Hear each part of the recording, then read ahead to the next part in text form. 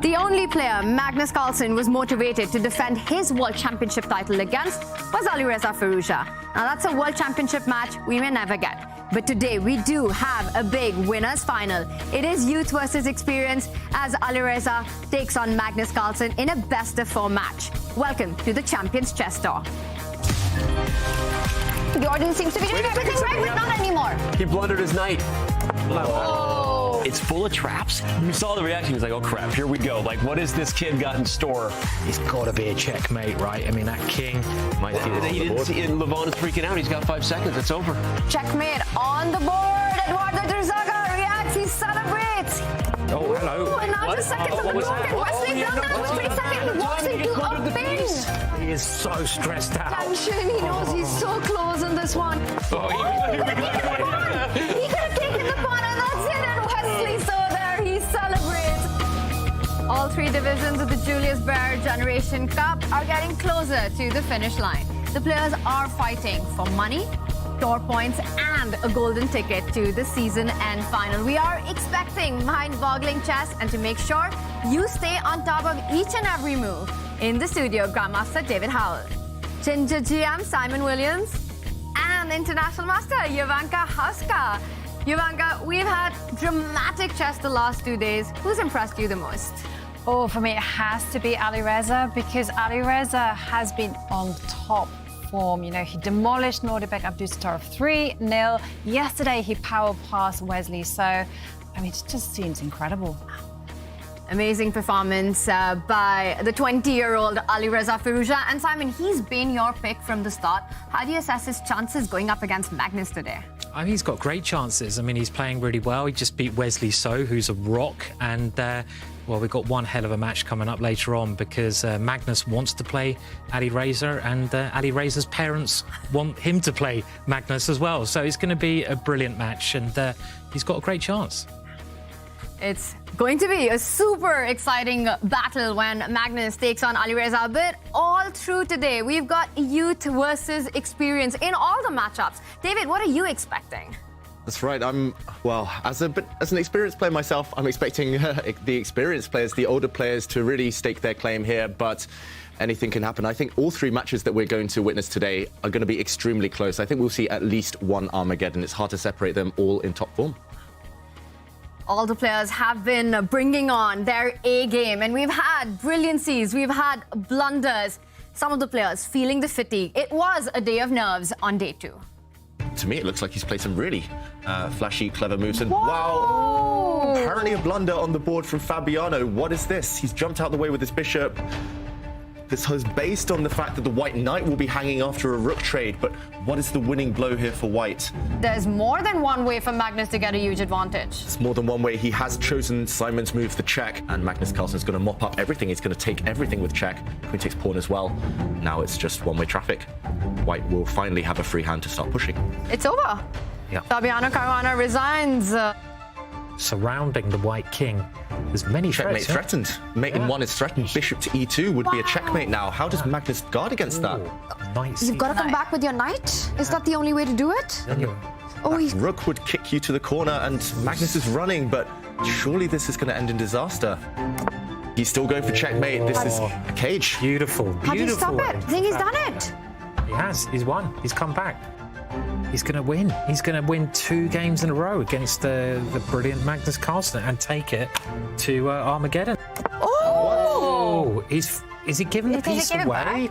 No, he's counting on rook takes knight, and then the 2 rooks will line up on the H line. So what? But look at the bar. It's changed a lot. Due to that 50 move rule, he's not making any progress whatsoever here. 2 more moves.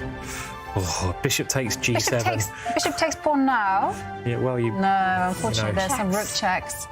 Is it going to be a draw? He should have taken the rook. Oh, he could have taken the Didn't rook. realize it. Fabi did not realize it. Oh, wow. And it automatically stops. 50 move rule has been reached, and with that, he had the opportunity to keep going with the trade on that last move.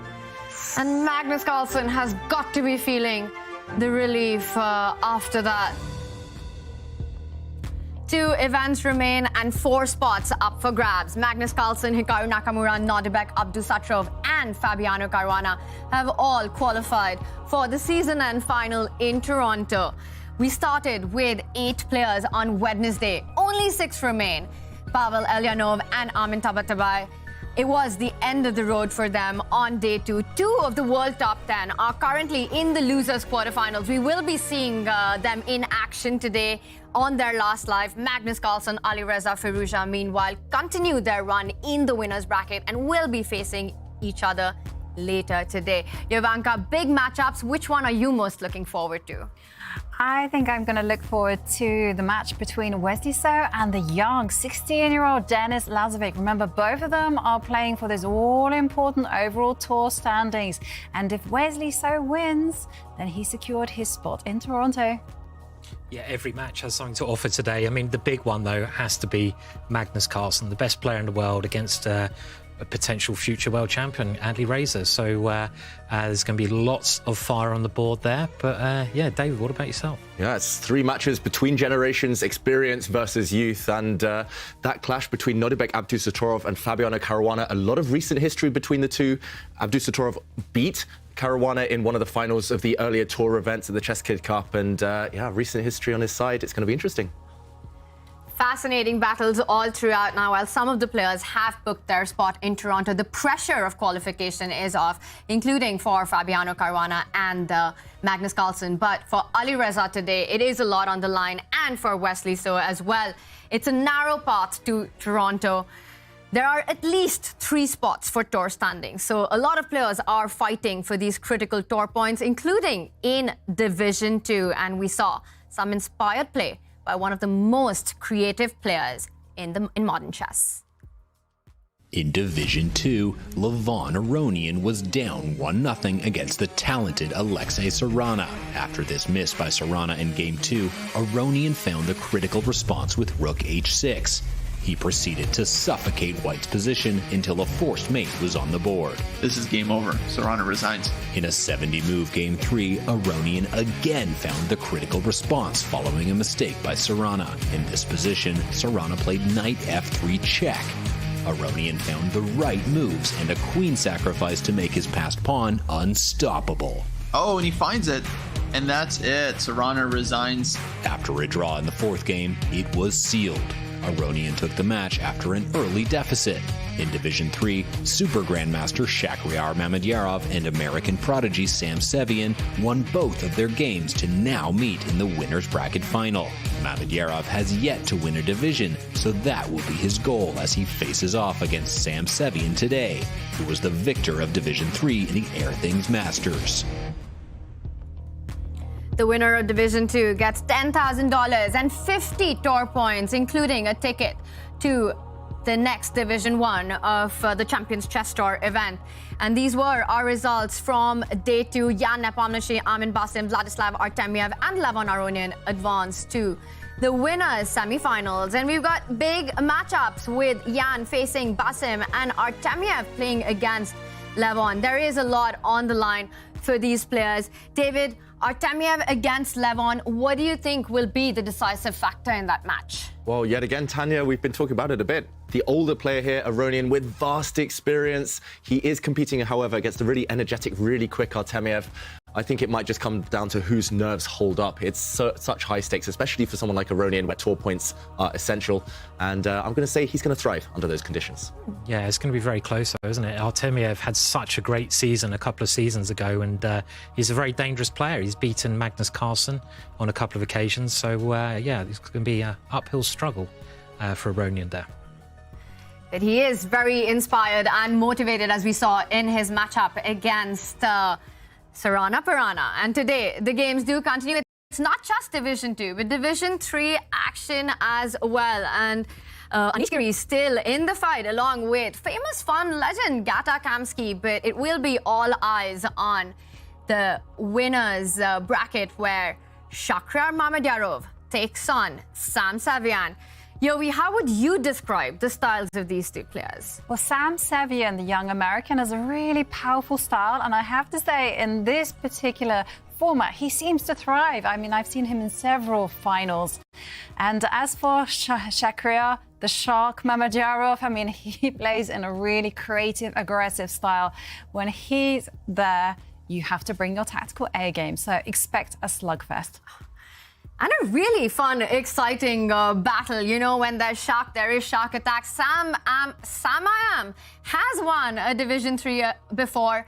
Can he have a repeat performance of that one? You can follow all of Division 2 action on Chess Dojo's Twitch channel and Division 3 action on Grandmaster Ben Feingold's channel. Lot of juicy matchups in that one in the studio. We will be focusing on Division 1 with big matchups and a lot on the line. And of course, later today, we've got world number 1 Magnus Carlsen taking on Alireza Firouzja. And this is what these two players had to say about facing each other. He's both very strong and an uncompromising player as well. So the games are always good. What are your thoughts on facing Magnus in a matchup after quite some time? Honestly, I'm just happy that I will get more broadcast time because my parents are watching you guys and you guys never show me. So now at least you will show me and they could watch me. So this is a good news at least. He's definitely going to be on today's broadcast. A big matchup that we're so excited to watch. Magnus Carlsen has had 3 appearances. Alireza Firouzja 2. Magnus with a double whammy, 2 wins in the tour so far and a really close score. It's going to be a close match. David, what are the chances of this going down to Armageddon? I think it's very likely. Of course, 4 games between these two, anything could happen, especially with such an uncompromising style from Firouzja, as Magnus alluded to. But yeah, they're both just in such good form. Magnus World Cup winner, Firouzja winning 2 Title Tuesdays and then powering through this tournament. I can't wait either way. Yeah, I'm very excited as well. I'm hoping for some really attacking chess. That's what Firouzja loves doing, and are we going to get it? I hope so. Yeah, it certainly looks that way. And I'm especially excited because Magnus yesterday saying that he was a little bit tired. So we can't wait to see what's going to happen today. Energy will be a big factor. And we did see a fatigued Magnus Carlsen, also not happy with his play yesterday. And he said that he's got to play better chess than what he did against Fabi. That match is coming up later. Before that, we do have the losers quarterfinals with Wesley taking on Denis and Fabiano Caruana playing against Nodirbek Abdusattorov. Fabi, Nodirbek are already in through to Toronto, but a lot at stake for Wesley and Denis, who are yet to book their spot. For Wesley, it's easy. He wins today, he's guaranteed a 4th place finish, and that means with his tour points, he will be uncatchable, he will be at the top, and he will get to Toronto. For Denis Lazovic, he needs to try to get as many of those tour points and get as far as possible in this event. And we've seen what the 16-year-old is capable of. It is going to be a big battle. David, what are you expecting in this matchup? Once again, youth versus experience.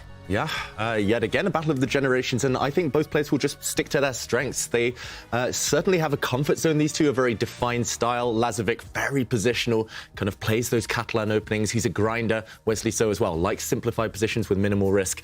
So I'm expecting some solid chess, and it might just be the first to crack, or whoever wants to maybe finally take that risk that will come out on top.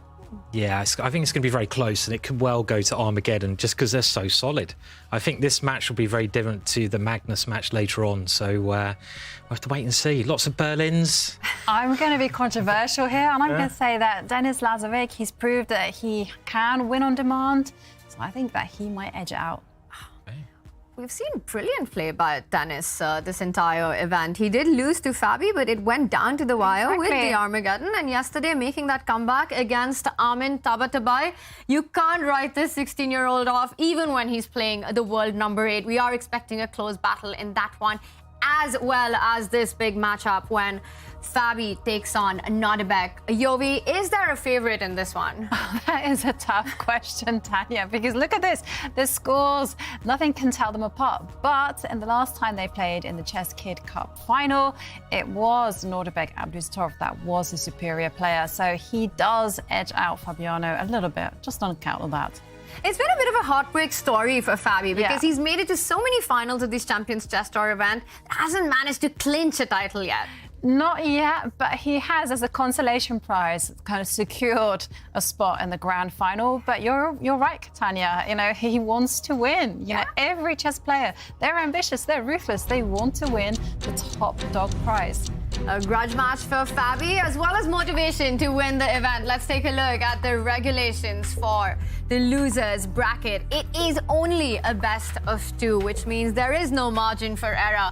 15 minutes with a 3-second increment, 1.5 points, and you win the match. As it's a double elimination, but these players are on their last strike. In the losers bracket, you lose, you are out of the Julius Baer Generation Cup. If you win, you continue through. If it is a 1-1, there will be bidding Armageddons. Always a lot of fun to watch and exciting play. And there we've got Fabiano Caruana, who did have a tough day against Magnus, but there were some positives there, David, especially in the last 2 games. That's right. It was a really tough start for Fabiano, losing the first game. Quite a close first game, but the second game having an opening disaster, maybe the worst opening we've ever seen from Fabiano. But after that, he did bounce back and took it to the wire, 1 or 2 moves away, 1 or 2 accurate moves away from taking that match against Magnus to Armageddon. So, as you say, some positives, but maybe not quite at his best. He needs to bounce back today. And Nodirbek needs to get to his chair just about now, because in seconds from now, we will have action as the players will play their first moves. And we are getting an update that the camera's frozen, so Nodirbek is ready. And we've got a Sicilian. It's an invisible opponent currently who Fabi's playing against. Nodirbek Abdusattorov. Wow. And it's not just, okay, the invisible man is Magic. back. Magic trick, but he's not just that. He's playing a really risky opening. This variation of the Sicilian, where you provoke White's pawn forward, give White all the space in the world. This has got a slightly dodgy reputation. Abdusattorov definitely playing provocative here. And wow, Fabiano losing 2 moves with his knight. Simon, you're a Dutch defense player. Black has just gained move f5 for free. But what do you think of this opening? Well, I mean, just the speed that Fabiano is playing is a bit worrying, because you only use an opening like this to knight f6 if you want to surprise your opponent, because generally it's not a great opening. You're probably going to be a little bit worse, and it hasn't surprised Fabiano at all. Fabiano has moved quickly up to this point. He continues to move quickly, and to my eyes, he's got quite a nice position. He can move his queen, he can castle queenside. He has pressure on the open D file, and I'd imagine he's pretty happy with the way the opening's gone here. Yeah, to me it looks beautiful for White. You've talked in past days, Simon, about having this White pawn on e5, just kind of cutting the board in half. To me, it's okay. It's going to be a strategic kind of battle this next few turns, but looks like Fabiano, he's definitely done his homework and should be happy. Yeah, I don't know if anyone's had experience in this variation of the Sicilian. Personally, my experience here is 0. So I think we might have to learn a few things from the players. And there we can actually see a new move according to the databases. Before that, White had only really tried actually stepping forward with the queen, getting ready to castle the king to the left, or playing Simon's favourite move, h2, h4. It's an interesting position. It's very unbalanced, very unconventional. And I guess the whole issue for Black is just where you're going to put the bishops. And the move that kind of jumps out to me is for Black to develop the light squared bishop on the long diagonal, and you do that by playing the move b6. As the players continue to develop their pieces in a very non-standard opening, it does promise to be a big fight in this best-of-2 match from the word go. And we are getting the word that it is go time in the other matchup as well. Wesley So, Denis Lazovic ready to make their first moves. Are we expecting the king's pawn opening, or once again for Wesley to switch it up? Yeah, Wesley, he's been varying between 1 e4 king's pawn openings and the Reti, just kind of flexible approaches there. So, yeah, keeping Lazovic guessing as well. I'm not sure which one to expect, but either way, Lazovic will set up in a rock-solid formation. That's what we've become accustomed to from him here. Oh, Simon, I think it might be a Berlin, as you predicted. Boo! I was going to say no way. I know. I mean, at least we have the Italian variation, because, I mean, I don't mind a Berlin. It's an opening I should actually learn. I never will, but I should.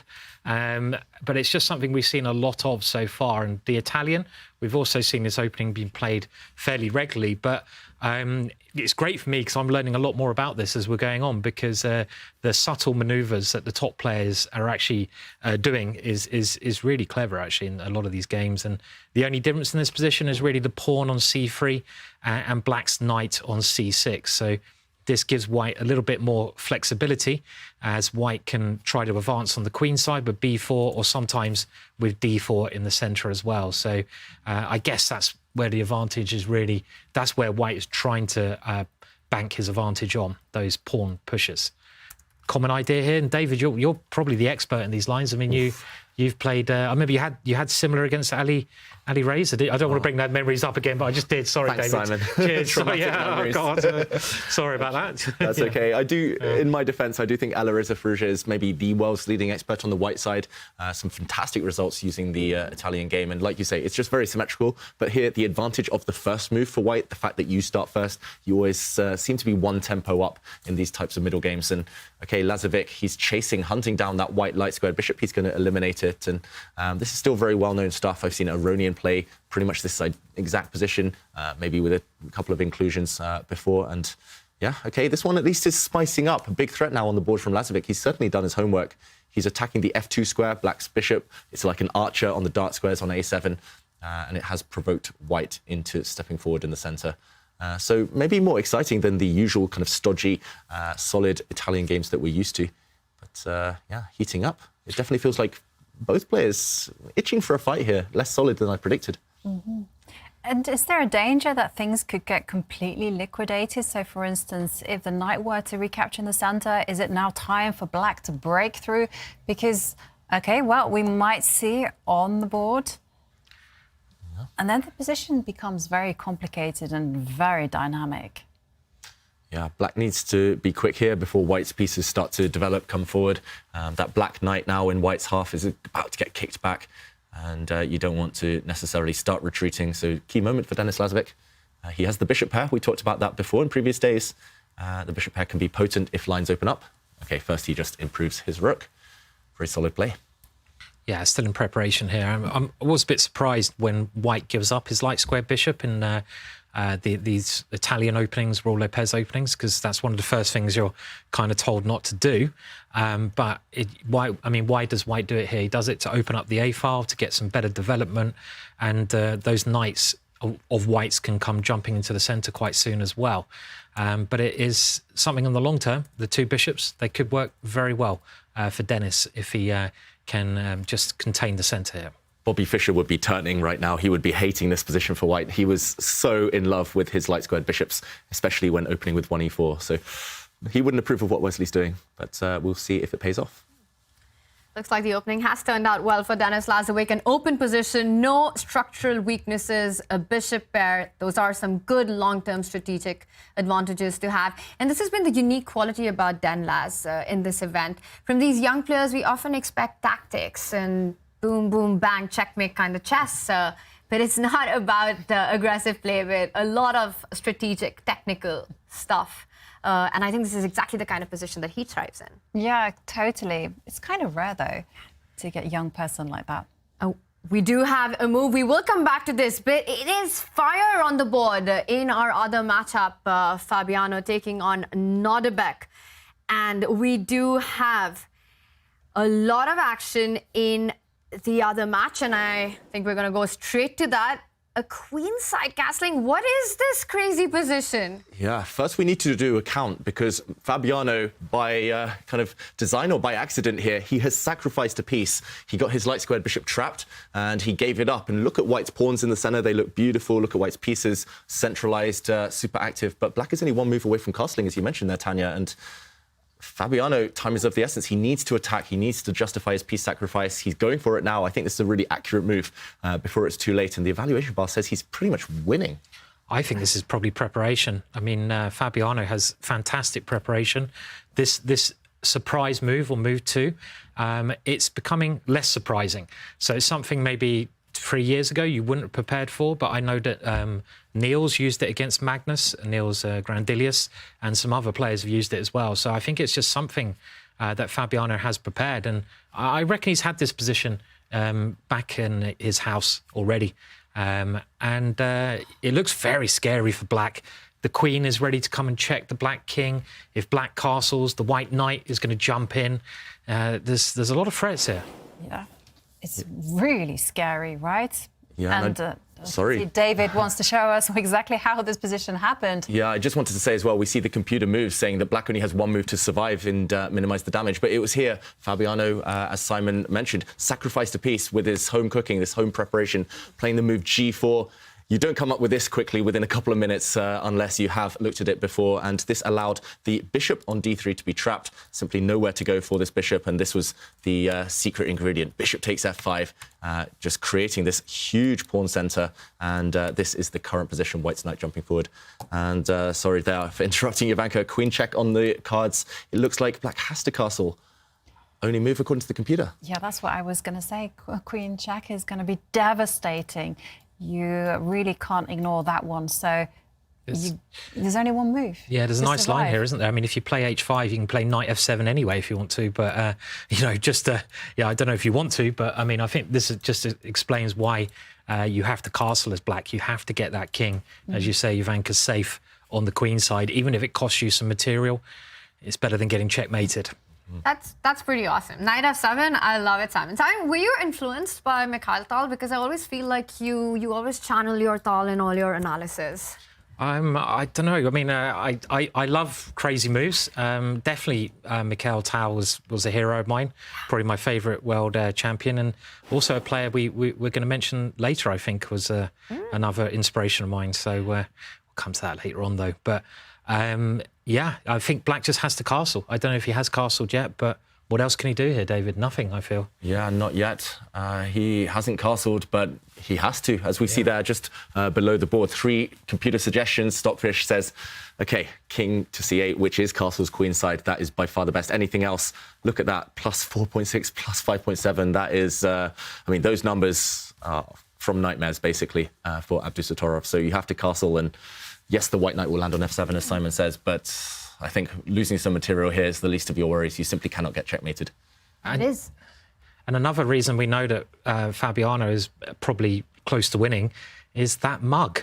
He's got his super mug out and he's drinking so much. I mean, you only drink like that when you're very happy. There's certain body language, little tips from the expert here that we can gauge from the players. You can see that Nodirbek there, hand in the head. He wants to hide behind that hand like a big fan. And we see Fabiano now is not going to bring his mug up, is he? But he's got a massive mug. What do we think he's drinking? I'm not sure, but he's very comfortable. It's clear. Very, very comfortable. He knows exactly this position. Yeah. Could be over soon. I mean, he does have a great position. You've been talking about how this is part of the prep. But even when he went G4, right, that move that really turned it around for him, it felt like White had a huge advantage already. So we'd love to know how much of this was actually prep, and we'd probably get that in later. But we do have a move, and it is not a queenside castle. He hasn't gone for that. And I see in our studio, you guys are reacting to it. Knight E7. What's happening? Is it the check? No, we put that in his pipe and we smoke it. The knight, that little knight, can jump, and it should. Surely it should jump here. Surely that's the right move. In you go, boy. In you go, because it's not just threatening the rook. That has a massive check. Is threatening as well. Imagine that knight getting to the centre, and it's quite neat. I mean, is that? I mean, it looks like a strong move, right? Maybe the check is good as well, as you say, Tanya. It's very tempting, but. I don't know. I mean, the Black King, I just don't think it's going to survive here. Yeah, and we did just see, after that move, the Black Knight retreat back to E7. We did see the computer did say Knight F7, instantly winning, much stronger than everything else, but there are tempting options. Knight to F7, not just those tactics there, Simon, but you also cover the D8 square, kind of stopping the Black King from running away, evacuating towards the queen side. You can't castle through check there. So this would be the killer blow, Knight F7. I think Nodirbek would struggle to survive. Let's just show one move as well. If Black's knight takes this pawn to stop the check, I think you can just land on D6 with a nasty check anyway. And, what if you take the rook on H1, you can also David? Take the rook. Ooh. I mean, let's just see. I mean, I mean, if you're the thing is, if you've got a bad position, you might as well take as much as you can, right? So let's grab the rook. And give you a check. The finish? Yeah. Where is the finish? Indeed. This is what Fabiano is calculating right now, because this position we've got on the board, we see the evaluation bar totally winning for White, but White is a rook and a bishop down. Maybe it's just E6. E6, yeah, I like it. Just the pawn. Bang. Straight through the middle. And Knight F7 check, winning the queen as a threat. But also, you're bringing the rook on D1. I mean, that looks like one very strong move. He didn't play it, though. That's disappointing. Disappointing, Fabiano. He played a very logical move there, though, bringing the rook into attack. Still lining up with some pawn pushers, still knight f7 in the air, still a check in the air. He just gets his rook to safety. All of his pieces are playing a good part here, playing a decent role and still winning. Yeah, why can't I get these positions against grandmasters, top grandmasters when I play? They never allow me to have this kind of fun. David, next time, just let me have this, please. You need to stop playing against boring players like me. You need to fight, kind of play against these uncompromising youngsters, Simon. They fight fire with fire. They allow this type of chaos because they kind of want it themselves. So, yeah, get back to the board, Simon. Maybe one day. This is super scary for Black, and it's a best of two, right? You lose this one, and then you already feel like you're eliminated. You have to win on demand, and this feels like an all-prep line. And Ivanka, this last move just keeps all the threats on the board that Fabi has that we've been discussing. But the thing that comes to my mind is that can't Black actually just grab that f5 pawn, which is such a big strength in White's position here? Yeah, that was also my first thought as well, because, you know, if Black castles, then the knight will jump to f7. But I'm also wondering, you know, if the knight does capture the pawn, can't Simon's idea of putting that knight into the f7 square still come into play? Yeah, it's just deadly. This kind of recurring theme of landing the knight on f7, hitting the rook, and just to show once more, pawn steps forward here. If you take that knight with a nasty check, hitting the queen, not just that, but if you recapture, whoops, this is even checkmate in one. The king is caught in the center of the board. So, yeah, no matter where you go, what you do, it seems like knight f7 is almost inevitable. You can pretty much pre-move at this point, and Fabiano's position, it's beautiful. His air quality, not great, but beautiful winning position right now. Yeah, we could be witnessing the first miniature of the Julius Baer Generation Cup. With all these threats, it's hard to imagine Nodirbek surviving. It is move number 16. He's really taking a think, but it doesn't matter how much time he has on the clock. David, but what a knight f5 on the board felt like it was the only move. And now the move that Fabi maybe missed, or not sure if he missed or felt rook e1 was better. But knight f7, he could have played it on the last move. Will he find it on this one? Yeah. Absolutely, right? Because otherwise, where is the attack? You can't step forward with the pawn on it from e5 to e6 because the bishop is under fire there. And, of course, the problem with checking, queen to h5 check, can be easily blocked by the g-pawn. So... process of elimination. Exactly, forcing moves, your checks. Yeah, on there the you go. And, Simon, I'm going to let you take it away. Yeah, I mean, that's the move, isn't it? I mean, but he was forced to find it. And, you know, as soon as he played knight g5, that's the square that knight wants to come into. I don't know if Nodirbek missed this move. It's possible, but now Black can't even castle. I mean, I think he had to try to have castled last move, because it's not just knight takes rook, which is the threat, winning material, but it's actually knight to d6, which potentially looks even more scary, keeping the Black king stuck in the middle of the board. And that, you know, these two knight moves just seem really, really strong to me. But knight d6, I think, is the main threat, David. I don't know. I mean, looks strong, right? Yeah, let's just show that. The knight coming back, for example, if Black does save his rook in the corner by moving it across, knight d6 is just a killer. Immediately, you hit the king, you hit the knight, and if this is captured in any direction, for example, if the Black bishop takes this, then it's a discovered check and a double attack. You hit the queen as well. You win everything. The whole house is collapsing around Nodirbek here. He has under 5 minutes in a hopeless position, and this is just a piece sacrifice, and in return, you've got so much here from Fabiano. You're going to win the piece back with interest. You might win the queen. You might deliver checkmate at this point. It's just Abdusattorov picking his poison, and yeah, he's going to crash to defeat. I think the only question here is, what's the definition of a miniature? Is it under 20 moves, under 25? Will he survive that long? Yeah. Under 20 moves. Under 20 under moves. 20 it is. Yeah. It's a bit harsh, isn't it, nowadays? I mean, you never get any games under 20 moves at top grandmaster level. You might just be. I think he'll last over 20. How many moves are we on now? I mean, he's 17. He'll last another 3-4 moves, even if he's completely lost.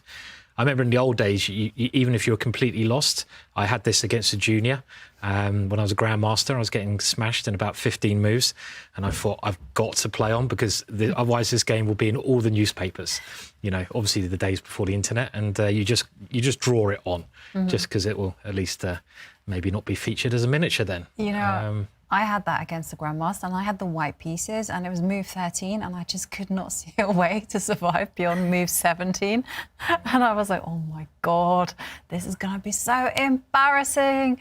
So, yeah. You make a good point, Simon. I write for a newspaper, and one of the column, there's space constraints, so I literally have to choose games that are 30 moves or less. So none of your games would ever feature. I can never feature my own games, unfortunately. Those would take 10 pages, but yeah, under 30 moves, and this game might make it in the newspaper. Yeah. It's just been so brutal and quite picturesque as well, just the patterns. It's kind of really, really rare.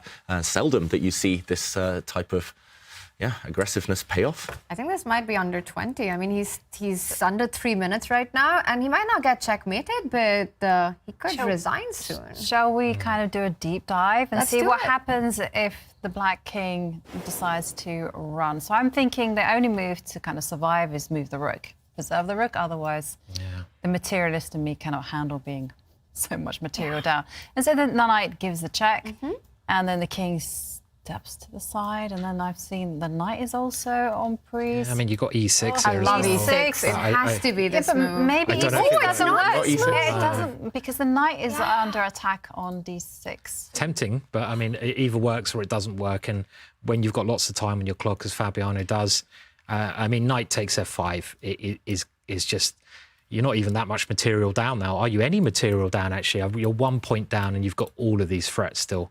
And yeah, this is definitely resignable, this position, I'd say. Yeah. E6 was nice, though. It's the kind of move you want to play. I really want to see E6 on the board. It's like opening up that bishop and getting every single piece to attack. But when you can just grab a piece, why not do it? Knight D6, knight F5. But right now, a big question to Nodirbek. How does he even survive the next 5 moves? David bets here. Under 20 or not? I'll say 21. What is that? I'm going to say, OK, let's see who's closest. And I think they deserve a little prize of some sort. Oh, we have another move here, G6. Ooh. And I thought this was a good option because it at least gives White the idea and the temptation to grab that rook. Grabbing the rook, probably winning. I would grab it. Yeah, why not? Well, yeah, unless Knight... Yeah, I mean, it is a rook, isn't it? I mean, you were down a piece, now you're up in exchange. What's not to love? Yeah, no, it's probably the best move, but you have to at least, you know, you have to calculate knight d6 as well here. You know, Simon, maybe the point is that now with g6, that knight on f5 that we were grabbing after the check is defended. It can be taken. That's right, yeah. I still want to play knight d6, even, you know, first of all, but I think grabbing the rook is the sensible move. But g6 is a good defence, maybe the best defence. I think this will go on to move 30. Oh. 28. I'll go 28. Yeah, go on. 21, 28. Okay. 25. 25, right. The thing we know about Jovanka is she always wins at predictions. She's like the queen of predictions. She needs to buy more lottery tickets. It's really funny because in life I'm super bad with numbers, but somehow or other I can guess numbers pretty well. So it's who's closest, right? And because Jovanka said 25, I'll go with 24. So crafty. You're very good at these. You always manage to go last or something at these predictions. Should make the ladies go first next time so we can... I think ladies first has to be done. But big trouble for Nodirbek Abdusattorov. Also, 1.5 minutes on the clock. Crazy wild position, about to lose an exchange. But Fabi with a very tempting option of coming in with that check to d6. David, what really happens if he doesn't get materialistic and tries to go for checkmate? Yeah, let's check out the most likely path from this point. Fabiano is still with a lot of time, of course, to work out, to calculate what happens. The materialistic players would take this rook, and that is winning. That is confirmed by the engine, as we see at the bottom there, as the best move. And he's just played it. Let's just go back. If he had given a check, this is also winning, equally winning, just in a very different way. And I think the professional way is to take the material, think later. But here... Well, where's the checkmate? Maybe you just give a check here. Nope, not that one. Maybe the idea is just to go back and win the rook. Maybe that's why the computer thinks this is such a good move in the first place. So, OK, Fabiano, he went for the best approach, of course. He is professional like that. Interesting, Simon, here. The third best move was h4. What is that? Wow, h4? Apparently. I mean, I have to say, if anyone played h4 there and it was the best computer move... You call the arbiters right there. You call the arbiters straight away, because no one would play h4 in that position at all. And can he go back again now? He has. Yes. Oh, I love this. The knight just got... Look at that. What a beautiful idea. You might trick me once. Okay. No. Just to show this would happen if the knight was captured. But knight to f7, it's just keeping the black king stranded in the center. You can never castle now.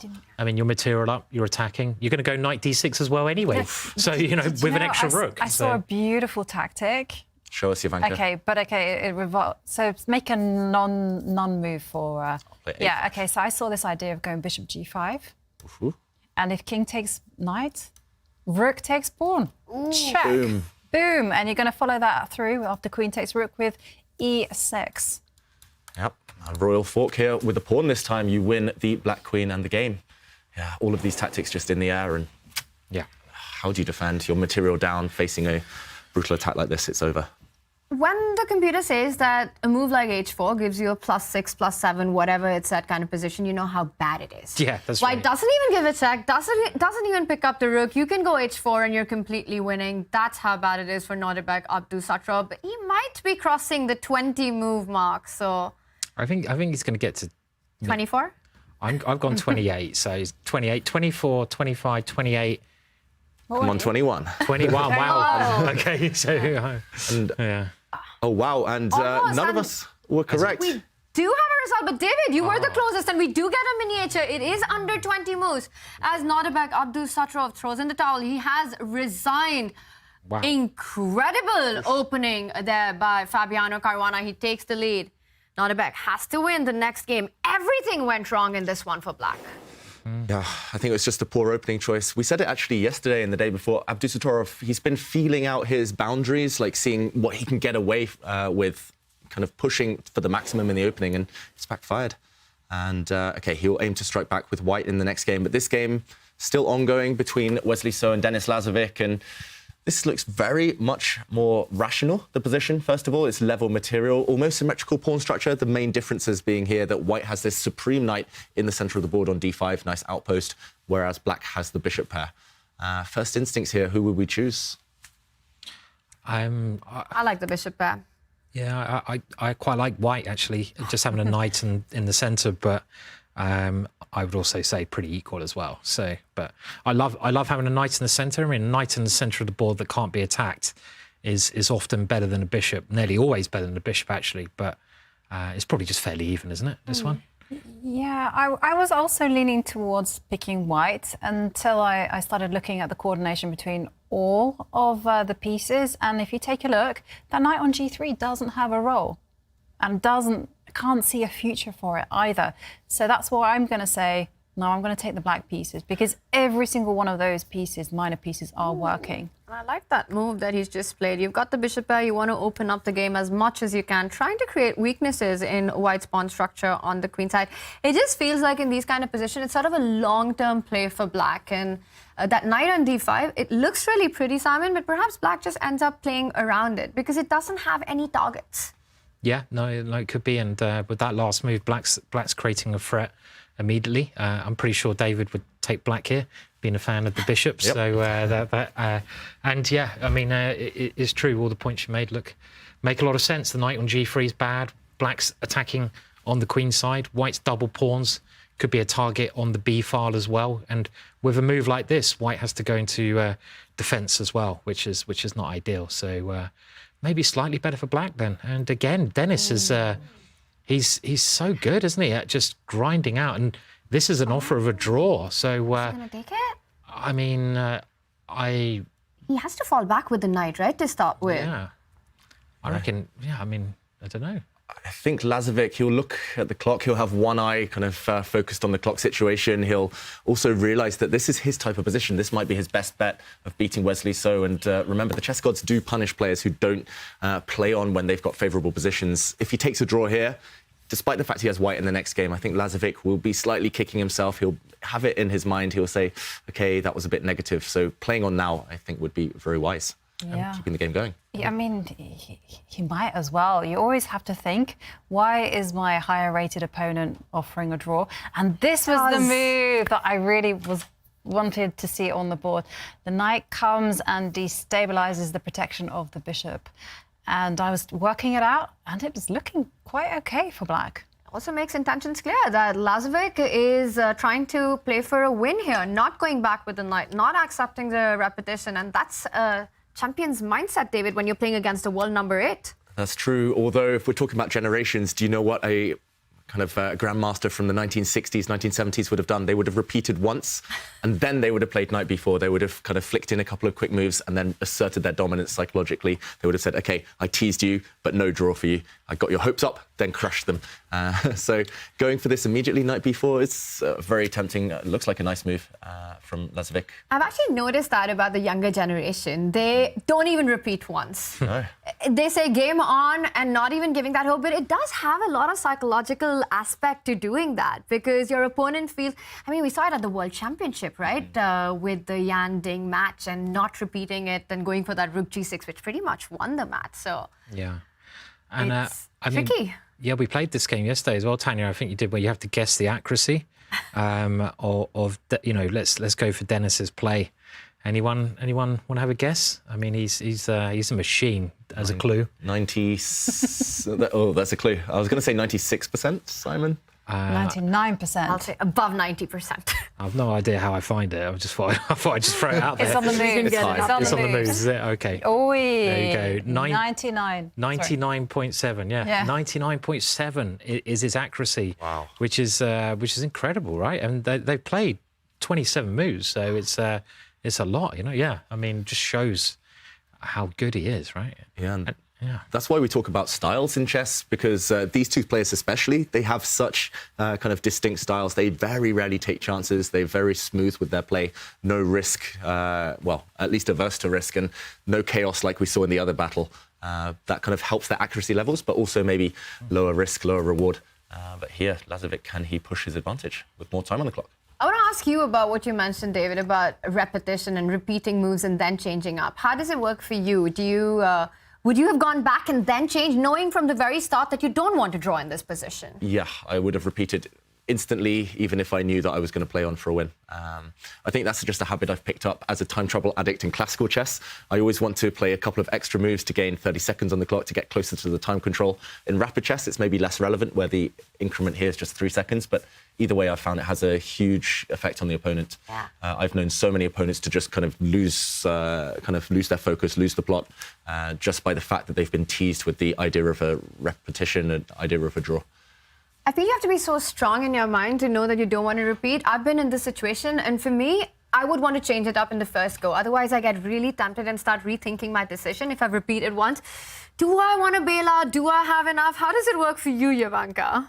No, I'm with David. I've read too many of those classical books, you know, where it goes repeat once, tempt your opponent with that draw, and then snatch it away from them at the last minute.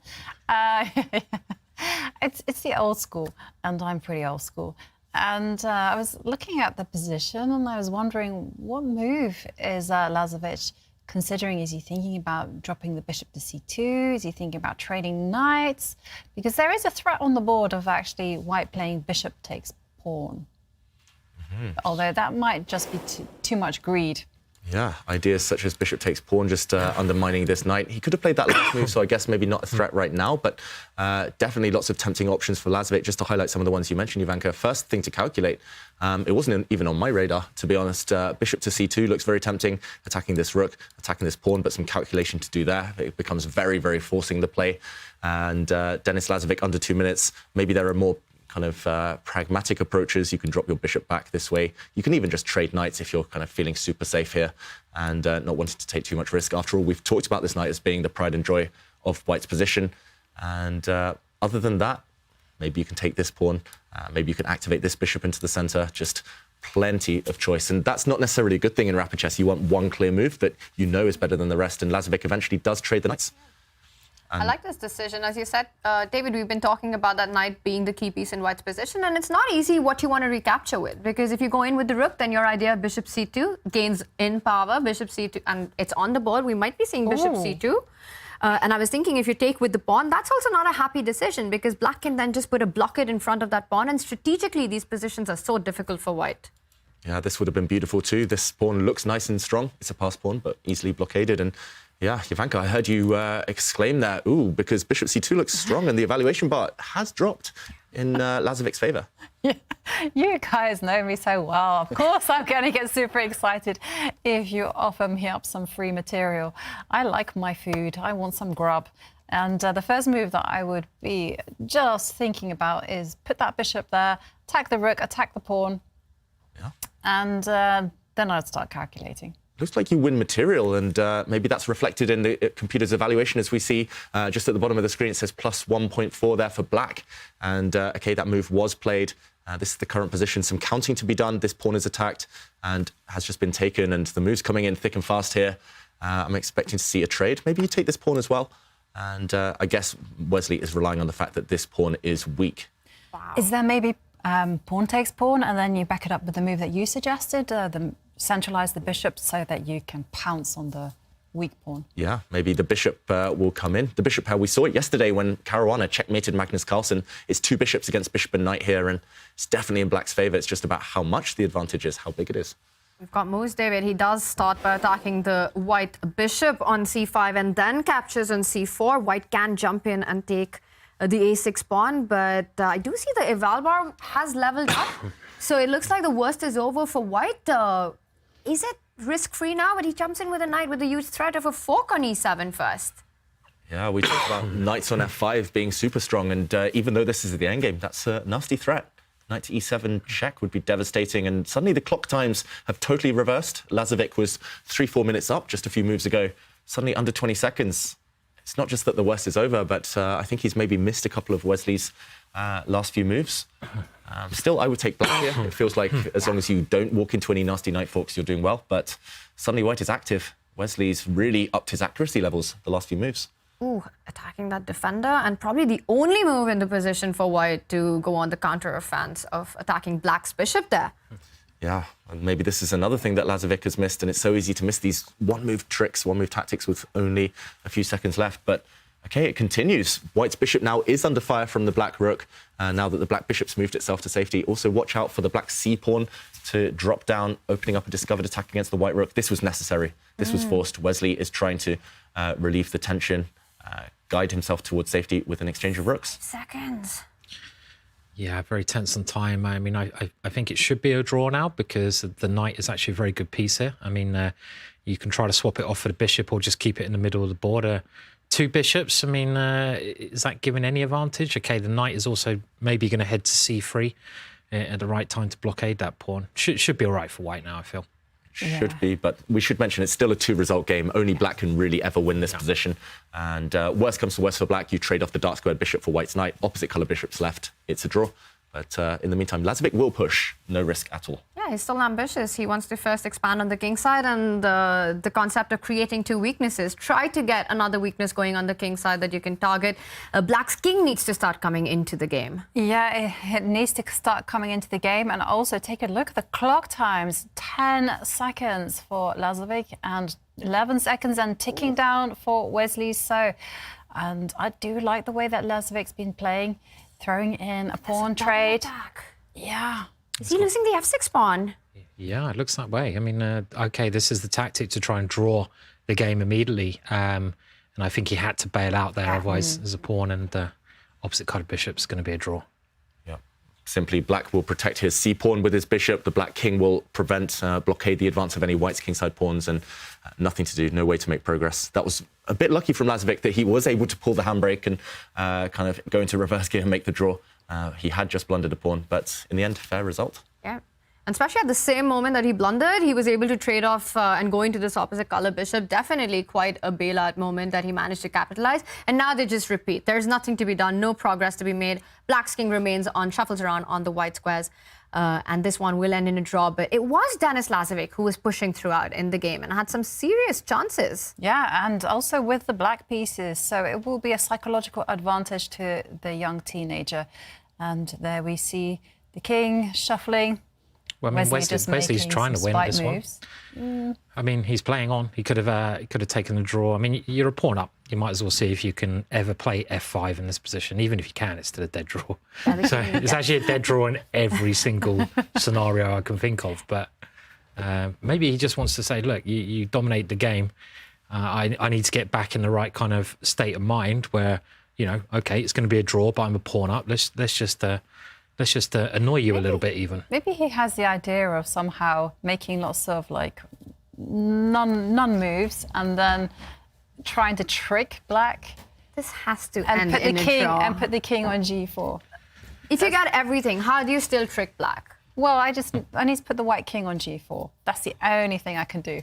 And then try and win the g5 pawn. Exactly. Well, then I would win the g5 pawn. Well, I can always check you, I guess. Yeah, there'll be some check from the c8 diagonal. But even then, it's so obvious as well that I don't think He has placed the Lazovic- bishop on d2, though, so he's kind of eyeing the g5 pawn. I thought black could have played g4, actually, just to really, make it a draw, even more draw than a real draw. But it's, this is even more drawn than, I don't know, like... Than a drawn. Than a drawn draw. I mean, Even an artist doesn't draw this well. yeah, yes. But this, it's just mind games, as you said, Simon. Wesley So just trying to assert some kind of psychological dominance over his young opponent after suffering for most of the game. Watch out for c3 check. Yeah. They have a lot of time now, especially Denis Lazovic, so I don't think we'll foresee any blunders here. Yeah, I think he's going to push the f pawn now. He has to do it. And now the black king will sit on the f7 square, and nothing is going to dislodge that one. Light squared blockade, opposite colour bishops, dead draw. Just shuffle around with the bishop, nothing to do.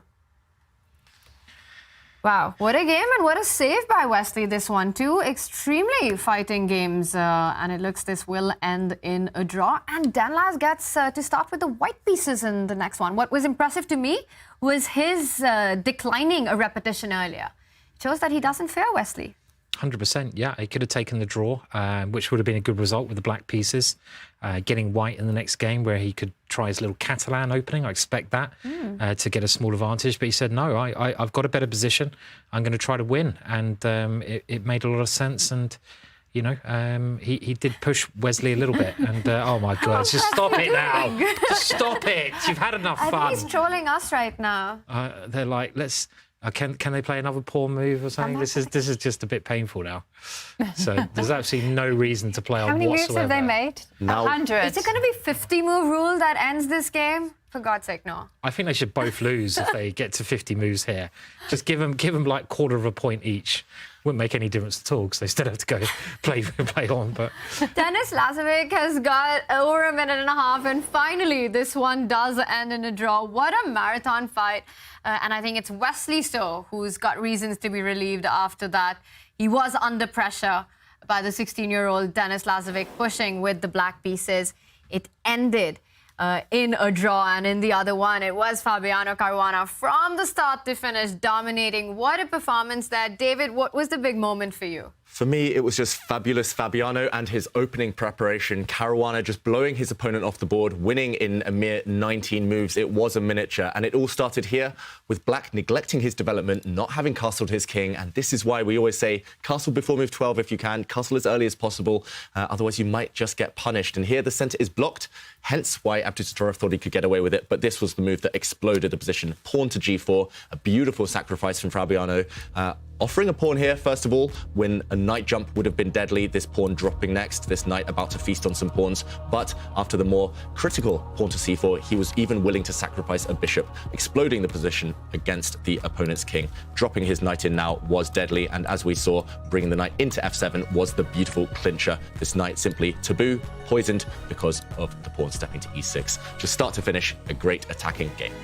That was awesome. First sacrifice with bishop f5 one piece, and then jumping in with that knight to f7, which was pure devastation for black. Let's take a look at our scoreline. And again, in the losers bracket, it's a best of two. For Nodirbek Abdusattorov, that means only one thing. He needs to win the next game to force an Armageddon. Meanwhile, after a big fight and a big battle, Wesley and Denis Lazovic ended peacefully. The final rapid game in the losers semifinals is coming up. Don't go anywhere. We'll be right back.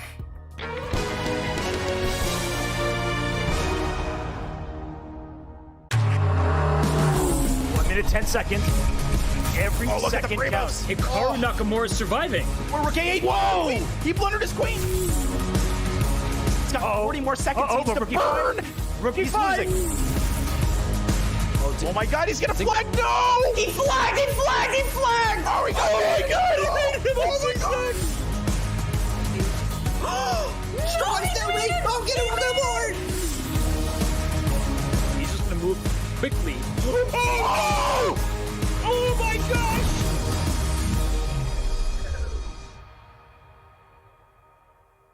September bots are here, and it's time for a monumental clash. This barbarian might not crush you on the board, but he certainly can crush you with the board. Speaking of crushing, this giant is a living siege tower. Usually found in groups, goblins are fond of sharp, pointy objects and other people's pieces. The battle-hardened Valkyrie might give you a game once she's done arm wrestling a golem. This hog rider and his noble steed might give you a headache or two. Skeletons adore her, foes fear her. You'll need to bring your A game if you want to beat this witch. Yes, that probably is a rabbit up his sleeve, or a huge fireball with your name on it. We hear wizards are pretty good at chess. Not just a killing machine, Pekka loves tiny butterflies. But you're probably not a butterfly, so watch out. The Archer Queen thinks highly of herself, and for good reason. She is a skilled tactician, deadly opponent, and your worst nightmare. Play them all on chess.com.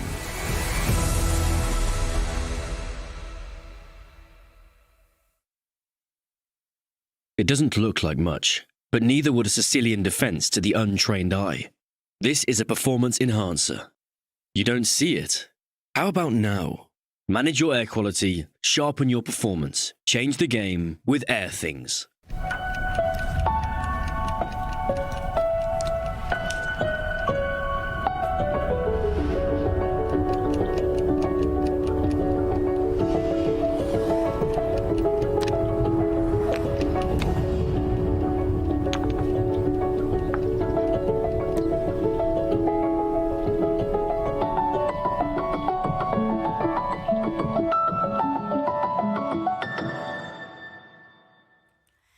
Power play performance by Fabiano Caruana in that game one against Nodirbek Abdusattorov. And he's been having some great performances over the last year.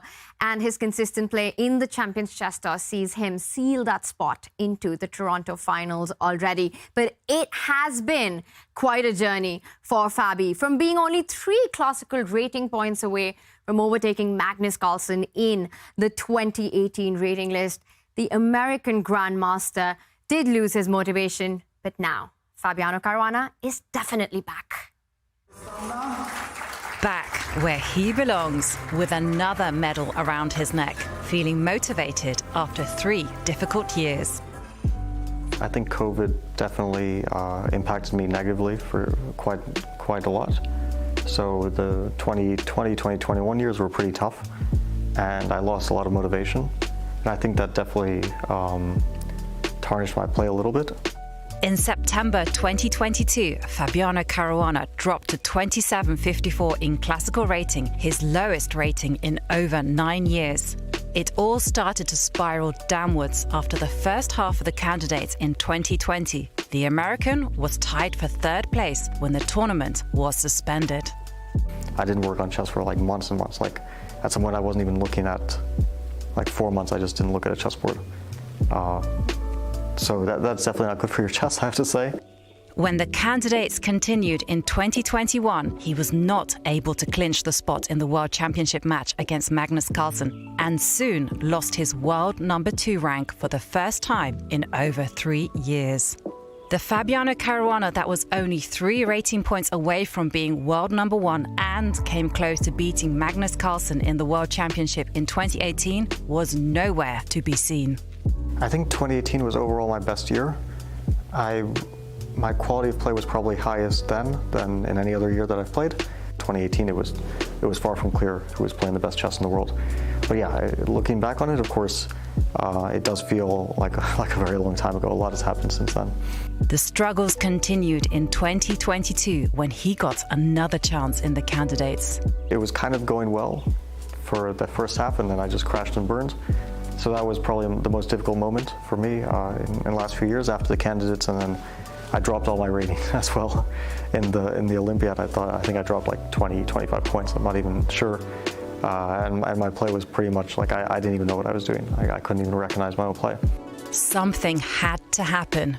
Recently, Fabiano started working with Grigori Oparin. He won the US Championship, came second in Norway Chess, and most recently finished third in the World Cup to clinch a spot in his 5th ever candidates tournament. Finally, Fabiano Caruana is also back to being world number 2, ready to chase down Magnus Carlsen. Definitely, there have been some bright moments in the last few months, and I started to feel like my play has returned to a level that I can fight for the best spots in the world. The reigning US champion, world number 2, with some fantastic performance, incredible play at the World Cup, and then the FIDE World Rapid Team Championship with a fantastic score of 9.5 points out of a possible 11. And he did win the gold medal in that one as well. But 2018, the World Championship match, it did feel like that took a lot away from Fabi. What do you think happened there? Yeah, it's understandable. I think for anyone in their careers, they have this huge goal, and he was climbing. That was kind of the pinnacle for him. And to get so close, just a few tie-break games away, just a few accurate moves away, and then to kind of get it ripped away from you, must be heartbreaking. And of course, it takes a lot to bounce back. But it's nice to see he's rediscovered his motivation. It's great to see Fabiano playing the kind of swashbuckling chess we just saw in that last game. Yeah, it is. It's really nice. And I guess it's that point, you know, your dream is to become world champion, right? So you're always trying to become world champion, and you don't become world champion, and you start to think, well, I might not ever get a chance of doing that again. And that's going to be quite a depressing thought when you come so close as he did. But he's back now. He's back playing great. And just the fact that Magnus is probably not around to contest that anymore is positive news for him. And I think he's got a chance of becoming world champion, a really good chance, actually. It's a nice opportunity, it's nice motivation for him, because like Fabiano said, you know, those years were very difficult for him. And let's not forget that after the World Championship, he also had a split from his second of many years, Rustam Kazimierjanov. And so, you know, he had to find his feet, he had to find his bearings. And, OK, now he has the ambition to actually go for the top. And he's doing it with his recent performances. It's incredible to see Fabi back in the chess world with renewed ambition, motivation, and some incredible play, just like what we saw in his win against Nodirbek in round 1. And this is the moment that everyone watching, you guys can win a really cool mystery box. But first, you have to answer this trivia question of the day. And here it is. Who was the first player younger than Carlsen to beat him after he became world number 1? I'm trying to think of the answer to this. Not an easy one at all. But chat, everyone watching, we're not alone in struggling, because take a look at what happened when David and Simon tried to answer this. This is just wrong. I need more time. So I don't think it's going to be Prague. Prague was about 4 years old. So, God. Okay. It might have been. No, I don't know. Let me have a think. That's a really tough one to get. Yeah, I was so confident that I got it, but okay, no spoilers, but I got the second youngest. Close, but not close enough. It's a tough question, Simon. It's a really tough question. I mean, I had no idea. I'll be honest. My brain was thinking Prague, but then I worked out he was probably about 1 year old at that time. So I was like, oh, hello.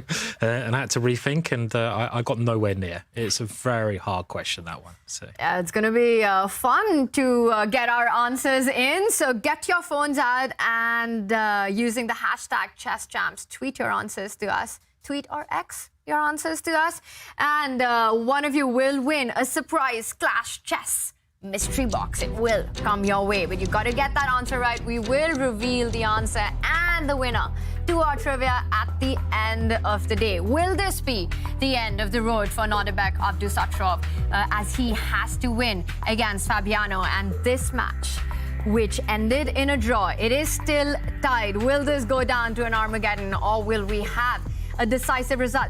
3 events for Wesley So. Meanwhile, a debut for Denis, the youngest player ever to make it to Division 1 of the Champions Chess Tour. Fabiano Caruana is ready to go. Nodirbek looking confident there, Jovanka. Yeah, he is a teenager after all. Teenagers are renowned for their confidence.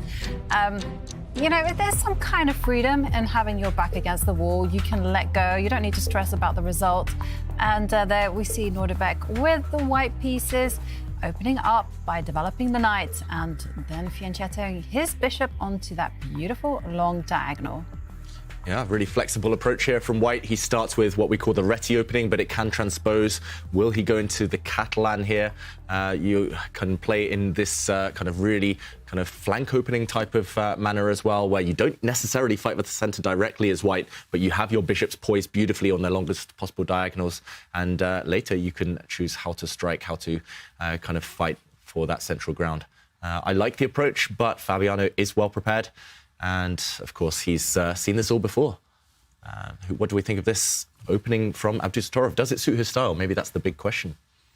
I think it's, it's not a bad idea just to keep the pieces on the board and get to a middle game position you can play. It's so hard finding something against the likes of Fabiano opening-wise because you know he's so well prepared. So you just got to try to get a position which keeps some tension, and this seems like such a thing where you keep the piece on the board. You've got a different pawn structure. White can now try to advance in the centre with d4. Black's very solid though. It should be a fairly even structure, but yeah, I mean, you've got a game of chess there. It's an interesting type of position, right? And does White want to kind of develop the pieces and even start moving those pawns forward on the right side of the board, or are you going to do it like Simon says, just commit and push that d pawn forward? Play becomes very concrete if you do that center push. Yeah, first, I guess both players will just be trying to kind of perfect their pieces, find the best squares for them, and only when they're ready, then we'll see those pawn breaks. Black there, Fabiano hinting that he might fight on the queen side with some pawn pushes. White, as Jovanka mentioning, flexible, king side, center. It's all about the structure here, all about when you kind of go for that break. And until that moment happens, I think it's just pure maneuvering. It's all about piece activity. And these players, of course, so good at that. Yeah, early days. Yeah, early days indeed. And it seems, quite a typical middle game. I mean, you do tend to think having more pawns in the centre of the board is a favourable thing. And that's why a lot of people play the Sicilian opening, because they like having pawns in the centre, in the middle game, in the ending. So White does have that advantage here. But with the last move, Fabiano is preparing to advance on the queen side. White stops that, but he gives away an important square there. The black knight can now come in and grab that square at some point. So this has all been seen quite a fair few times before. I think this kind of strategy that both players are using here. A very rich middle game with all the minor pieces on the board, everything to play for, exactly what Nodirbek needs given the match situation. He's also keeping the pressure on the clock. And while Fabi's knight jumps in and Nodirbek has a think on how to create his chances in this game, let's head over to Denis Lazovic with the white pieces, about to make his first move against Wesley So. He starts with the queen's pawn opening. David, are we expecting this game to be the decisive one, or will Wesley be happy getting this into an Armageddon? Well, we know Wesley. We know kind of how he approaches chess, especially with the black pieces. It's just about being rock solid, surviving. And, OK, he chooses the Queen's Gambit accepted. Very trendy stuff, we've got to say. For years and years, everyone was playing the Queen's Gambit declined, not capturing the white pawn on c4. So temporarily, at least, Wesley is a pawn up. But, yeah, of course, I think if he's given a chance to just try and equalize this game, take it into Armageddon, he would do that. It's just so close, these two guys. Lazovic really, really fighting well. This is the main kind of start position, the tabia for the Queen's Gambit accepted, and Denis now, will David, go to an endgame. You told me here, I get this position a lot, and I remember you recommended to me, I've forgotten totally what you recommended. It was something to do with e4, but you recommended, you said, because I said to David, I had this position a lot as white, and I wasn't getting very good positions, and David said, you maybe try this idea. So come on, teach me. What's the move you mentioned? Well, there's actually various ways for white to play this. I think there are at least 5 or 6 very viable options here, maybe even more. Yeah, I did mention that pawn to e4 here is a decent sacrifice, very playable. I think I also mentioned the move rook to e1, which supports the pawn push in e4, and Salimova won a really nice game against Anna Muzichuk in the World Cup using that move. So, yeah, there's aggressive ways to play this. There's maybe more strategic ways to play this. David, Dennis has gone for the latter. I have to listen to you a bit more in future, I think. So make sure that information gets absorbed in. Maybe we're down the good night, though. That's my excuse. I'll teach you, Si. Yeah, good. Cheers. For a few glasses of wine. Oh, of course. Yeah. Mates rates. Yeah, that sounds good to me. This is a very positional move, though. I mean, I do know this move where the bishop tries to reroute to where the white knight is, and a lot of players were playing this kind of idea in some situations. So if black advances on the queen side and tries to fianchetto his light squared bishop, the white bishop is well positioned to meet that plan. A more positional approach, probably suiting Denis's style of play. Yeah, bishop e2, it's not the most often played move. In my experience with this Queen's Gambit accepted structures, there are all these lines with bishop coming back to b3 or the a4 move that you were talking about. But now with the center all dissolved, Jovanka, what do you make of these trades? Because, again, in my experience, it's never as simple as it looks. Even though it's sort of liquidated, there is still poison in the position that black needs to watch out for. Exactly, and one of the key things that I've actually discovered in these type of positions is that black actually doesn't have a safe place for the queen. And you might be asking me, what do you mean the queen? And it's to do with the fact that once the minor pieces all find their home, the rooks will all centralize. And if black can find a good square for it, maybe out to a5, if that's possible, then black will be fine. But if black doesn't have a square, then he's going to park it in some really weird location, and that is often a problem. And white, meanwhile, continues to develop his bishops. The other problem with black's position very often in these setups is where do you place your light squared bishop, the bishop on c8? Because it would be natural to push your b5 pawn, get it to b7, but that move bishop e2, notice how that bishop can come to f3 and then start creating problems if a black was to go for this plan. David, is it fair to say that Denis, given his style of play, should be pleased with this opening outcome? I definitely think so. Actually, b5 just played there, so allowing this move hitting the rook in the corner. I guess the move rook to a7 will then happen. But yeah, Denis, he's got a symmetrical pawn structure here, minimal risk. You can create some small threats here with white. You can hit that rook using the move bishop to f3. You can kind of push this pawn forward, asking questions later of black's queenside pawn structure. And in general, these positions, they're very close to level, but it always seems to be black who's fighting for equality. Often in symmetrical positions, white does have this kind of small advantage just because you have the advantage of the first move, just because you're the first one to create threats, to finish development. And here, if we catch up with the current position, we do see this tension between the light squared bishops.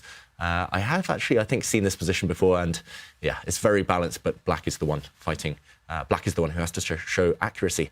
So still some questions for Wesley So to answer. He'll want to trade as many pieces off the board as possible and make sure that his queenside pawns aren't too weak. Wesley, he's just so solid and not having any apparent weakness in the pawn structure just yet. I think it should also be level for him. I'm going to make a prediction. I think this one will go into an exciting Armageddon. Meanwhile, in the other one, it is absolute chaos. And let's jump over to Nodirbek's position because the last move, Harry the H-pawn, has started marching down the board, and that makes one commentator in the studio extra happy. It's always good to see the H-pawn run down the board. On my computer here, it's been given a dubious mark, so hang on a minute. You feeling all right? Yeah, OK, it's never a bad move. And black meeting that with push of the F-pawn as well. And the structure has changed quite a bit since, well, maybe not too much, but we've had some pieces come off, and white's lost his light square bishop, which is usually a very good piece of white's, so that must benefit black. And I don't know. I mean, it seems fairly even still at this moment in time. I guess the reason to push the H-pawn was to support a white knight jumping in. So that would be the first move I think white could consider here. Just putting the knight there, because if it's exchanged, you obviously open up the H-file, but maybe it's an easy threat to stop. And there's going to be a lot more manoeuvring until this really comes to life, I think. But it will certainly come to life as Nodirbek has to win, hence why he's playing moves like H4. Yeah, it's this type of pawn structure. I've actually had it a lot throughout my own career, mostly from the white side. And I love Fabiano's last move as black, because if he had done nothing here, if he had just been too slow, played neutral moves such as kind of just moving his queen, then I think it would be perfect timing for white to start advancing. And it might look counterintuitive, but as soon as your pawn gets to g5, black is pretty much immobilized. Let's just say black gives white an extra move. Suddenly here, White has control over the entire board. This bishop will never be challenged on the long diagonal, and it's simply what we call a pawn storm. The pawn will step forward to h5. Eventually, after preparing it, you step forward to g6. So it's all about pawn structures here. And Fabiano realized he couldn't allow this kind of wedge, this structure here with the strong advanced white pawns. So he fights for space himself. And now look at what's happening in the center. Fabiano struck out with f5, and Nodirbek says, okay, I can't push my g-pawn. I'm going to fight in the center instead. You note how this pawn is undefended, at least temporarily. And some tactics now. And not just the pawn, the bishop behind the pawn was undefended as well. So trying to sidestep those tactics, bishop f6, but this kind of allows another tactic. What's going on if white actually grabs that pawn? I was going to say, and then give a check and take the other pawn, but it doesn't work, David. Yeah, it doesn't quite work. This would have been on Fabiano's radar. Of course, you would love to grab this pawn right now. An interesting position if you don't, but if you do, unfortunately, then bishop takes knight is a discovered attack against the white queen. So, okay, instead, we see the knight does land on g5 as Simon predicted. Big threat on the board. This would be a nasty fork. The pawn undefended. You have to either hold it with your rook or with your queen. I don't think you really want to take this knight because, again, talking of pawn structures, once a pawn lands on g5, it's all about the dark squares here, and a new avenue has been opened up for attack along the h-file. It's definitely Nodirbek here kind of making moves. He's the one kind of on the front foot, putting Fabiano under pressure. And first of all, big threat to deal with. I find it super interesting the way that Nodirbek has played this, and to me it's reminiscent of the new generation because Nodirbek has been very careless with his squares. I mean, take a look at that g4 square for a knight that could potentially arrive there. And then he's also given away control of the d4 square. And I just feel like in the olden days, like 10 years ago, no one would have touched anything like that. And now Nodirbek is like, well, I'm just going to say ugly chess, but it doesn't matter because activity is everything. And I kind of see where he's going, but at the same time, I feel it's very, very risky because you can't retreat pawn moves, unfortunately. And yeah, queen does step forward and defend the e6 pawn. And I'm very, very worried for Nodirbek because I feel that the next move for Fabi is actually just to plant a bishop on the d4 square and then just start kicking the white knight back. But to the point that you're making, Ivanka, it's also the math situation, right? You need to go all out. You need to ask your opponent questions early on. And I think in this kind of a format, it's so important to get these kind of dynamic positions. And I feel like this is never the approach that Nodirbek would have in a normal classical game. But being down a point and having to win this game, it kind of makes sense because he gets a position for all three results. It's when you're playing against someone like Fabi, maybe that's the kind of chess that you need to play. Yeah, but it can backfire big time, right? Because it's not easy for white to cover those squares.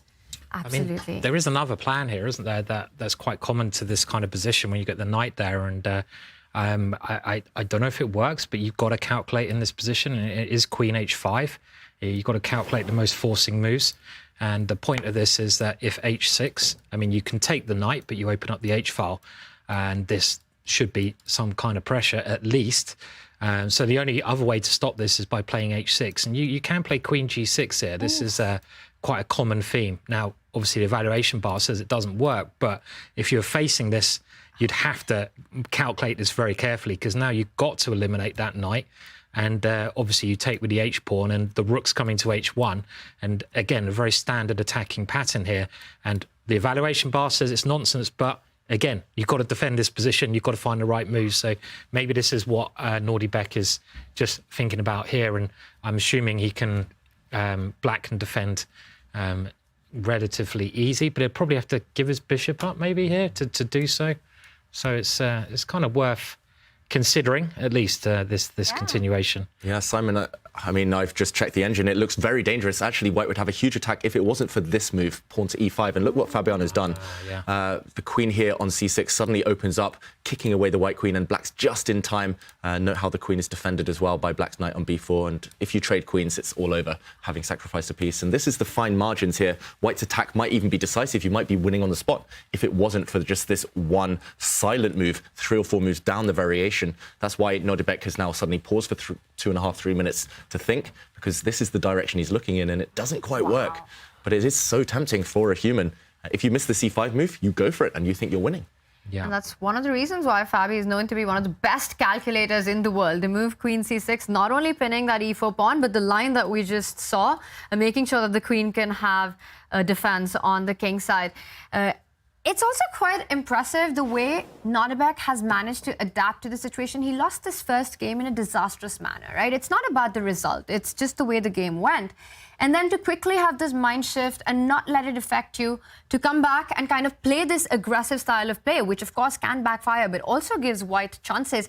Do you think this is also something which is very characteristic of this new generation, that they're really able to keep what's happened behind them super quickly? Yeah, I definitely think that. And I think it's to do with the fact that they play so many games of chess. I mean, Nodirbek said it himself in the interview, you know, he has 6 to 7 tournaments lined up in the coming future. I mean, before that's kind of unheard of. And now, you know, when you play so much chess, you have to be pragmatic. You just get used to losing and you get used to being in those must-win situations. And you just come see, come ça, whatever happens. How was it for you, Said? How did you recover after a tough day? I think I know the answer, but... Yeah, I mean... Family-friendly show. Yeah, I know. Yeah, I mean, it's losing at chess is one of the most painful experiences, actually. It's really hard to explain to a non-chess player. I think those who've had relationships with, other halves who don't play chess, and you lose a horrible game of chess, and they say, it's only a game, what are you worried about? And you're like, it's not only a game, it's my life. And the feeling is tremendous. You know what's the worst one? Is winning and losing is a part of the game. That one is just really bad. Yeah, it's not. I really hate it when they go, oh, but it's all right. You played really, really well. Yeah, and you're just like... Oh, don't worry about the result. Just have fun. You tried your best. Yeah. It's like, I'm not going to have fun unless I win. You know, it's like anyone who says just to take in part, absolute nonsense. Now you guys know what not to say to a chess player after a game, but we are getting a big update that we already have a result in the Wesley versus Denis Lazovic game, and that one has ended in a draw, so it goes into a bidding Armageddon. That's going to be fun. That is going to be fun. Who do you think will choose white? Oh, I think whoever chooses black would have a huge advantage there. Just the fact that they're both so solid, and especially Wesley So. That last draw, the Queen's Gambit accepted that we saw, it was painless. Actually, after just 16 moves, Lazovic was so kind of unenthused with his chances, he offered a draw. And there were still queens on the board, still rooks on the board, but it was symmetrical, and he just said, OK, let's take it to Armageddon. So he's ready. I think, yeah, he's ready. He's banking on his speed there, Lazovic, but whoever gets black, I think, will be in charge. Because of the draw odds and white has to win. Well, that is later. First, it's all eyes on this one. And we were talking about the bishop getting planted on d4. A nice spot, taking advantage of the weaknesses that Nodirbek has created with his ambitious play.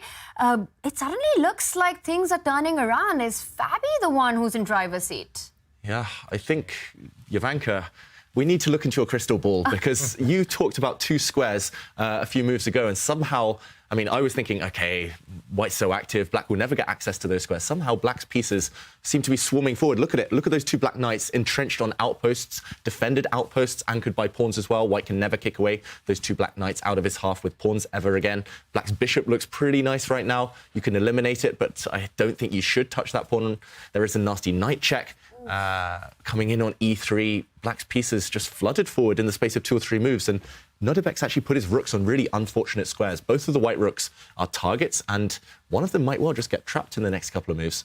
Yeah, I mean, Jovanka called this. I mean, you called all the squares, and as you say, David, look at the pieces. All of black's pieces have got beautiful outposts, haven't they? Just flooding into the position, and I think it's a pity to see like Nodirbek go down this way, because we've seen in previous editions he's so strong, right? He's such a good player, and he hasn't really shined in this leg at all.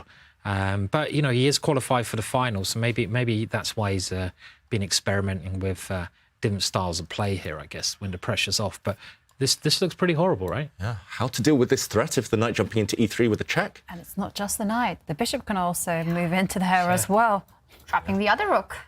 Yeah, it's not easy. You would want to eliminate one of these strong black pieces, but if you take here, it's only replaced by a pawn attacking the knight, and still this idea remains, persists of knight to e3 check. So he's had to run away with his rook, at least giving breathing space to the other rook as well. But the white rook just came to d1 just a couple of turns ago. He's lost valuable time there, valuable tempi.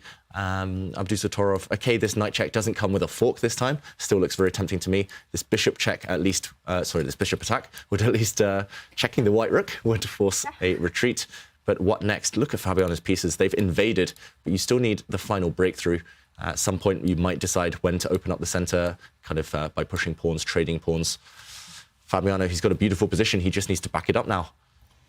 Yeah, I mean, at some point, maybe he can open it up more with e5 if he times it right, just to try to get the rook next to the king on f8 into the game. But you certainly don't rush that move because you give white some squares as well. But this could be a key moment, though. Is there something clear here that can give black some kind of, should we say, material advantage? Because that's often what you do. You get a positional advantage, you dominate the game, and then you have to transform that even to a material advantage or to a big attack. And I wouldn't be surprised if there was something here, but I can't see an obvious way to do it. Win a pawn, for example, here. Yeah, I don't see any way to transform the advantage. I think Fabiano might just start building up. He might start doubling his rooks on the d file. He might invade first and then go for a similar idea. Wow, he even takes a time out to just play the move h6, removing the threat of the white knight ever landing back on this g5 square, the threatening square that we've seen actually kind of be a theme of today's match. So he's taken a slow approach, Fabiano, here, but he's got control. Why not? He's got that luxury. But you know what? I think he's lining things up for the bishop to come to attack the rook and then break open with e5. Mm-hmm. And the big idea that then you're going to actually go one square forward with your f-pawn, if allowed, and just completely ruin the white defences. Do you know, the real problem for white has been losing that light square bishop, as well as giving away a lot of squares. But you have to be so careful in nearly every position when you have a fianchettoed bishop, exchanging it. You nearly always want to keep your fianchetto bishop in front of your king, I should add, because it gives your king great protection. And I would say in like 80% of cases, exchanging off that bishop in front of your king, the fianchetto bishop, will weaken your position. And you can see the white king is just feeling the absence of that bishop here. The black queen lining up against it, you know, the knights ready to jump in. And that was a very good exchange that Fabiano made earlier on by moving his knight to make that exchange. Yeah, and we credited Fabiano's preparation in the previous game for just kind of delivering that quick early knockout. But this game as well, great preparation because he understands the pawn structure. This type of line, Jovanka, you were saying, oh, it's really historic. The old days, they wouldn't have played it. It did go through a phase of popularity. And I think actually I studied something similar with Fabiano, this pawn structure at least. And yeah, he knows where to put the pieces. He knew kind of when to try and go for this b5 break, forcing white to give up an outpost. And it's kind of, it flows from the opening.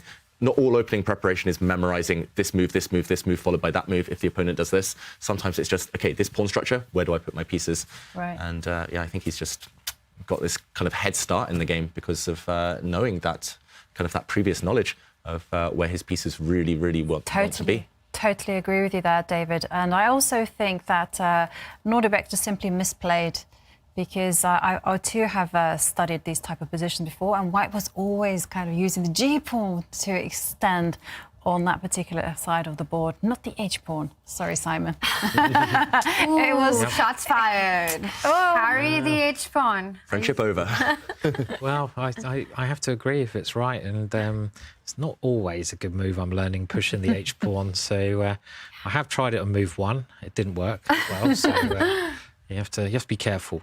But okay, at least white's now exchanging off some of those good pieces that black has, and I'd imagine exchanges, well, I was going to say they help the position, but maybe they don't, because you still got this major problem with the open d file forever. Do they say that when you have an advantage like this, which is very much strategic, you swap off pieces because then it becomes even bigger? Yeah, because it becomes harder to defend. Exactly. That d3 pawn, which you're talking about, Simon, on the open file, the more pieces that get swapped off, it's going to be hard for white to switch defense from one side. Notice how the a4 pawn is weak and the d3 pawn is weak. So David and Simon, do you approve of this rule?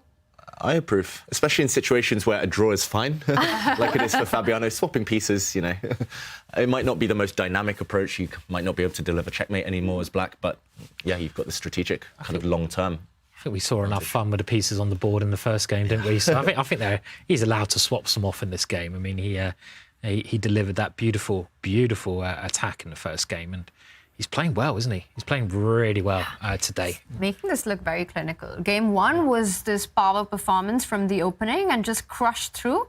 And here he's just had the advantage with the black pieces. And Harry the H-pawn, I think it all comes down to the squares that you were pointing out. It really did backfire for white. What is the strategy then? When you're in a must-win situation, how do you fight these guys? I wish I knew. I was recently in a must-win situation at the World Cup, and I didn't know.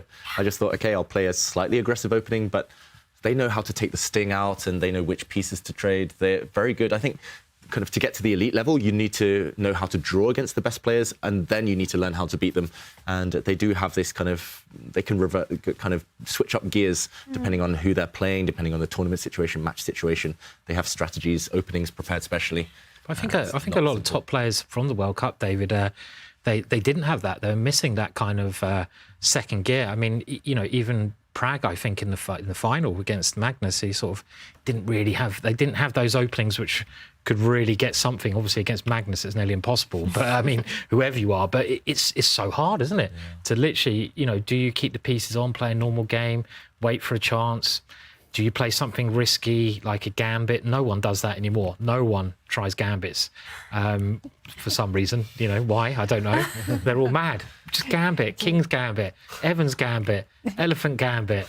That's all I can think of at the moment. Come on, help me out here. No. Budapest Gambit. Budapest Gambit. Scotch Gambit. There we go. Just bring them on. Albion Counter Gambit. Albion Counter. There you go. The Halloween Gambit. What's that? There's one gambit I can never pronounce. It is the like the Budapest. What is it? Von Henning Schara Gambit. Von Henning Schara. That's a good one, actually. That's not a bad one. But what's the one that's like the Budapest but not the Budapest, where you put the knight in the middle? It's the Fajerowitz. That's the one. Fajerowitz. Yeah, that's the one. I haven't pronounced that one right either. Viewers, we need help. What's your favourite gambit? Yes. Drop it in the chat. Tell us your favourite gambit and...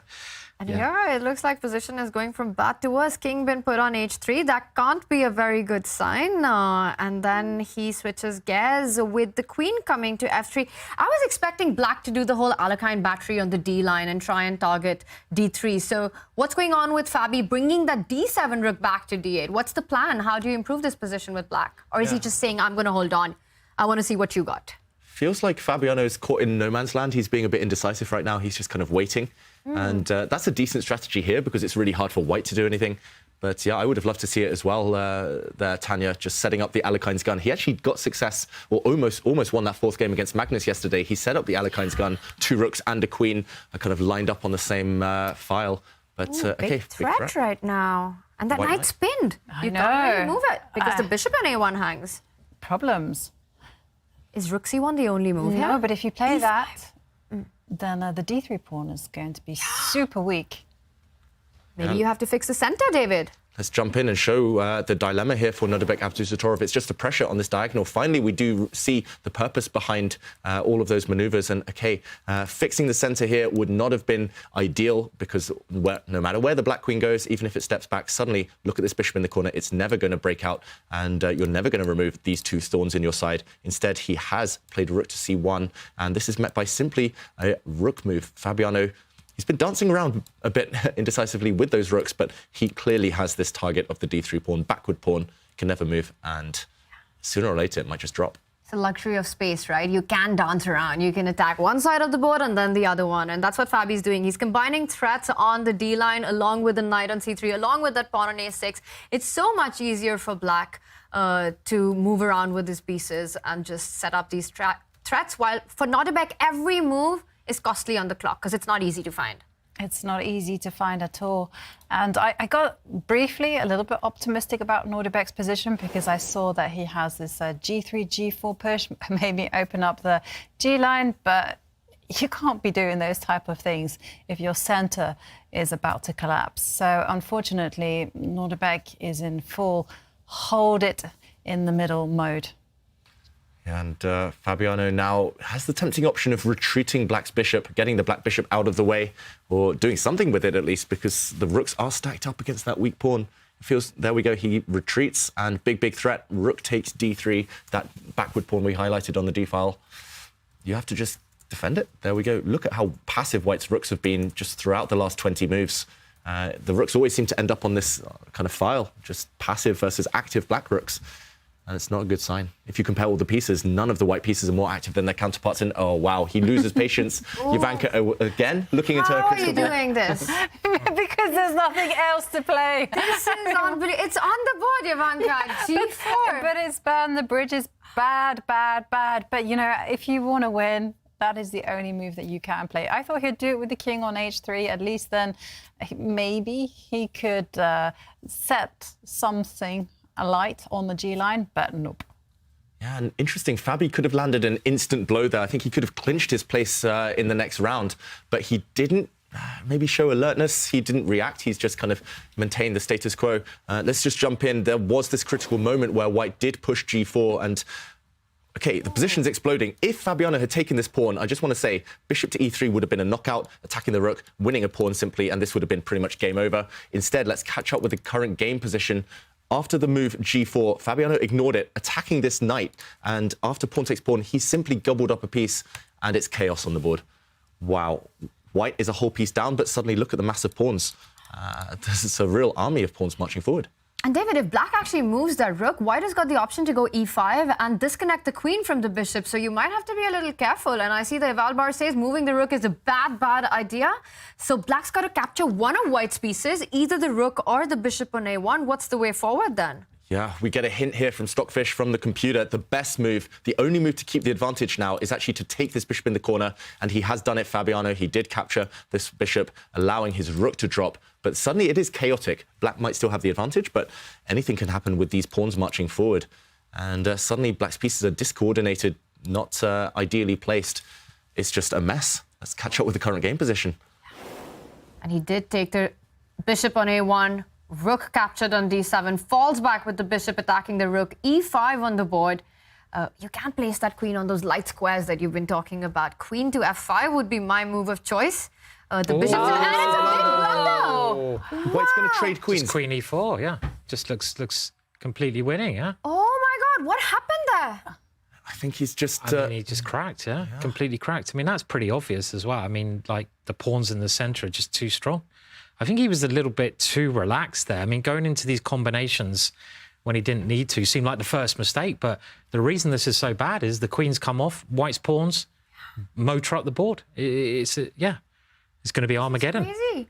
And after all that good play as well. And queen f5 just felt like the most natural, the instant move that you want to make in the position, but it's the biggest blunder. You've got to explain this to us, David. Why is this so bad? You take the queen, you also get the rook.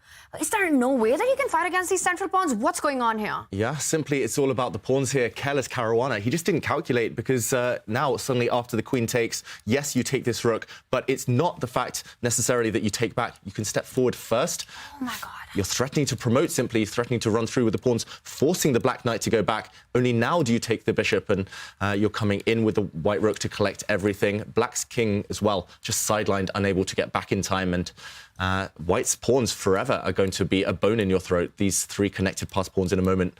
It's just over. You're frozen. And Fabiano doesn't dare go for this. Instead, he keeps the queens on temporarily by playing g6. But it feels like this pawn is running through. I'm not sure if you trade queens first, but this pawn is running. I think he lost a bit of control before then. That was the problem. And he played beautiful game, and you know, that's chess, though. It can go wrong, and there's a chance here. You know, he could get now knocked out of the competition. We see some more moves on the board, and look at those white pawns. The white pawns are just too strong here, combined with a central pawn probably coming up the board as well at some point. Is there a chance that Fabi can just, and there we see it, retreat the knight and try to establish a blockade on those dark squares? I think you could have gone d4 there, maybe. I don't know. d4 was a very interesting try. This might be strong as well, but I think, this is probably winning as well. But I'm just thinking, David, you have to at some point show us what was the way forward for Fabi, because it felt like he was so close to wrapping this up. Completely in control from the very start, and suddenly Nodirbek blitzing out his moves. He's feeling the confidence. He's picking up the pawns. Black's knight is jammed in the position. How does he win this? Does he also advance the D pawn and connect the C pawn to the central pawns that are already down the board? Yeah, connect them all. Just push that pawn now, pawn to D4. I think you called it there, Tanya. There we go. Now, not only is the white king coming in to support the pawns, but you have 3 connected pass pawns, C, D, and E pawns. They're just going to render the black pieces totally passive. They're going to paralyze those black pieces, and I think we're going to see that white king come in as well. This one is almost over. The black king is struggling. It's got kind of one arm blocking each white pawn here, but you can barely move as black. 8 seconds for Fabi as well. And also, in his mind, he's just thinking about how in control he was. This is such a difficult moment, actually. And just one move costs you the whole game. And we were just saying how impressive he's been all day. It can be a cruel game, right, chess? I mean, you can play these are the games which are the most painful to lose. You play a perfect game, you outplay your opponent, you're about to go through, and then one move, it comes to one move, and your opponent just keeps that resourcefulness alive. And, well, here, I think I know what he should do now. I think it's come to that point. Fabiano, it has. You just need to resign, my friend. This is heartbreaking. Just resign. And now the f-pawn's going to connect, but you can't go f5 just yet. He gives a check. Nodirbek, did you see the shift in his body language? He just leaned forward the moment he saw queen f5 on the board. But these guys are sharks. Oh, yeah. That's what we want to see. Tactics. And you can resign now. Just resign. Just resign. It's time. He's going to be very annoyed with this game. I mean, this is...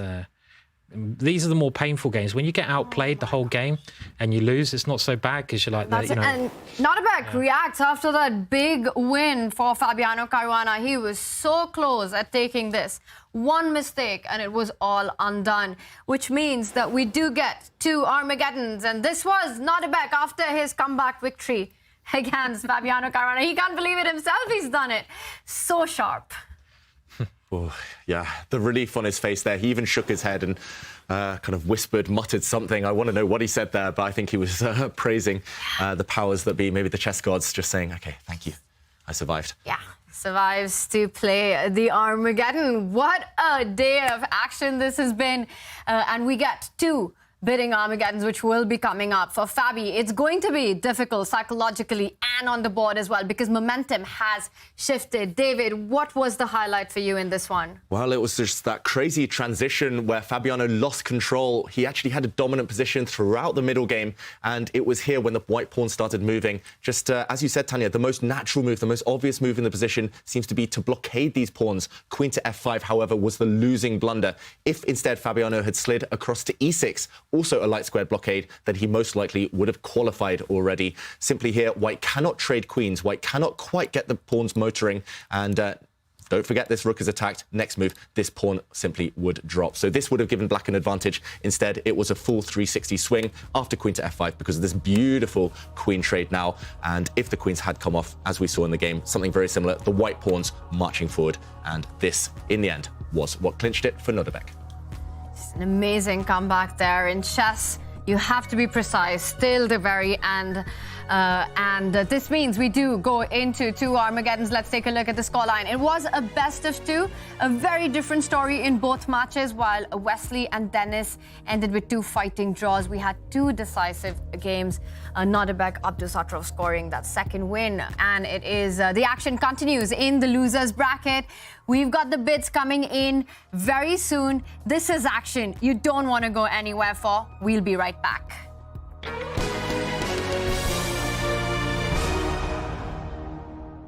Spell Chess is coming to chess.com. Enchant your pieces with one of 2 spells, jump or freeze. Players start with 2 jump spells and 5 freeze spells, which recharge after 5 moves. You may cast your spell whenever you wish before making a regular chess move. Jump is a spell cast to 1 square, wherein if there is a piece on that square, other pieces can jump over the charmed piece. The freeze spell is cast over a 3x3 square area, and the pieces in this area are temporarily frozen in place. Combine your powers of chess and sorcery to defeat your opponent. Come see what Supercell and Chess.com have cooked up in our new variant, Spell Chess, dropping on September 1st. Buckle up. The 2023 Speed Chess Championship begins this Monday, September the 4th. 16 of the strongest competitors in Speed Chess will duke it out until only the Speed Chess champion remains. Will Magnus Carlsen continue his winning streak and add this title to his name? Will Hikaru Nakamura defend his crown? Or will world champion Ding Liren prove his might in faster time controls? The Speed Chess Championship, presented by Coinbase, begins September 4th. Tune in to our stream on YouTube or Twitch, as always. Use !SCC in chat for all the details. Join Chess Kid for the highly anticipated conclusion of the 2023 Youth Speed Chess Championship. September the 6th, candidate master Aaron Mendez goes head-to-head with Antoni Radzimski for the crown, with Fun Master Mike and friends covering the action over at twitch.tv/ChessKid. Use !YSCC in chat to learn more.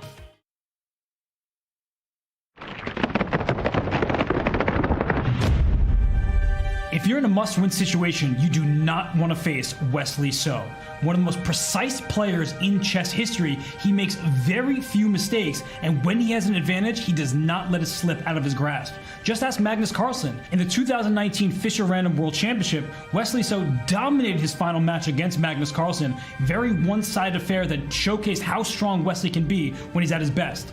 Back towards standard chess, he plays a healthy dose of 1e4. In fact, he made a Chessable course, over 50 hours worth of material on the move e4 and all the ins and outs of the positions he likes.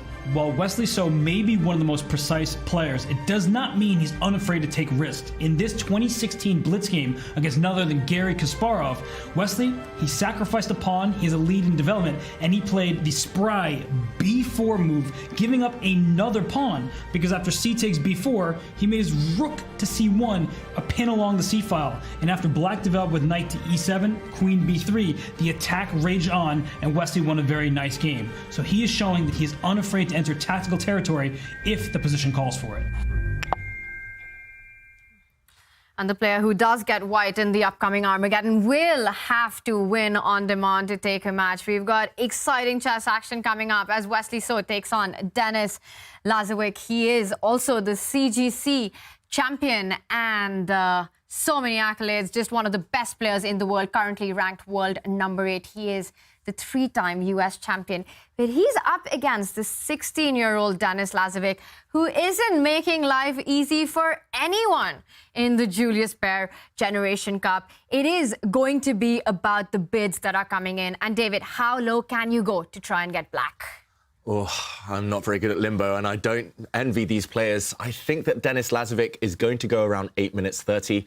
That tends to be, on average, what we've seen throughout the tour when players are feeling brave and really, really want the black pieces. Anything less than that feels suicidal. I don't think you can get away playing against 15 minutes when you only have 7 minutes on the clock. So that would be my guess. Yeah, but getting the black pieces is so important, as we say in this one, because they're so solid. I mean, Wesley, we just saw Robert there talk about his style.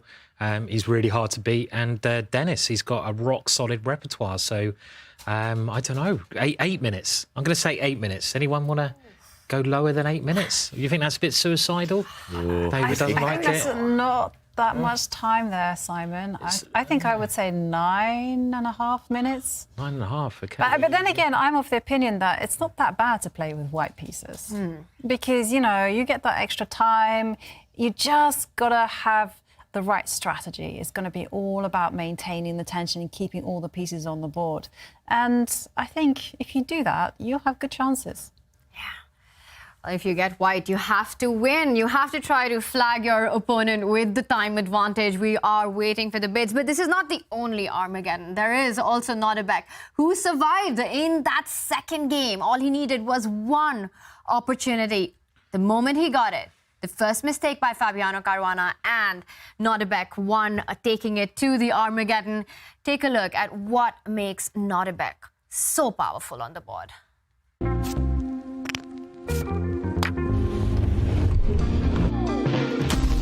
Nodirbek Abdusattorov is a phenomenon. The The teenage prodigy from Uzbekistan had his first big breakthrough in 2021 when he won the World Rapid Championship. Since then, he has smashed through the 2700 barrier and even led his country to their first ever gold medals at an Olympiad. It is Abdusattorov's endgame skills that truly set him apart from his peers. He has a very mature approach to the endgame, as evidenced by this win against Magnus Carlsen in the 2021 World Rapid Championship. In this position, Abdusattorov had white. He is ahead in this race, white's pawn only being 1 square away from promotion, and after a careless move by Magnus, playing the pawn to b4, he didn't get tempted. He wasn't greedy, he did not capture this pawn, instead delivering a very accurate check.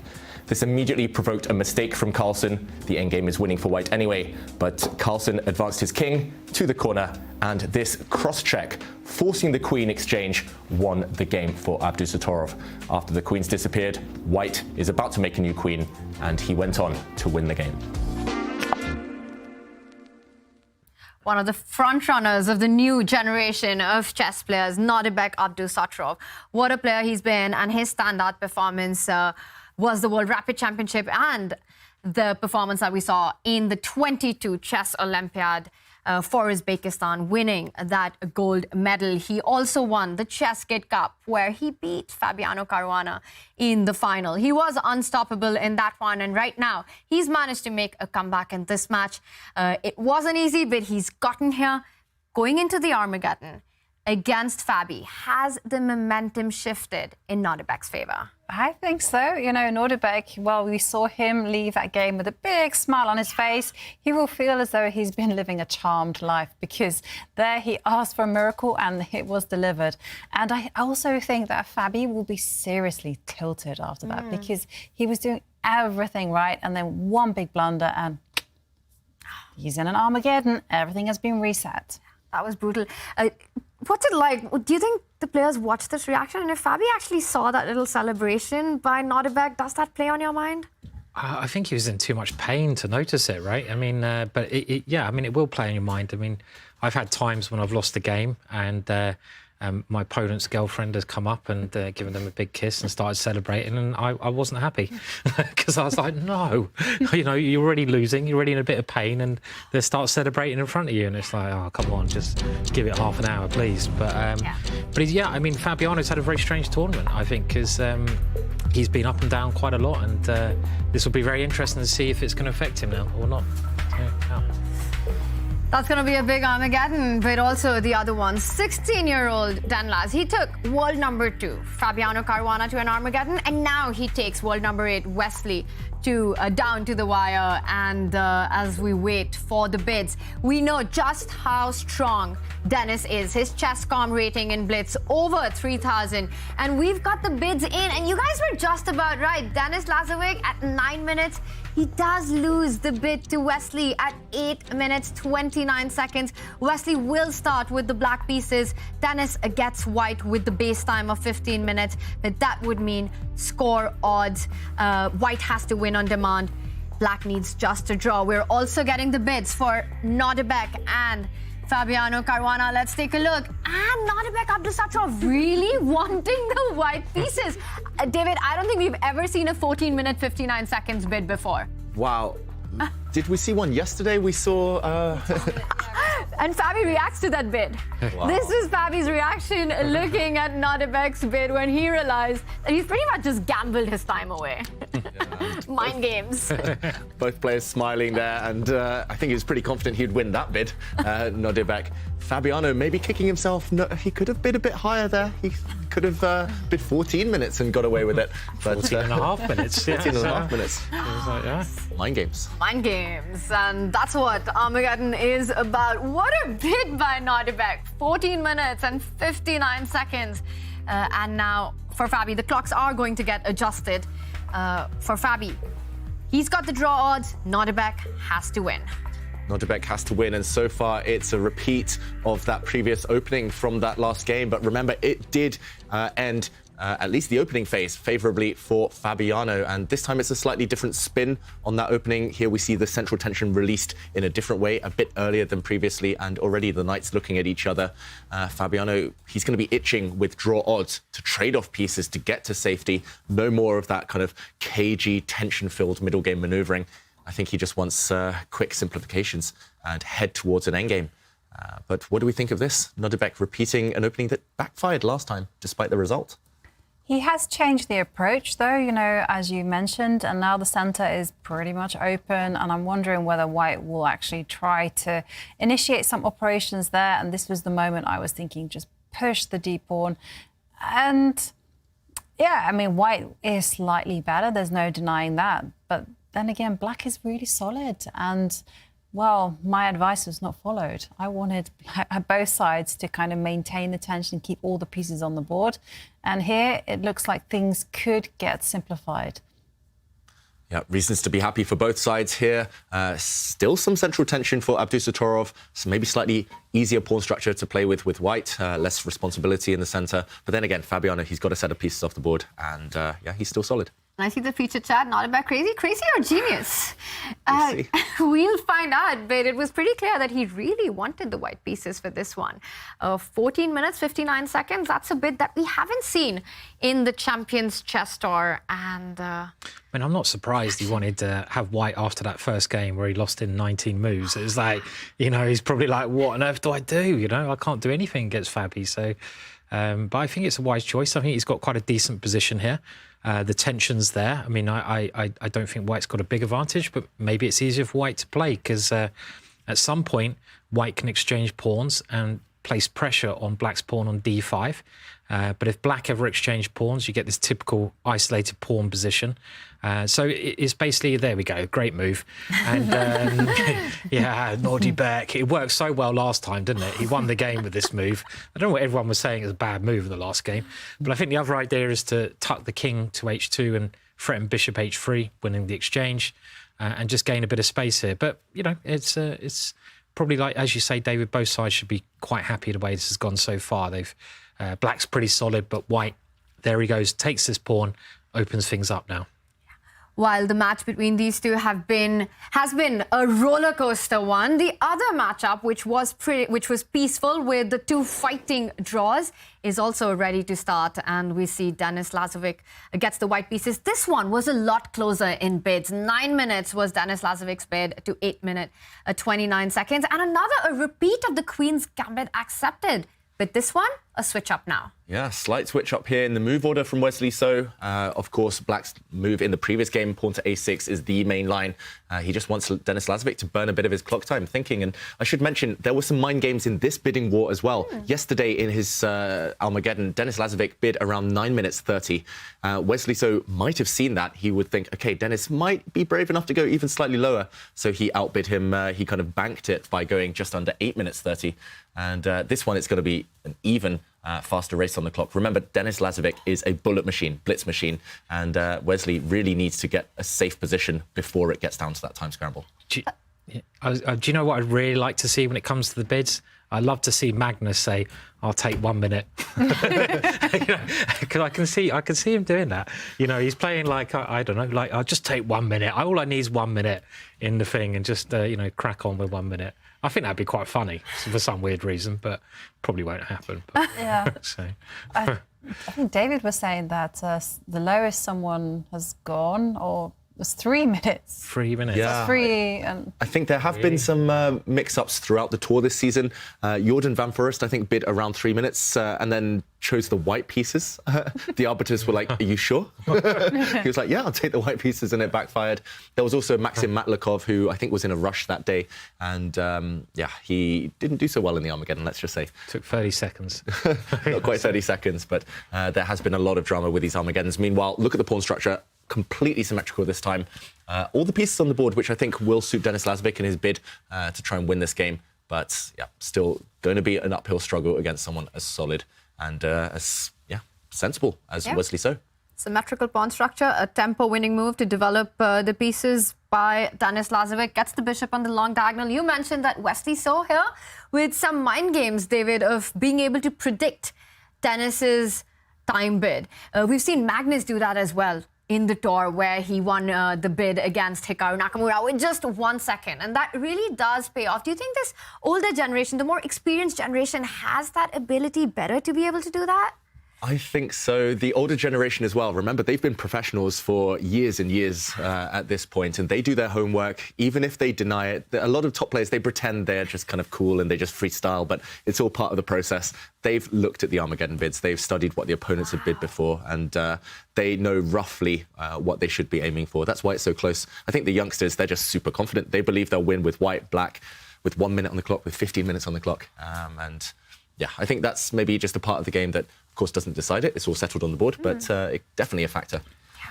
And while this one is a symmetrical position, we will come back to this. Let's check in with Fabi versus Nodirbek. Wow, David, so much has happened. What is going on here?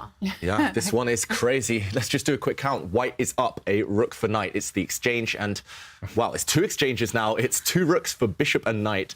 And as long as white doesn't get checkmated on the light squares, Abdusattorov should win this. And white has to win. If Abdusattorov wins, it's tournament over for Fabiano Caruana. How did all this go so wrong?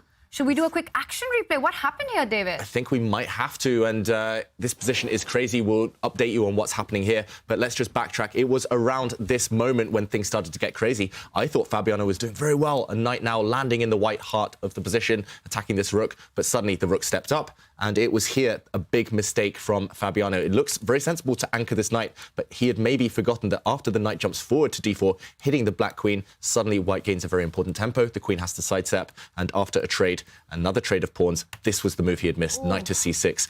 Further down the line, I think 6 moves from that start point of the blunder, but this is a simple fork, and he had to part with material. One set of rooks and minor pieces were traded there, and as we saw a bit later on, he had to go all in. He had to remove this bishop, and this is the current position. Let's catch up with it.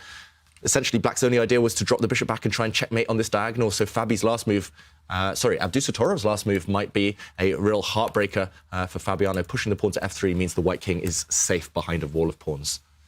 Yeah, I think Fabi's going for the hyper modern approach that bishop and knights are better than rooks here, and they're not. The rooks are better, and white can always even sacrifice one of the rooks for that knight at the right time. But I think, you know, there's going to be a threat with the back rank as well. The white queen can step forwards. I mean, all in all, this position is just losing for black, and I think it was maybe that last game, right? Yeah, I think it is definitely that last game that has just tilted Fabi. But I mean, okay, Fabi just has to play what is on the board. And I think he's making some right moves here. He's just trying to hustle his opponent. I love his last move, getting ready to perhaps push that pawn 1 square forward, at least concern the white king. But I agree with you both. Ultimately, he's just lost. Yeah, objectively, we know that should be the result, a win for white here, but yeah, he just has to somehow hustle, set a trap here, Fabiano. I like what Nodirbek's doing, just kind of taking it really slow and safe, just securing his king first before deciding on any action. If clocks were level, I would say there's some chances, but it's not going to be easy. And this has been absolutely topsy-turvy, right? Fabi with fantastic play in game 1, start to finish, an attacking display. He wins that game. Second game, he makes a comeback. Nodirbek makes a comeback, and now makes it look easy in the Armageddon. Do you think this has been a combination of that loss in the second game and the Armageddon bid that we just saw, the mind games of it? Yeah, I think it's mainly that loss. I don't think the Armageddon bid would have done anything other than cause Fabi some laughter. But yeah, totally, that loss has really affected him. And it just caused his concentration to slip up in those critical moments. And, well, Fabi mustn't lose too much hope, though, because if he manages to hold this, and it is a bit of an uphill task, but you never know. We've seen stranger things on the tour. Well, he just has to shake off those ghosts and play. He has a bishop and a pawn for the rook. Maybe there's still some chances. Does black want to keep the queens on the board or trade queens here? Oh, it's difficult. If you could somehow trade queens and not lose a pawn on the king side and somehow maybe push that black f-pawn back to its start square. That's a lot of things. That's three big ifs. Yeah. Then maybe some drawing chances. But I think the main dilemma here for Fabiano is you can't keep the queens on. Otherwise, the black king is about to get checked, and you might lose a pawn in the process anyway.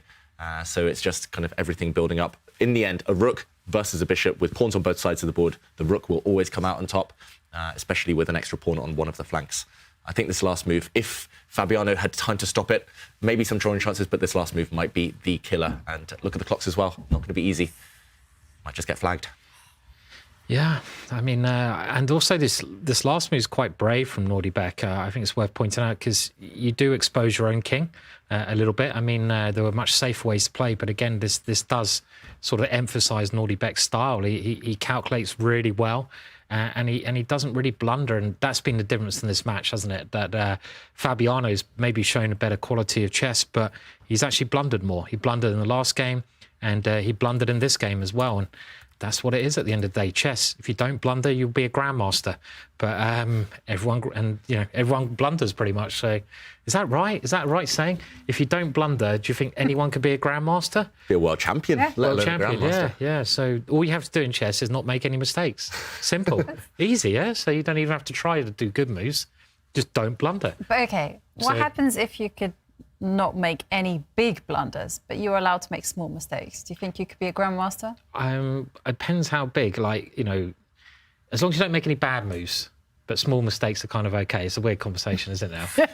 I did speak to Ulf Andersson, who was a legend of the 70s, and he was one of the best players in the world, and White's winning this now, I think, quite easily. We can see that. Making it look easy and fast as well. Easy. The king and rook are coming in. At some point you go f6. Yeah, f6. Break those pawns. Isn't there a drawing scenario? So, for instance, if the left pawn were gone, you take the a4 pawn first. Oh, but the bishop isn't. If you lose your rook, it might be a draw. No, but I was actually thinking there might be some hope if you manage to win the f pawn. Impossible, but no, this and leave the h pawn. Isn't that really trying to find draws, aren't we? Yeah. If White's pawn was on the h file, and if White's pawn was too far advanced, then it would maybe be a draw. But with an f pawn, it's going to be hard to stop. It does promote on a dart square. You won't be able to blockade forever. White can combine checkmating attacks with the advance of this pawn. It will cost the black bishop. Got a feel for Fabi right now. He had it so close, especially that second game. And this Armageddon, just everything went wrong. And f6 on the board. He's touching the 2.5-minute mark. You're just going to end up with an extra rook, because at some point, black will have to sacrifice the bishop for the f-pawn. And I think Fabi is preparing himself. He's resigned. It is match over and tournament over for Fabiano Caruana as Nodirbek makes a huge comeback and goes through. What a match that has been, and action still continues in this one. Denis Lazovic with the white pieces and more active pieces. Yeah, it's level material, but White does have this very far advanced past b-pawn as well. So if White is accurate here, maybe before the black king is able to get off the back rank, before that black rook on h8 in the corner is able to activate, maybe you can create some threats, some chances, but it's very much time of the essence here.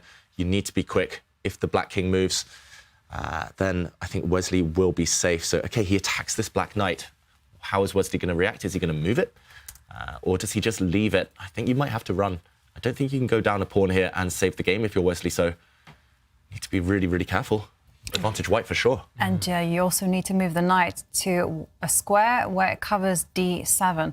Because if White is allowed to line up the two rooks on the 7th row, it's going to be game over for Wesley. Yeah, game over for Wesley. And 4 minutes 30. It's not going to be easy to find a defense here, despite the reduced material. It's kind of like walking a tightrope. You need to kind of find 3 or 4 really, really accurate moves just to stay in this one. And even then, you're facing a disadvantage. Oh, wow, he gives up a pawn. This knight is going to be captured in the center now. He's going to seek solace in a rook endgame, which has notably drawish tendencies. This bishop will be captured. And, okay, it's 3 versus 3 on the king side, but all about that white passed b-pawn. If the white king ever activates, I fear for Wesley's chances. Wesley needs only a draw, so he has to just try and hold on to this position. White's king, as you said, is a little far away. There are still chances to be able to get that draw. And with the clocks leveling up, it's not going to be easy for Denis to create his activity either. Not easy, but still black has to try and find something active to do. At the moment, the 2 black rooks are passive.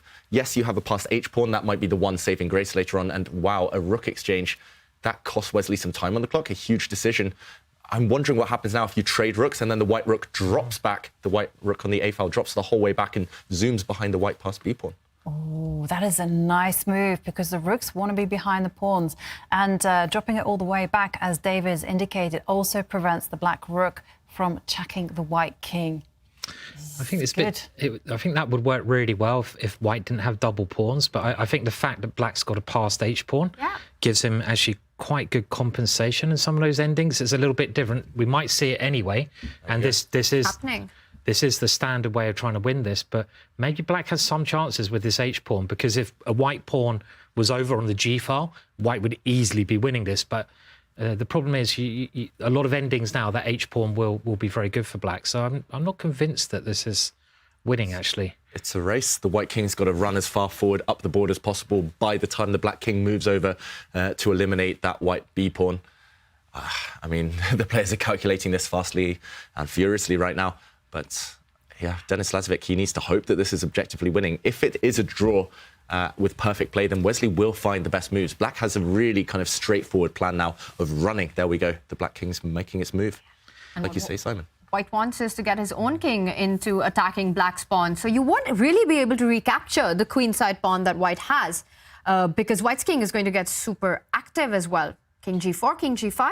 Yeah, I mean, you can always play H6 to stop the king coming in. But even if the king comes up to, I mean, H5, black can always go H5. And the problem is white can't really exchange rooks here. And normally in these endings, white would love to exchange rooks because the black king is so far away. But with this H pawn, I think black has very good chances to hold. We're going to see Denis's endgame technique. I mean, 15 years old. He's going to have to play very well to win this. It's going to be an extremely exciting finish. Maybe he should slow down a bit, though. He's got 6 minutes. I mean, maybe these decisions, he needs to think about them a little bit here. Right. But, I mean, it does feel like what he has to do is start prodding black on the king side, you know, just maybe create a path for the white king to get through. So I'm thinking of F4, F5. I like it a lot. Yeah, I think you have to try and make your king, you know, come into the position somehow, and also F4, F5, will take away that H pawn, the strength of the H pawn here, because maybe you can even play F5 in this position potentially. With the threat of taking on G6. So just to show F5, I mean, it's a pawn endgame that you have to calculate here, and I don't think you're quick enough, but maybe the key factor is in this position you can kind of switch attention towards the black kingside pawns, and in a position like this, unfortunately for black, you're a bit stuck. You cannot take this pawn. We're seeing something very similar about to happen, but you can never take this pawn because now, I guess in this endgame, well, I was going to say maybe you can give a check, but no, you can just bring your rook up the board. And, well, the engine thinks this is winning. This is hard to calculate 2 versus 2 in terms of pawns. Yeah. This is actually much more difficult for a human. Armed with the evaluation bar, we know that that's winning, but Lazovic, he has to do the same, push the pawns. And I don't know what Wesley So's doing with his king. He's dropped back in no man's land now. Yeah, strange. And is he just trying to blockade the position? I mean, the way you'd like to try and draw this as black is to try and clarify it as quickly as possible. So you'd want to take the pawn on B5. But hang on a minute, white's now going to get a passed E pawn. And if white can get that passed E pawn, so if the black king ever moves, the E pawn pushes forwards, that must be winning for white. You know, because he's already got 1 passed pawn. 2 passed pawns will be too strong. This is also another way you can do it. The other pawn can become passed pawn as well. I mean, this is... That's some fantastic technique by Denis. And he's also up on the clock. Let's remind everyone there's no increment. And the plan that you're talking about is you get rid of the double pawn, push the other F pawn, create another passer. But this is a matter of time. I mean, the evaluation bar, it says it's winning for white, but I think if you're inaccurate just for 1 move, it's going to drop the whole way back to equality. OK, he does push this pawn and allows the black king in. So you still have to be very, very careful here. Wesley shaking his head there. I think Wesley realises he's really struggling here. And let's remember how important this match is. It's so important because if Wesley wins, he is guaranteed a place in the grand final. Yeah. But also the only person who maybe has a good chance of catching him, I believe, is Denis. So it's really close, and Wesley won't be guaranteed a place in the grand final. And then he'll have to fight in the planes to get in through the other door. I think he missed the big opportunity. He could have pushed the E-pawn. Oh, wow. Why did he go back? The white king's so passive. You've doubled up your own pawns. This makes no sense at all. I mean, I guess he's banking with the king coming to the H file, but that was a really strange choice there from Denis. It's so close, this one. I think he's moving a little bit quickly. He has these really big decisions to make, and he does have 3-4 minutes. Just take 30 seconds to try and work them out. And David, you mentioned there, and so did you, Jovanka, that he might have just missed a great opportunity to win the game outright, easily. Still with some winning chances for Denis Lazovic in this must-win situation, but as Jovanka says, he could have knocked out Wesley So on the spot by pushing forward this e-pawn, Jovanka. And if you trade pawns here, the white king's simply going to guide the e-pawn forward. And maybe the finesse that he'd missed is that if this pawn is captured, white can simply give a check with the rook, kicking this king away. If it continues trying to defend its pawn, you continue checking, and sooner or later, you simply make a new pass pawn that's going to run through and win the game. Instead, he's going to have to battle now. It's not easy because the white king is caught trying to prevent the h-pawn, but also trying to blockade the black king from moving towards the white pawns. And suddenly the b-pawn is dropping. This might just fizzle out towards a draw now. Gives a check. Doesn't take it because the king pawn ending is perhaps lost, so you could not have grabbed the b5 pawn. White at some point has to try to get to the h5 pawn to win the game. Do you have enough time to go over with your king, king g3, king h4? Well, the problem is that the black king is really active as well. And if you win the h-pawn, I'm sure black is going to munch on the f5 pawn.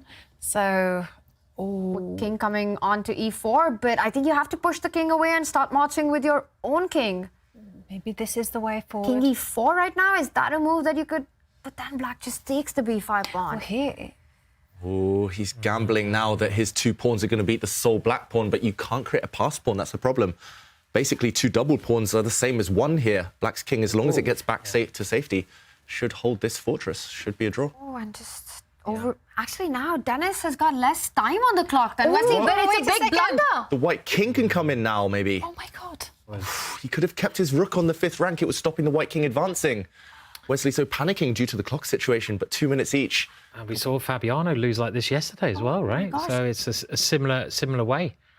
And in game 2, right, with queen f5, one blunder and the whole game is out of hand. And now there's going to be a bridge. The rook comes to g7, you challenge the black rook, and then your king is crossing over to attack the f6 pawn.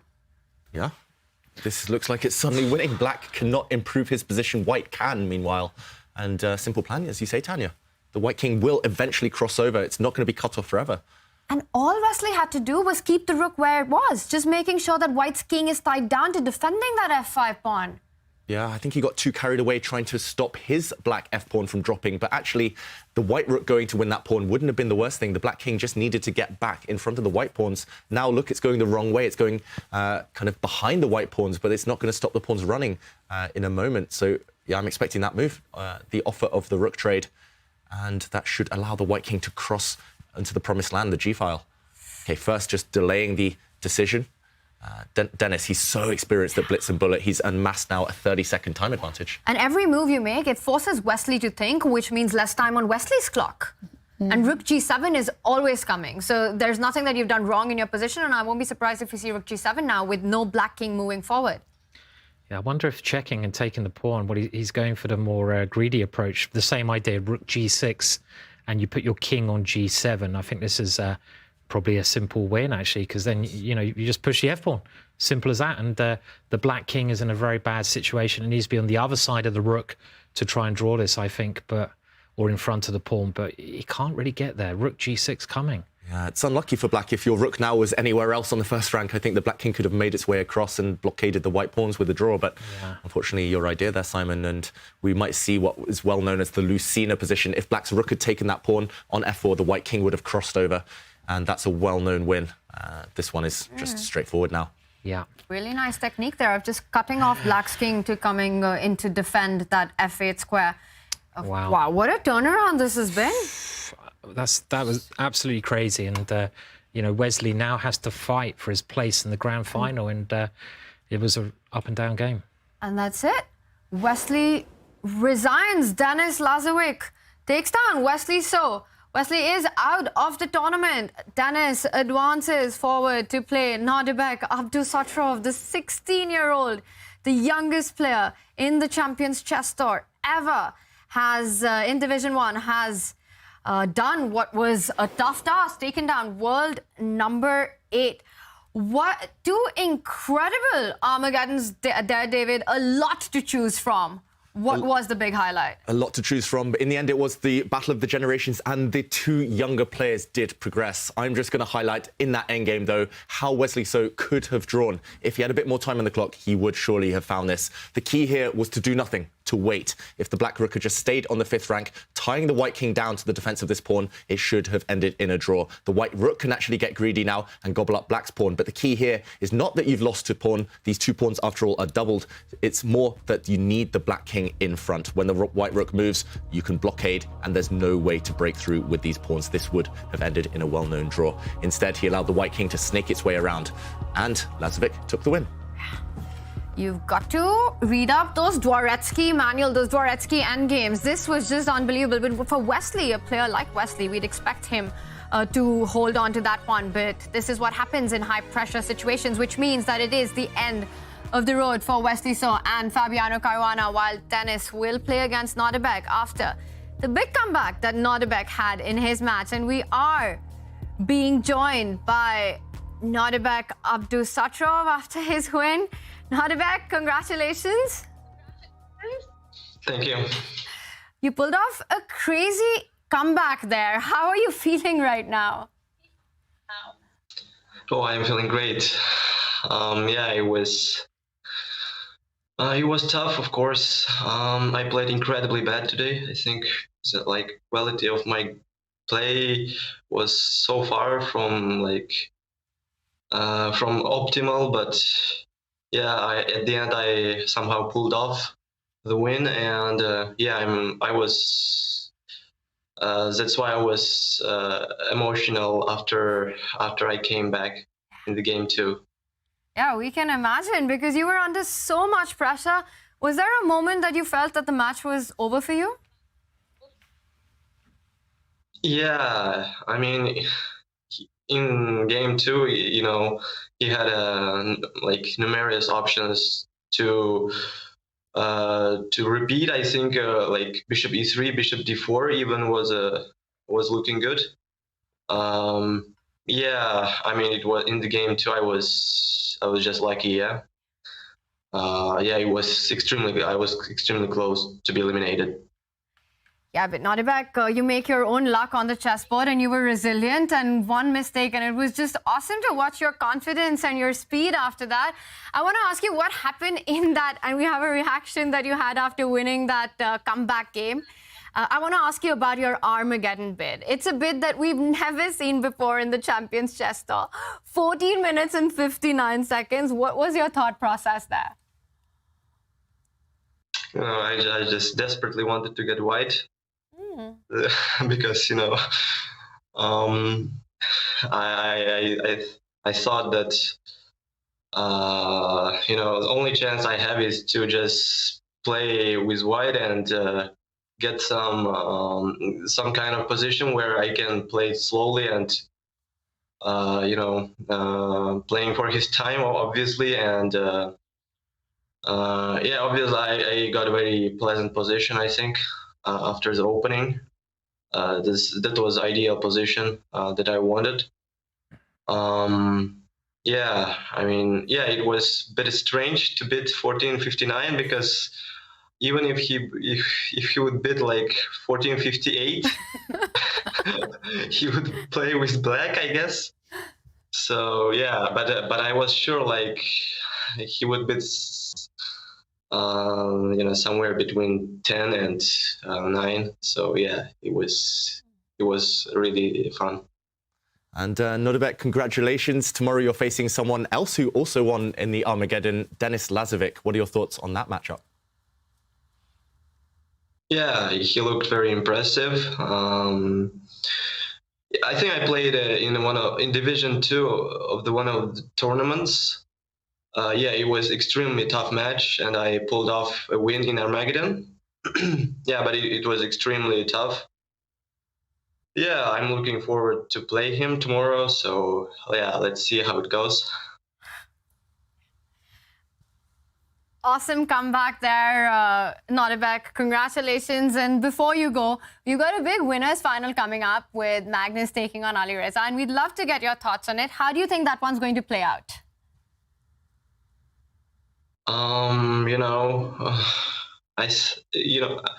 When I played Alireza, he played like extremely strong. I just felt immediately that he's in very good shape, and I think it will be an extremely tough match for both players. But I would say Alireza will give a tough match. Maybe even it could beat Magnus. It's going to be a big fight, and we're looking forward to that one. Nodirbek, we do have a viewer question coming in for you. So just before you go, and it's by Mr. Toto Young, and he's asking, what inspiration and influences do you have that have inspired your play? I have read many chess books. Like I've read when I was a kid, I read Garry Kasparov's book, which where I got this extremely, I was extremely inspired by his lifestyle, and yeah, I got a lot of things reading his books, and I think it's very helpful in early stages, especially to be to improve on chess, and and just to get to know better how chess history has developed. So if you had to recommend one book to the younger generation, it would be? I think one of the Garry Kasparov's books, like my great predecessors, or my I have read the Russian one, but I think in English it's called my. I don't know how to. It's like something like My Way on Chess or something like that. My great predecessors. Thank you so much, Nodirbek. That is some great advice and great performance today as well. And we really are excited about your matchup tomorrow. Get some rest. Thank you. Nodirbek Abdusattorov, what a comeback that was. But of course, the action continues as we've got a big winners final coming up. And we will be back with all the action. Get the popcorn ready. You don't want to miss it.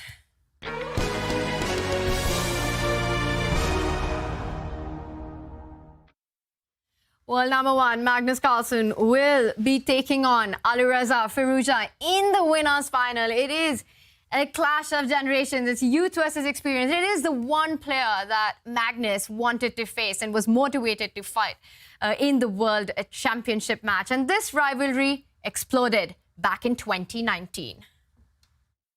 The Iranian Alireza Firouzja faced off against the Norwegian World Chess Champion Magnus Carlsen at FIDE World Rapid and Blitz Chess Championship in Moscow 2019. After the check here and the queen captures the pawn, it was this moment right here and the words whispered by Magnus that ultimately led to the controversy and the challenge. Carlsen correctly transitions into an opposite bishop affair where you often have your best drawing chances. But right here, right now, the move bishop d2, pointed out as a blunder by some, I think was actually Carlsen really calling the kid's bluff. But now in the time scramble, we're going to see that Carlsen blockading the dark squares, and there it is. It's leading to the nerves that comes out, and after king g4, we see the drama is real, the table is slammed, and the arbiter has set up the pieces, wait for it, in a draw according to the DGT board, and we see Magnus Carlsen is actually not happy about that. Carlsen knew very well that if this game led to a loss on time for Firouzja, that he wins in that call. Just because there's opposite code bishops on the board and no other mating material does not mean that according to the FIDE bylaws, black isn't winning. In fact, he's right. What you'll find out later on in the news report was that the FIDE ruling says as long as there's in theory a possible checkmate, then the game can be deemed a win despite not having what is considered theoretical mating material.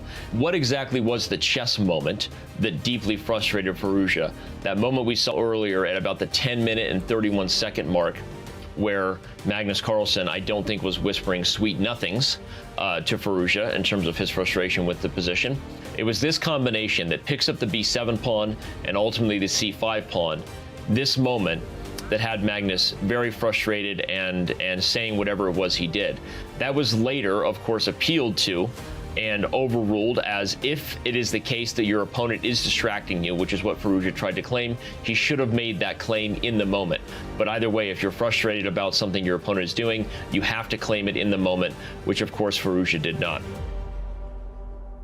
Danny Wrench there breaking down all the drama that happened in the World Blitz Championship. And that's really when the big rivalry between Magnus Carlsen and Alireza Firouzja started. Some dramatic moments in that Blitz, a game that Firouzja was winning and eventually would have been a draw. And in fact, David, if it was online chess, the game would have been automatically stopped. That's right. On chess.com, even if you run out of material, if your opponent only has a bishop or knight left, it would be a draw. So that's where the misunderstanding, I guess, evolved from. Yeah, not the friendliest of starts to their rivalry, but in the kind of years since, they've had some mammoth clashes. I remember the Banter Blitz Cup, where Firouzja actually triumphed over Magnus Carlsen.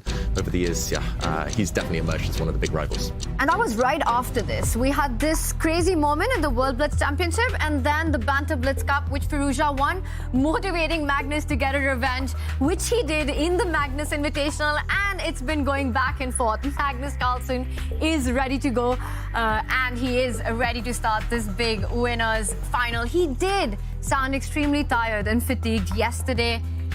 Maybe a bit of lack of motivation is what I felt. But for this man right here, who hasn't booked a spot yet in the Toronto finals, motivation is not going to be a problem. Ivanka, what do you think is the reason that Magnus singled Alireza out as the only opponent he wanted to defend his title against? Well, normally when these two play each other, it's chaos on the board. Both sides have to bring their tactical A game, and Magnus, he relishes the challenge. So I think that's why he wanted to play Alireza. Alireza is a player who doesn't necessarily respect him that much. And there we see both players. They are ready.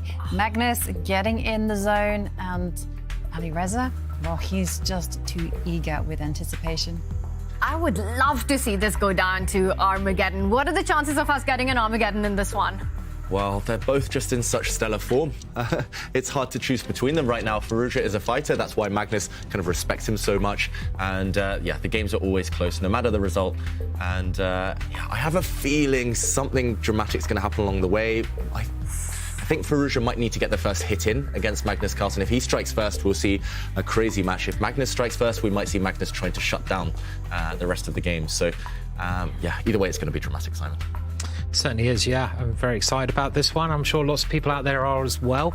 I mean, these guys have played so much online as well. They've had many Blitz bullet games, and now they're playing at a bit of a longer time limit as well. I'd be interested to see what kind of action we're going to get. And one thing that really excites me, Tanya, is that I've seen quite a lot of drawish stuff so far today. I don't think it's going to be drawish Berlin. So I think we're going to have some real attacking chess. I want to see some more hacking and tacking. And we're going to get that with these two because Firouzja is such an exciting player. How did you say it, Tanya? See that. Boom, boom, what was it? Boom, boom, bang chess. Yes, exactly. That's the kind that we want right now. And very recently in the Bullet Chess Championship as well on chess.com, there was so much back and forth with Firouzja defeating Magnus in the semi-finals, and then from the losers bracket, Magnus beating Firouzja. So there's definitely a lot of rivalry here, a fun matchup as we wait for the first moves by Magnus. What are we expecting? I'm expecting a Najdorf Sicilian with white playing rook to g1 very early on. Wow. I have had a hint. David knows something that we don't. Oh, my words. Oh, wow. What a legend. Rook g1. How did you predict that? It's a crystal ball. I've borrowed Jovanka's skills of prophecy there. David has actually been preparing Magnus Carlsen all morning, just in case you're wondering. Was that a mouse slip? And h5. This is bizarre. This is a very rare branch of the Sicilian. Both players already showing their aggressive intentions here. Magnus, whenever he opens 1e4 with white, whenever he goes into the open Sicilian, it means he's spoiling for a fight. He really backs himself, feeling confident. Firouzja, meanwhile, just the fact that he's employing this opening with black, kind of inviting an attack, shows that he's also scrapping for a fight. And this whole variation with White's rook shuffling to G1, as you mentioned, Simon, it's not a mouse slip, unfortunately. It is kind of a signal that White wants to throw pawns forward on the king side, and that's been prevented. Black pushing H5, but yeah, it's just this guy is going to light up very shortly. This opening just feels like, Ivanka, you take every single traditional chess wisdom that we know about opening play and just chuck it out of the window. You're not castling anymore. You don't care about your development. Black's gone ahead with the H-pawn. White wants to threaten G4. What is going on here with the shift that we're seeing in the kind of openings we see from these youngsters? Well, it's super concrete stuff. It's all very much based on moves. And there's no, like, big picture thinking here. No. Both sides are going to extract as much as possible in the most unconventional way, I have to say, out of the opening. And I have to say, this is a really risky approach from both sides. Yeah. Because, you know, if it backfires, it's going to backfire terribly. Like in a lot more classical openings, you know, you make a small mistake, that's fine. You know, life continues. You may be slightly worse, maybe much worse. But here, the price of a mistake is big. Yeah, and White's given up all rights to go castling on the right side. Black also looks like with H5, it's going to be super risky to go kingside castling. Are we expecting the kings to stay in the center of the board in this game? I don't think so, no. I mean, it's kind of like a normal position, except White's got a rook on G1 and Black's got a pawn on H5. So if we think logically who this kind of should benefit, I think that will sort of get us a bit nearer to the truth of the position. I was going to recommend this move because with the move H5 from Black, it seems like Black's light square is a little bit more weakened there, like G6. And this move is a super aggressive move. All of White's pieces have got the most aggressive squares they can get to. And to answer your original question, Tanya, I expect White will castle queenside. There's actually a variation in Nodirbek where you do this line, which I play, but with the rook on H1, with the pawn on H7. And I think Queen E2 is a normal square to put it. You can even go F4, Queen F3 in this kind of structure. I really hope we see that because that'll be the most aggressive moves on the board. And Black will wait to his counter chance. And this move is a bit close to my heart as well, because this is what I call the Dragadorf. It's a mix between the dragon opening and the Nodirbek. So we're getting some really funky stuff. And Magnus used to play this opening as Black as well, but then he lost some horrible games and gave it up. But really interesting stuff. Yeah, fascinating stuff. Magnus is declaring his intentions to castle on the queenside next move.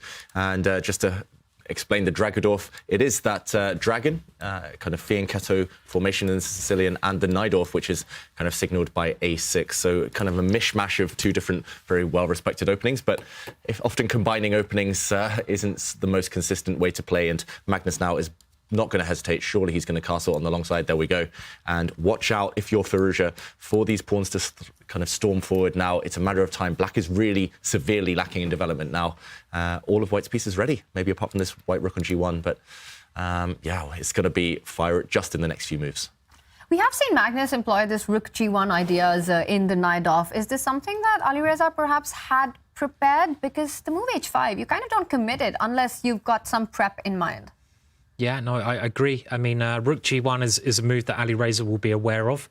It has been around. One of the really popular move there, instead of rook G1, was actually H3 with the same idea of playing G4. So it's very, very similar to that, except a little bit more committal. And I mean, I think this is why Magnus was so excited about this match, because he knew they were going to get positions like this. And positions like this, to me, are just so much fun to see him play. Pieces on the board, both sides trying to attack, White getting his pieces of good squares, but Black ready on the queen side to throw the B pawn forward.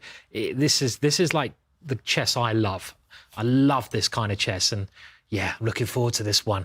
I have to say though, my experience in these positions is that the bishop on C4 is very annoying for Black in these Dragadorf kind of structures here. So Black's got to be more careful in this kind of position. Yeah, I just love watching Firouzja play, choosing these really provocative openings. But he has to back it up now with some accuracy. Magnus is certainly ready to start attacking. And I think it's a good moment to pause as well, really instructive.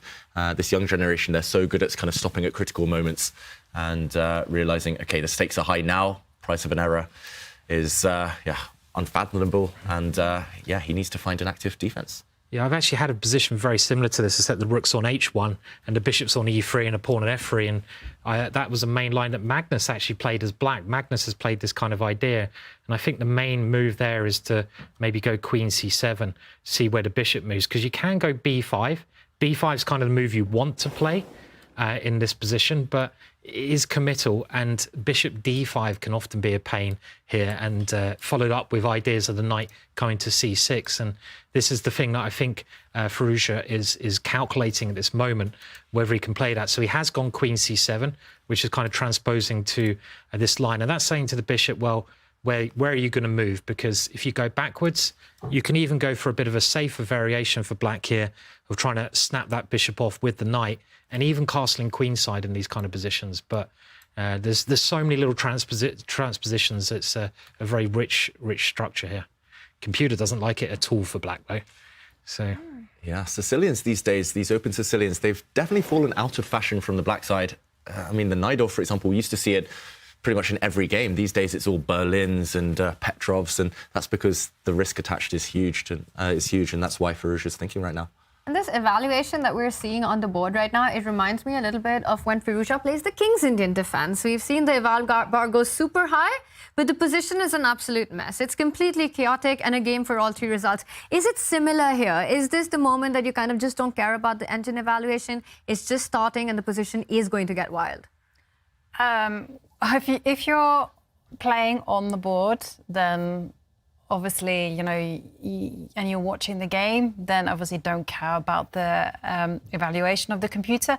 But here, this is a homework type of position, because the position is so crazy that, you know, both sides can't just get into this and start freestyling, especially not black, because, you know, and there we see b5 being played, because, I mean, black has to consider all sorts of things, you know, the knight coming to the d5 square, the knight sacrificing itself to f5.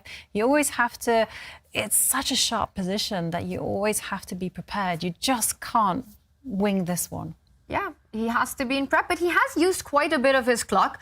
You were talking about one idea of jumping with the knight to c5. I've also seen another plan that black has in this position to actually get that knight to b6 and either c4 square, or even try to get rid of that knight on c3 in some positions with the knight jumping to a4. I think that the point that I was trying to make, Jovanka, here was that even though the eval bar gives white a big edge, this position will develop into chaos. And it's such Firouzja's style. When he plays the King's Indian, that's exactly what he wants. When he plays the Dragon Dove, that's exactly what he wants. Exactly. And the fact that both players are not moving particularly fast indicates that, yes, ignore the evaluation, but if one person is moving fast, then you know that they are in opening preparation and, there could be trouble ahead. So be very careful. That's all I'm saying.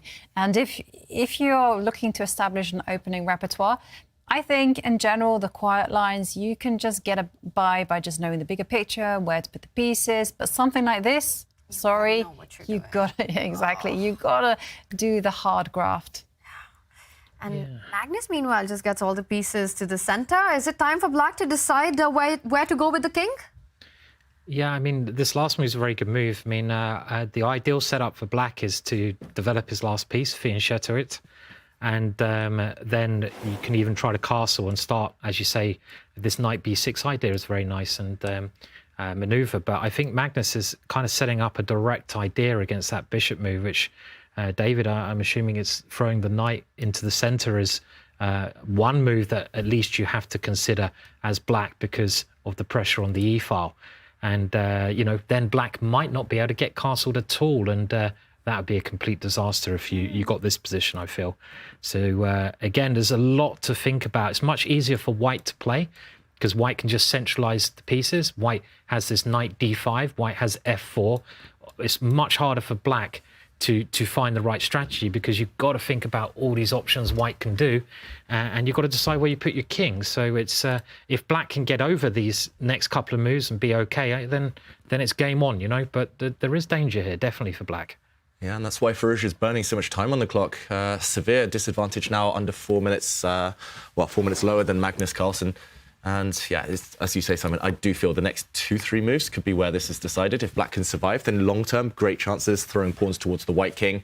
long-term extra central pawn in the Sicilian, always really handy. But yeah, I do fear for his chances if the next 2-3 moves go wrong. So the question is if we will have a long term or not. Yeah. Right. And yeah, the one thing I learned about the Sicilian, the kind of advice I was given when I was young, it's like, especially with white, but it kind of works for both sides. It's like riding a bike. You have to keep cycling. If you stop, you just fall off. And you can't play slowly, positionally, and otherwise things will turn against you. So you just have to keep going forward, forward, forward. And for Magnus, that's the advice. For Firouzja, it's kind of defend at this point and hope for that later. Is it surprising how much time Firouzja is taking? Down 7.5 minutes now. It is surprising because I would have expected Firouzja to go into this type of position knowing his homework. But, you know, then again, we always get surprised. You know, it's impossible to prepare for every single line. And as David did reference, that rook to G1, not the most popular move. And, well, it does appear that Firouzja has forgotten his notes.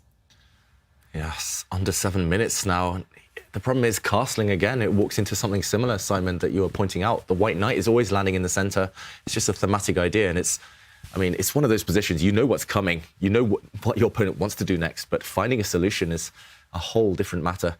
And yeah, it just feels like you're one move short, maybe, as black. If you could kind of get your bishop out and castle, maybe some chances for an active play, but right now it's tough. Yeah, maybe you can go knight b6 here.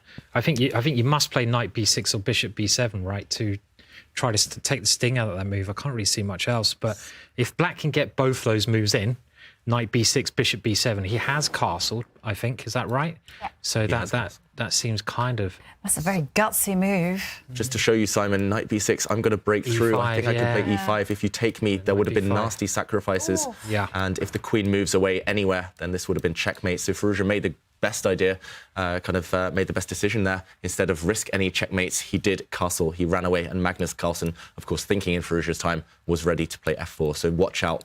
There's going to be all sorts of pawn breaks in the next couple of moves. f5 might even be a severe threat due to the pressure along this diagonal. It's all about the light squares, as you mentioned, Simon. And since this position is super sharp, I mean, is there any way that Alireza can defend? And I was primarily thinking of getting rid of that bishop with knight c5, and the evaluation bar's like, uh-oh, not good news. But, I mean, why? Is it just because of f4, f5? Yeah, he's played the most logical move, at least, Firouzja there. Like you say, e5, f5, lots of tempting options. You could maybe even capture this knight on f6 and jump into d5 with the other knight, and wow. Okay, there we see the engine suggestions just below the board, and the computer does confirm. Actually, the margins are very small here. Any move other than bishop takes knight, and it's just a game. It's just a fight. It's a very complex battle. But bishop takes f6 gives white a large advantage. This is due to the fact that there's no pleasant way to recapture here. Taking with the bishop walks into a nasty fork. Next move, this bishop on f6 will be eliminated, wrecking the black pawn structure. If you take with the pawn first, your bishop might just be locked in for the rest of the game after the move f5. And this is just a terrible piece. Wow. But bishop f6 is a move that you really don't want to make because you're sort of committing to giving a bishop pair, you're giving up your really nicely placed bishop on g5, and you have this in your head that you can do it at any point. Bishop f6 is always in your hand. David, why is it so important to take on f1, of course? It might be a really difficult move, but not for a player called Magnus Carlsen. There is, like you said, modern chess is so concrete, and he finds the best move, no surprises there. Yeah, past generations would play maybe on instinct, on feel, on pattern recognition alone, but here it's kind of very specific. And they have no prejudice. If they see a move that looks strong, even if it kind of disobeys general principles, then they go for it, these top players, and that's why they're so strong. And instantly he knows, okay, he has to block in black's dark squared bishop. Watch out, big threat. Black is threatening bishop to h6 now. The dark squared bishop would actually skewer the white queen to the king. So I'm expecting Magnus to run. There we go. The other advice I always was told as a junior, if you castle queenside, always take a time out to shuffle your king towards the corner. It's always safe there. And yeah, decent position. Yeah, decent position. Do you know, I'm laughing at your comment that day, David, just because it brings back all my bad memories of like 2022. Like I had so many good positions, but I forgot to put my king on the B1 square. I forgot to tuck it into safety. And because of that, like my opponents won, they managed to get counterplay. I'm like, oh. Yeah. I think always a good idea. When you go castle on the queen side, king b1 is just a move that you need to throw in. Where there's sometimes, even when our opponent doesn't have a direct threat, put that king on b1, get out of the c line, get out of the pins. But do you know what I did instead, Tanya? I grabbed a pawn. Oh. and it was wrong. There you go. It can be super dangerous, and this position is getting super dangerous. Magnus now jumps in with the idea that you're pointing out knight to d5. So bishop h6, not a threat anymore, especially with that f6 pawn hanging. But can you really allow this knight to stay alive on d5? Oof, it's unpleasant here. There's no kind of easy decisions anymore. Taking this knight off the board, it will just be replaced by a very strong bishop. At the moment, you just need counterplay. That's the name of the game with the Sicilian. You need some kind of counterplay. Often you're getting attacked, but at least you're attacking yourself. Here, I just don't see it strategically and kind of dynamically. The Black King is about to come under some severe pressure. Yeah. Okay, he trades off this bishop first. Makes sense. But are we going to be left with some knight versus bishop position where you can clearly see it's going to be a good knight versus bad bishop, including a weakness on the D line? Yeah, I'm expecting actually bishop takes knight to appear on the board. And yeah, strategically, white is completely winning. Yeah. But, you know, the kings are castled on opposite sides of the board. And black does have a straightforward plan of just marching the a pawn up the board and seeing what damage it can do. Actually, not seeing, praying for some damage. Simon, it's your two favourite words, good night. And what about these two knights in the middle of the board? Yeah, I mean, black's just in a lot of trouble here. I mean, I thought this is maybe the best try, and the one thing I'd love to do with black is just put the bishop on e5, which is kind of a normal idea. But with this last move, there's another major hole, and this hole in the middle of the board is just... I think it's going to be terminal, unfortunately, for black. The e6 square, a knight ready to come in, and just take that black bishop and move it over the pawn. Black's okay, right? Because the bishop is on a good, solid square, controlling the board. That's what you want to achieve here, but I just don't think you can do it. So I wanted to go bishop h6 to f4, but you just don't have time because white's threats are too quick here, and you can never get the bishop to f4 anyway. So I think the opening's just been a bit of a disaster for Firouzja in this game. It's just gone wrong. And Alireza Firouzja literally has no time. He's under the 3-minute mark as well, a very difficult position. To me, this game again looks like one of that classic Magnus example where it's so difficult to point out the moment it went so wrong for black. Firouzja, he did all these moves, natural-looking moves, developing the queen, the bishop on the queen side, castling, and then suddenly he's dead lost with black. How does Magnus do this?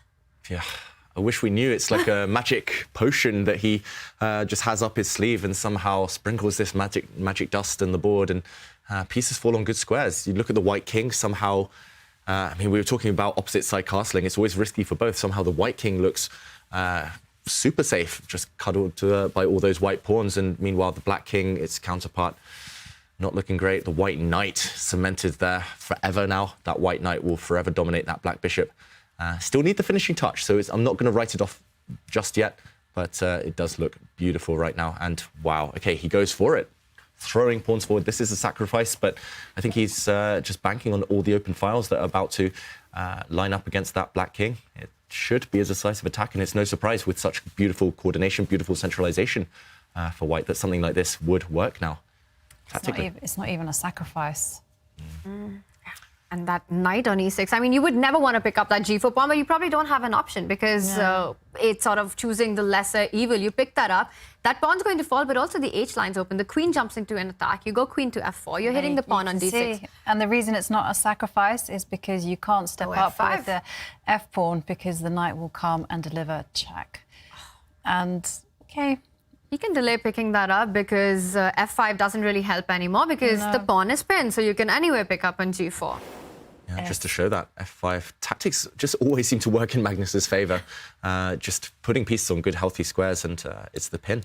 Pawn takes rook would lose the black queen, and this would end in checkmate. And okay, this is on the board, and I guess Firouzja's maybe banking on the fact this queen can move. Will he try and trade off queens? What's he going to try and do sooner or later? It just feels deadly. Something's happening along the h file. Doesn't look pleasant at all. Doesn't look pleasant for Firouzja, and we are getting some big updates from Division 2 as well. It's not been a pleasant day for Levon Aronian as Artemiev advances to the winners' final in Division 2, where Artemiev will be facing Jan Nepomniachtchi. Jan Nepomniachtchi took down Armin Basim. So Armin Basim and Lev moved down to the losers bracket. The action continues. There are big, exciting matches happening, and you can follow all the drama, all the games on Chess Dojo's Twitch channel. A lot at stake. Let's just remind everyone, only 2 events remain in the 23 season of the Champions Chess Tour. It's all about getting to Toronto. There are 2 ways you can do it. Become a winner in any one of the 6 events, or through the critical tour points. The winner of Division 2 gets 50 tour points as well as $10,000. So the fight is on. Follow it on Chess Dojo's Twitch channel. But I think it's impossible to leave this position that we have right now. We might even be seeing game over, a checkmate coming in soon. There was a big threat there, wasn't there, David? I mean, You've got to show that. That was a very nice threat that Magnus had set up. Yeah, queen takes bishop is the threat. So if Firouzja hadn't played the move he just did, for example, if he continued trying to attack the white king, it's simply too slow. Queen takes bishop would have been a beautiful sacrifice, tricking the black king into coming forward. And look how this white knight cuts off all the escape squares. Rook to h4 would have been a beautiful checkmate on the edge of the board. Firouzja has stopped that, though. He played queen to e7, so now this same trick doesn't work. Do not sacrifice your queen this time, because this square is suddenly covered by the black queen. So really, really clever defense there from black. But it feels like Magnus doesn't need to rush. He can just move this queen out the way. Where's he going to go? Will he drop back? Yeah, h3, like for example. And this rook is still sliding. Still the same threats persist. And both the white rooks actually are going to be added as ammunition in the next couple of moves. And black has just not managed to get play going on the queen side. While white has exploded the king side, and all of that is being played out. Queen h3, rook h4 on the board. How do you even defend that bishop? Okay, the only way to do it, pushes the pawn, but you're kind of making more weaknesses on the king side. Do you go rook h5 here? Looks most logical. Just staying consistent, setting up this battery on the h-file. And black's pawns, as you say, they're just becoming weaker and weaker. The shelter around the black king is being forced to kind of remove itself simply. And there we go. Knight g5, a big threat on the board now. Oof. Tactics just all in white's favour. The white knight is just too strong here. I mean, it's sitting in the middle of the board.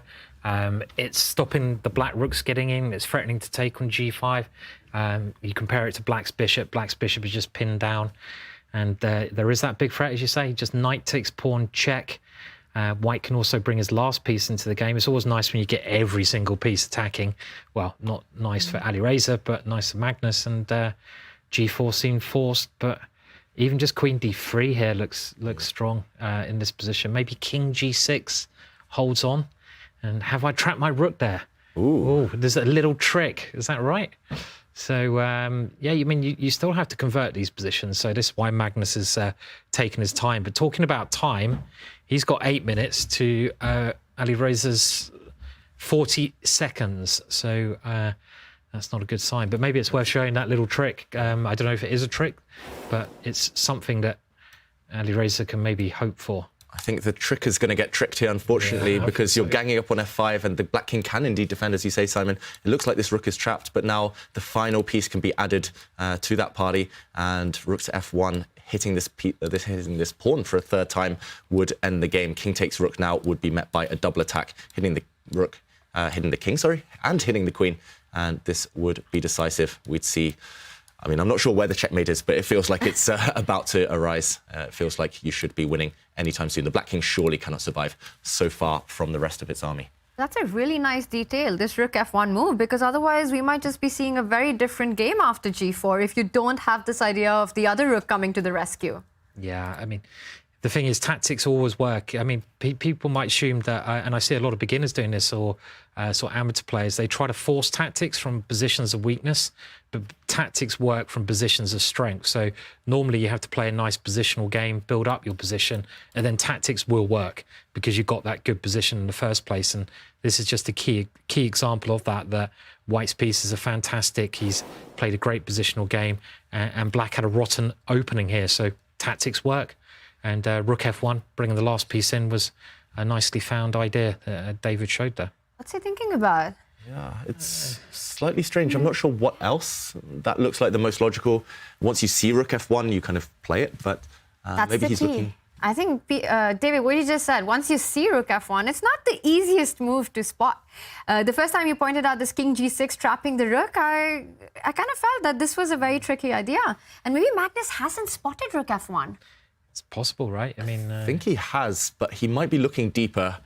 This is kind of bread and butter for Magnus Carlsen. I'm sure Firouzja spotted this as well. But, OK, I'm going to jump back in for 1 second because he might be looking at a slightly crazy line here. The queen attacks the pawn. The king steps forward to attack it, attack this rook as well. And, yeah, rook f1 we think is the killer blow. But black can defend this because the white rook is trapped on this square. And can I recommend you want to go h3, don't you? Oh, I didn't, but go for it. Okay.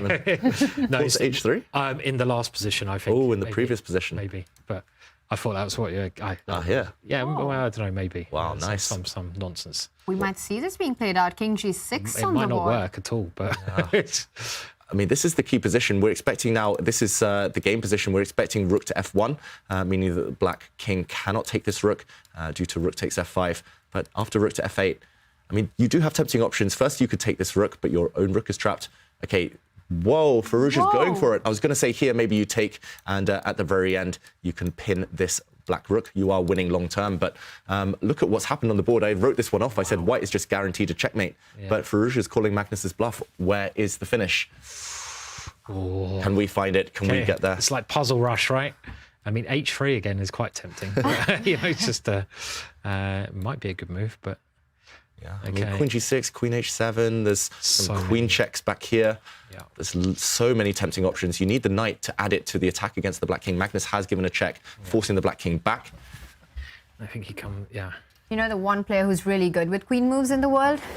Magnus Carlsen. So I think he will find it. And Simon, your idea on the board, h3. You got to explain this to us. Why do you want to sacrifice this pawn and how does it finish after g takes h3? It's just opening up the black king more. It's kind of as simple as that. I mean, you give different ways you can check the black king, and I assume it has to be taken, and we can have a look. And okay, he hasn't taken it, but the black king is just so weak here. And knight and queen, they're the best attackers. When a knight and queen coordinate, they can often just cause so much chaos on the board, and they're coordinating very well here. Yeah, a knight's the only piece that can move in ways the queen can't. So this is kind of the perfect scenario. It's actually level material. We shouldn't forget that. The white queen and one pawn for the two black rooks. So technically level points, but it's just about the king's safety and the fact that what is still on the board clearly favours Magnus. And he's going to start munching on pawns at the very, very minimum. White's king still super safe, can slide to a2 if he wants. And is he going to start getting greedy now? Black's d6 pawn is up for grabs. You can give a couple of checks as well. There we go. And actually, white's d-pawn might become a second queen. But Firouzja is still creating counterplay, trying to open up the A files so the white king is slightly more vulnerable, or at least slightly less comfortable. But first, it's Magnus to start checking. Unfortunately, the open A line. Oh, and there's a check there. The open A line can be closed off at the very least by playing b3, b4. So I don't see the danger for Magnus. That would be so professional to put in b4 when the fire is on one side of the board. No, I'd just be looking at checkmate here, not closing up that file. And oh, this is a nice move. Yeah, attacking the rook. Attacking the rook. And the thing, I don't think Alireza can be too upset here because he's going to make on time. He moves the rook. And also notice how the queen, if it would have captured the rook, it was defending the h1 square. So you didn't have time to take on b3 because rook h1 wasn't checkmate. So everything just falls into place in white's position. And just 5 seconds for Alireza, he makes a move. Rook to a7. We might be seeing your move, just shutting down the play on the queen side.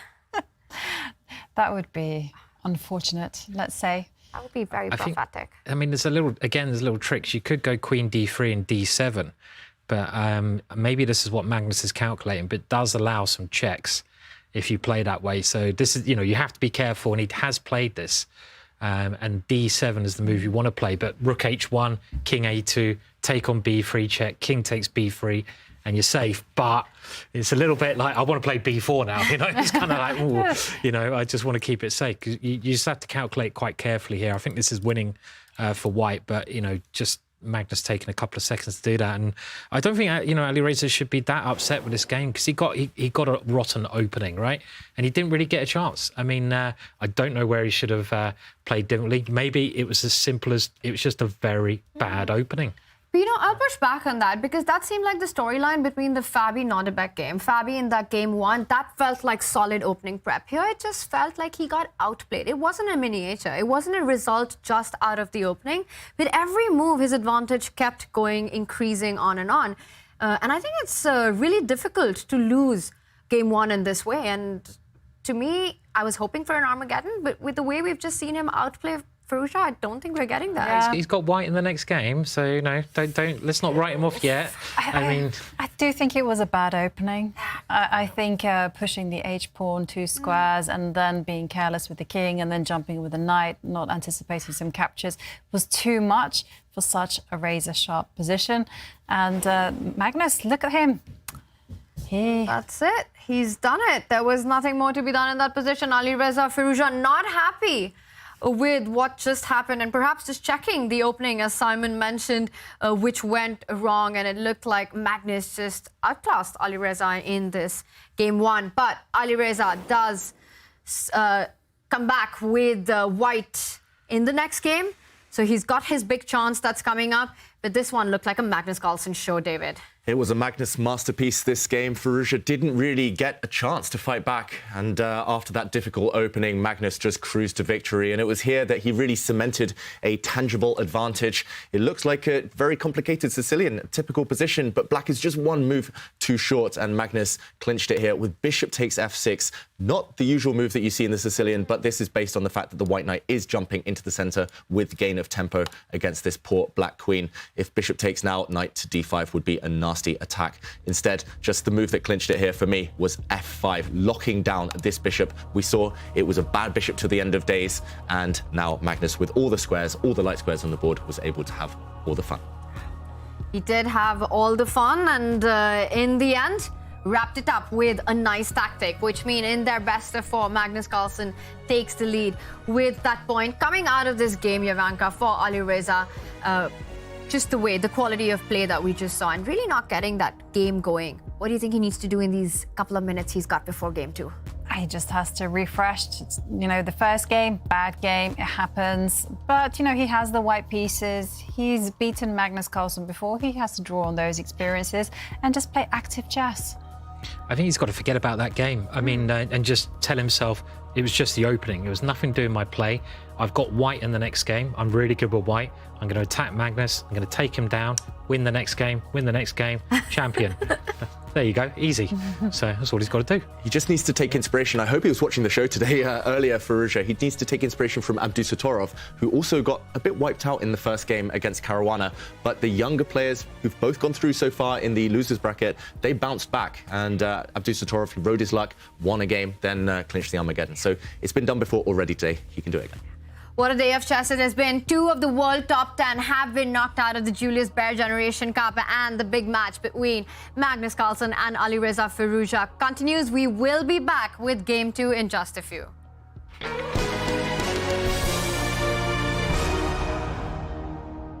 We are live in Oslo, Norway. It's a beautiful day, a beautiful summer. You know the drill. We've done this before. Ma'am, do you mind if I ask you some questions real quick? When I say chess, what's the first word that comes to your mind? Game, puzzle. Puzzle. That's brilliant. Chess, horse. Smart. Black and white. Black and white. That's 2 words, but I'm going to let it pass. If I say chess, what's the first word that comes to your mind?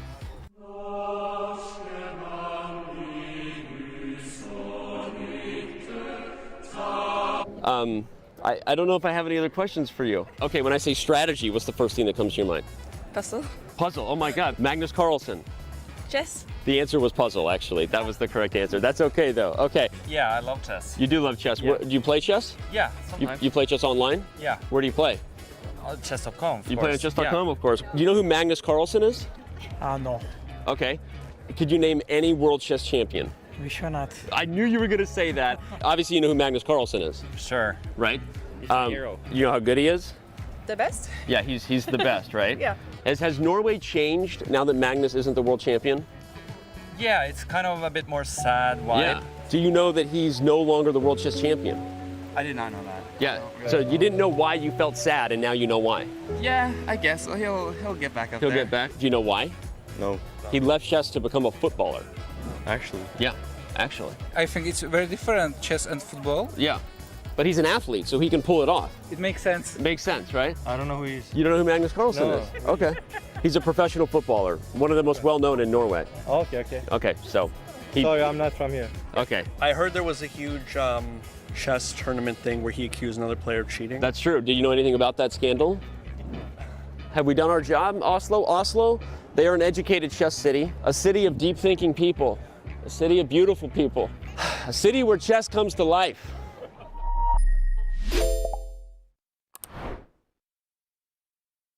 It doesn't look like much, but neither would a Sicilian defense to the untrained eye. This is a performance enhancer. You don't see it. How about now? Manage your air quality, sharpen your performance, change the game with Air Things.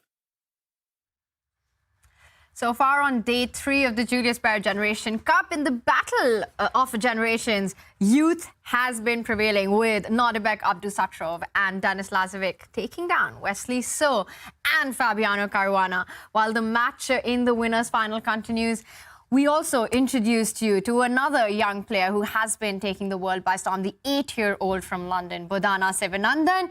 And she had a lot of fun when she challenged the 79-year-old Peter Lee. Take a look at what happened in that battle of the generations. What's this thing over here? It's an old thing for parcel post. So if you have to send a parcel, you put the parcel in one and you put the weights in the other, and when it balances, you know the parcel weighs 4 pounds or so many grams. I think the optimum age for playing my best chess would probably be when I'm somewhere around a teenager. Mid-30s is probably the people reach their strongest, and so at age 79 I'm probably a bit past it. See, that's interesting.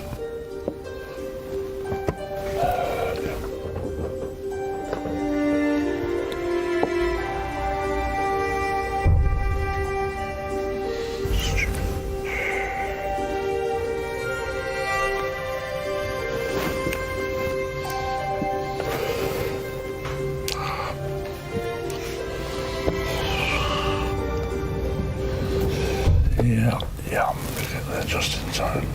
Thank you. That little girl is 8 and she's the strongest chess player of either sex in the world of her age. And she's just beaten me, and I'm an ex-British champion. Bodhana Sivanandan takes the lead in her battle against Peter Lee. What a girl, what a match that was. And a great question there. What is the optimal age in chess? What was it for you when you played your best chess, Simon? I can remember probably when I made my biggest leap was around the age of 12. So I started playing like a lot of people. My dad taught me around the age of 6, and I didn't really progress that much. But suddenly at the age of 12, I suddenly made a big leap and I started playing in some international tournaments. And so for me, it was 12. But I think that's probably quite late nowadays, isn't it? I mean, 12. I think I was 22.50 at 12, but most people are grandmasters at 12 now, aren't they? So it's so it changes.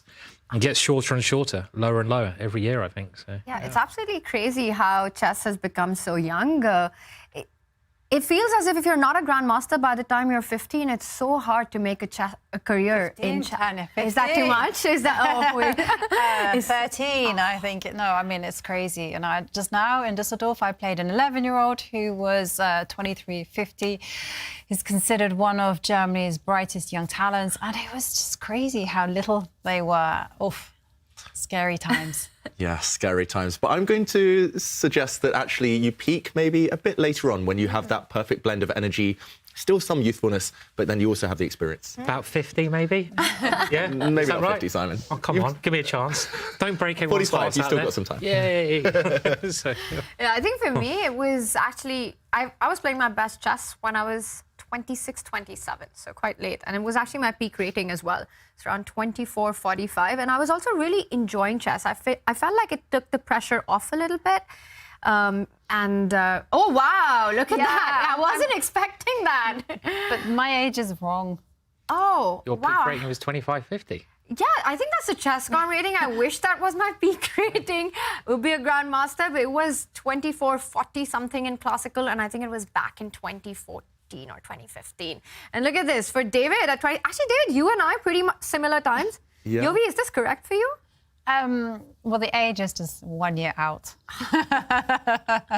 Wow. We've got our best years ahead, guys. Yes. Still ahead. Said every old person ever. But, you know, it's not unheard of in history for players to get a second wind in their sails. We have Aronian, we have Vishy Anand as well. We've also had, I remember, like some cases in history, like Mark Taimanov. He was doing really well, and then he had a second wind in his sails around 43 years old. So it's possible. Yeah, absolutely. Chess is enjoyed and played by all ages, and that is what the Julius Baer Generation Cup is about. But today, it does feel like it's the day of the youth. The younger generation has been dominating. But in the winners' final, Magnus Carlsen has taken the lead against Alireza Firouzja. Alireza getting his energy up. He's going to need it with the white pieces. He did go all in with black. It backfired, as you said, out of the opening, getting into big trouble, and Magnus never really gave him a chance. And we've got a very messy room and a Magnus running back. And is that a carrot in his hand? It's either a carrot or a very orange chess piece. You never know. But yeah, both players actually mimicking each other there, both snacking, just as I was during the break, confession. But yeah, energy levels, they're high. And these players very aware of these kind of small details that do actually affect throughout such a long match, a long day. And another Sicilian. We're being treated here. Fighting chess. Yeah, it'd be really funny. Oh, no, okay, it's a different Sicilian this time. So I was wondering if Magnus would pick the same kind of thing that Firouzja did in the last game, but we're getting a Tamanov kind of variation here, which is becoming quite popular recently, very flexible. And Magnus has been playing this now and again, hasn't he, on the tour? I think this setup as well. Yeah, actually, I did have a conversation with Magnus during the World Cup one evening. I was just sitting there depressed about my openings, and he was like, you should play the Taimanov Sicilian. It's for old men. And I was like, what's that mean? And no Sicilians for old men, surely. But he was like, OK, there's less theory than the other Sicilians. You're guaranteed a rock-solid pawn structure here. And yeah, he has been playing it, as you say, Simon, throughout the tour. I remember some very memorable games. He's beaten Fabiano with this line and others this season. Is that more because it's plan-based and team-based for black? You don't need to be as concrete as you do in a night-off, for example? Yeah, I think that's right. I mean, we saw what happened in the night-off with Firouzja last game. Just maybe one small careless move. We can't even pinpoint it. We don't know where he went wrong, but suddenly he was facing a blistering attack. So, yeah, definitely kind of in terms of theory, in terms of survivability, it feels like Taimanov a decent choice. Mm-hmm. And we might be seeing another longside queenside castling by Alireza in this game. Queen f3, is he hinting towards getting the king on the queen side? Yeah, this is the main line actually. Queen f3 here. So it's good to see Alireza playing the sharpest line. I think that's the way to take Magnus down. You got to test him in the sort of most critical stuff. And yeah, castling queenside is very common. I mean, I think here you can castle. And I remember looking at some crazy idea where you can go bishop a3 after castling queenside, which is just a really bizarre move. So castling knight e5 is the main option, but bishop a3 is quite a fun move, just to really sort of confuse white there in some position, I think. And looking at the database, main line is actually not to put the bishop on a3, although that is quite an interesting idea, but it's actually just to attack the queen by putting it in the center. It's on the board. And Firouzja slides his queen one square. And black's plan is just to get going with those pawns on the left side of the board. Pick up the b pawn and move it 2 squares. Yeah, after all, the white king is situated on the queen side. It's declared its intentions before the black king, which is still flexible. Also, white's kind of committed to kingside action. You look at where the white queen is sitting, really active square, kind of pinning the knight in the center, eyeing up the kingside. So why not switch attentions to the other flank? Makes a lot of sense here. And Magnus, of course, knows his theory, but I don't think it's just the moves that are going through his mind. It's also, where is Firouzja prepared? He's kind of so adept at dodging opening surprises, opening bombs. And he's just trying to get a game, just to get a position. And when you guys do your opening preparation, do you actually look at the opening stats? So like right here in front of me, I can see that if black were to play the move b7, b5, that white has won 47% of the time, 21% of the time it's a draw, and 32% black victory. Is that good, bad? I look at these things more maybe when I'm playing Blitz, just because... especially if you know what the most popular moves are in Blitz, you know what maybe the most instinctive moves are for your opponent, you can kind of set traps according to how people react there. In classical chess, I maybe trust the engine evaluation more than maybe the statistics, because I kind of just assume with a lot of time on my clock I can navigate it no matter what. And sometimes these stats are a bit skewed by kind of the level of player playing and ratings and time controls and things like that. But definitely a factor. I think these days in every sport, everything's more stats-based, right?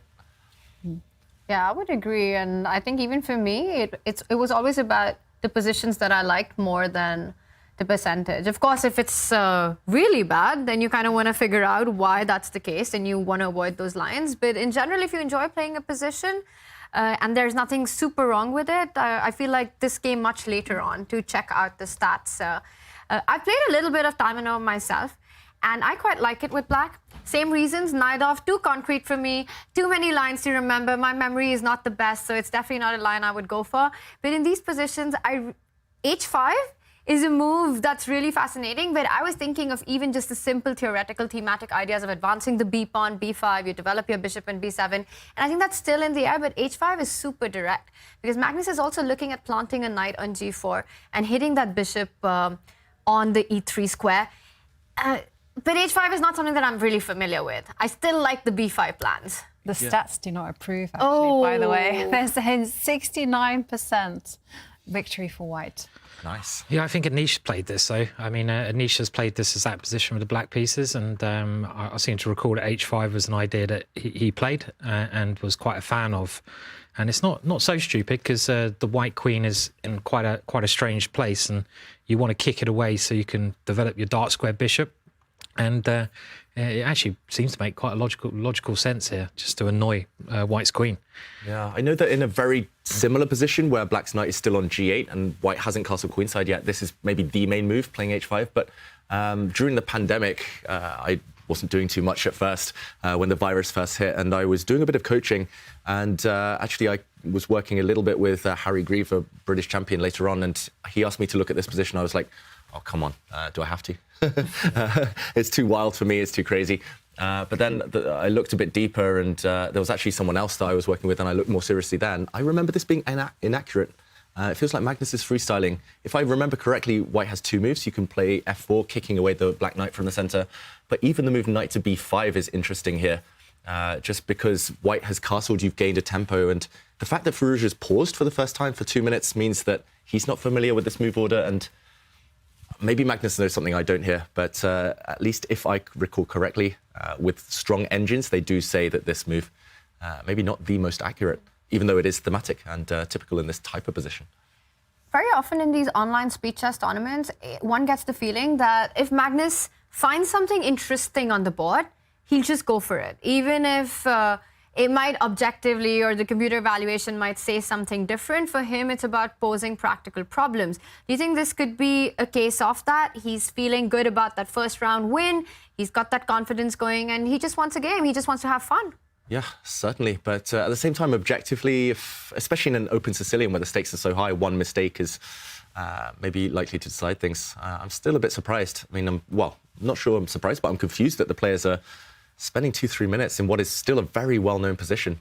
Should we do a deep dive and take a look at what happens in these two variations, especially this knight b5 move? That looks really exciting. Yeah, I mean, I've just checked with the engine here. It did say that f4 is stronger, but I do remember, maybe I'm mistaken, that knight b5, let's see the bar drop. Ooh. No, it is a move. Nice. And after the knight is captured, this is a sacrifice temporarily, but remember, the black queen is tied down defending her knight in the center of the board too, and if she continues defending her knight, only one square with which to do so, then suddenly bishop to b6 is a nasty move, threatening not just a knight check, a knight fork on c7, but also to trap the black queen where she stands on the back rank.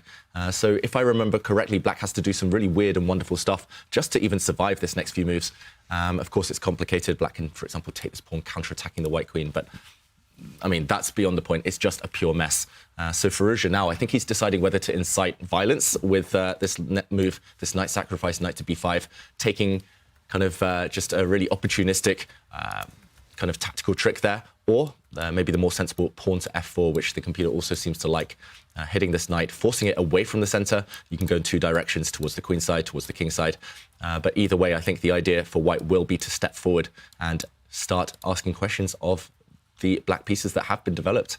To me, it just feels like white has got the momentum. It's a bit like the last game. White's got all the pieces centralized. Why not start attacking tactics? Look like they start to work.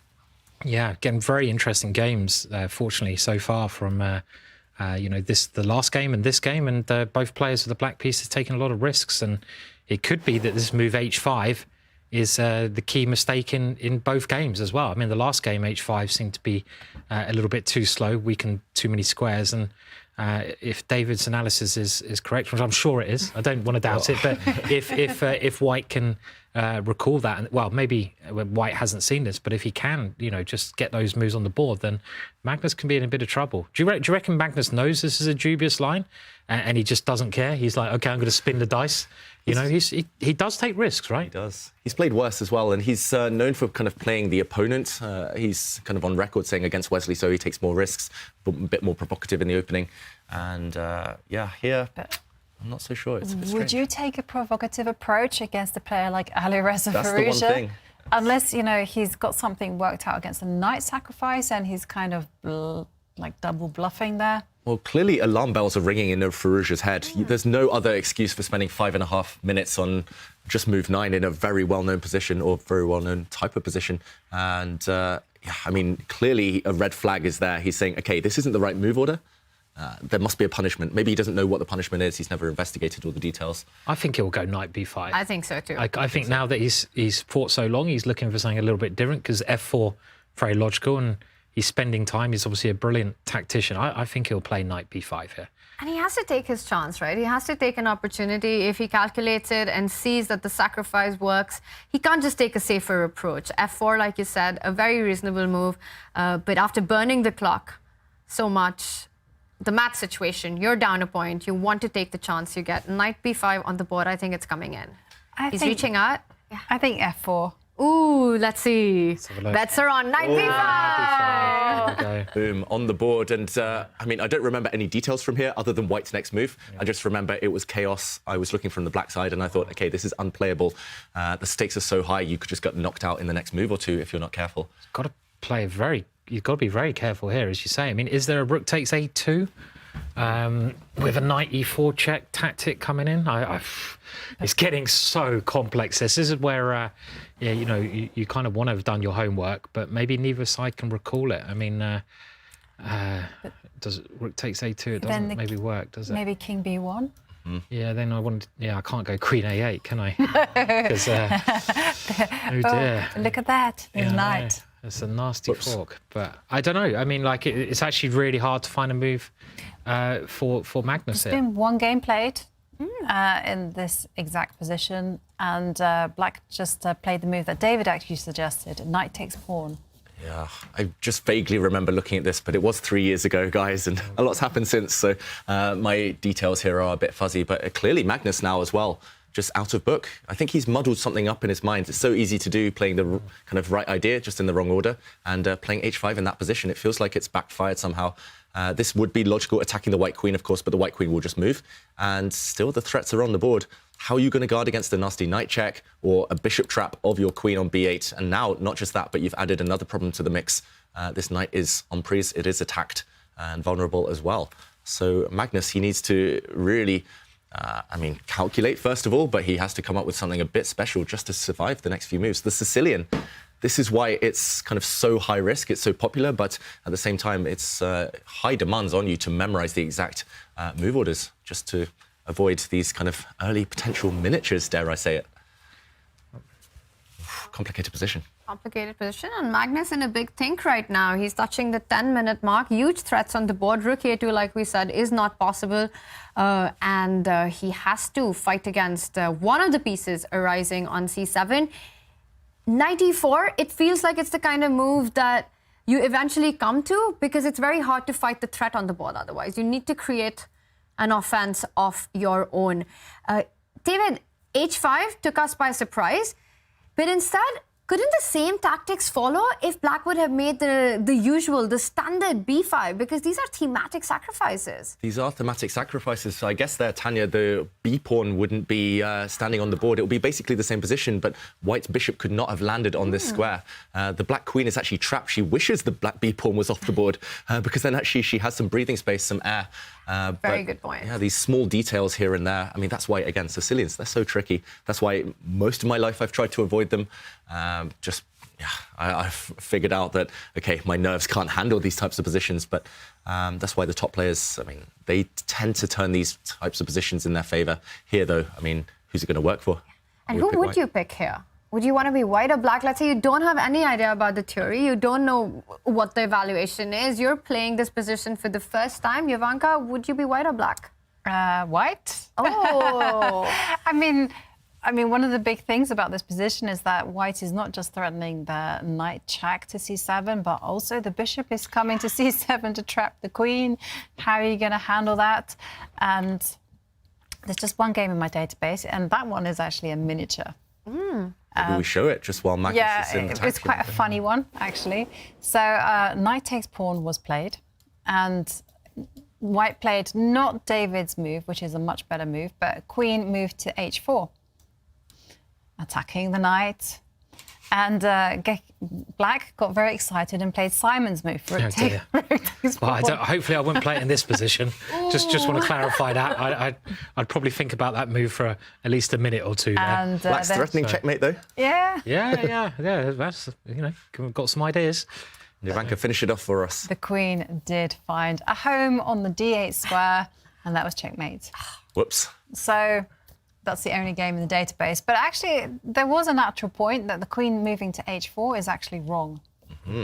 And moment of truth, Magnus has played knight takes e4, attacking the white queen. So we're thinking that this move is wrong. It's so natural, though. And, OK, Firouzja doesn't go for this. I guess this move would be met by... which one, Jovanka? Help me out here. I don't know. Do you defend the... defend the knight, maybe, to run with your king? And here, I guess the trick would be if you try and trap the black queen. Now rook takes pawn. Simon's idea would actually threaten checkmate, and you can evacuate the queen. But this would have been crazy. I think Firouzja didn't want any hand in this one. And, whoa, we see something similar. Queen to e3, also met by rook takes pawn. Threatening checkmate, of course, but now Firouzja can eliminate this knight, or... b1. Wow. We kind of looked at a similar position earlier, didn't we? And then the rook comes back to a4. There's pieces everywhere here. They're all on pre, aren't they? But yeah, I mean, it does seem that Magnus could be in a lot of trouble here. Yeah, I think he might have to sacrifice his queen or sacrifice some material. For example, if a knight check lands, how are we dealing with this? And there we see Stockfish, the computer confirms this is by far White's best move right now. It's also the most natural move in the position. Everything you calculate in chess, it should start with checks, captures and threats, and this is a check. So where does the black king go? You cannot step across, for example. The white knight will just run out the way anywhere, really, with a discovered check. Next move picks up the queen. You don't really want to step into the centre. Maybe you can get away with this. It just feels so shaky. It feels like you're about to get checkmated. Maybe this is what Magnus is banking on. The alternative, of course, would be to sacrifice the queen. But you are only having there 2 pieces, if I count correctly, for the black queen, so not sufficient. That looks like big trouble. And knight c7, if king e7 isn't good and you have to give up such big material, it could be the game that Firouzja actually makes his comeback. And the other thread I want to point out, David, we've got 2 knights in the central square. So f3 is always in the air as well. It's something that black needs to watch out for, picking up one of the knights. And knight e7, and he doesn't give up the queen. I think giving up the queen would be almost like hitting the resign button here. Yep. So no matter how ugly it is, you have to make the move king to e7. And I'm wondering if it's time to go f3 now? It looks like you do have time. I mean, you have caged this black queen. You've basically trapped her. You're not going to win her, but you've made sure she won't participate in any defense. And the move f3 does win back this piece. Still big advantage for white. Maybe there's something even better here. Bishop b5 is very tempting as well. Just develop a piece, attack the rook at the same time. Whoa, there you go. You can see how how it can change so quickly here. I mean, looked like a normal move, but it looks winning almost. Yeah, but obviously Black's got something here, and this is the danger in the positioning. Knight c4. Wow. I mean, what a move. I mean, it's so easy to miss moves like this in these sharp positions, but this is the kind of position which Alireza just plays so well, right? He calculates phenomenally well. Could you also play rook d4? Yes, Jovanka, that's highlighted as the third best move for white. Okay, but sorry, yeah, we do see the computer giving us a helping hand. We need that in such a chaotic position. The players wish they had a helping hand. And the engine says, wow, queen to b3. That's not obvious. That's not instinctive. We didn't suggest it ourselves. This does kick away the black rook. And I guess the idea is, firstly, this black rook is pretty much trapped. It is trapped. Where to go? Check if you go... Actually, good question. Where do you go with the rook? Even if you had a square to retreat, I think queen b4 check and picking up the knight on e4. Yeah, double attack. And once you win back the piece, you're attacking for free. White is a piece down for the moment, but you will win that piece back. You've basically got a free hand. This is winning if Firouzja finds queen to b3. The other moves we suggested, and black is still alive. Magnus would be fighting. This is the key move. And it all came about from this h5 move. After h5, this was basically a forced variation, pretty much up to this point. And it's kind of the story of the last game, I feel. In the last game, Magnus, after h5, according to the computer, had a plus 1.5 advantage, which at that level is enough to win. And in this game, it's the same. So h5, just don't play h5 in the next game. What is going on with Harry the h-pawn today? It's not really working today, is it? I mean, bad Harry today. He's bad Harry. He's not getting his moves in at the right time, that's for sure. And yeah, I mean, this is a key moment, though. There's lots of tempting moves, and probably, as you say, more than one move that should win the game. But queen b3 is a really nice move here. So nice. But I would be just tempted to go f3. For me, that's the most natural move on the board. You hit that knight and you win your material back. Black's king is just awful for the rest of the game. You keep all your trumps. But what I'm worried about is the amount of time that Alireza is taking here. He's got to be a little careful. He's hitting the 3-minute mark.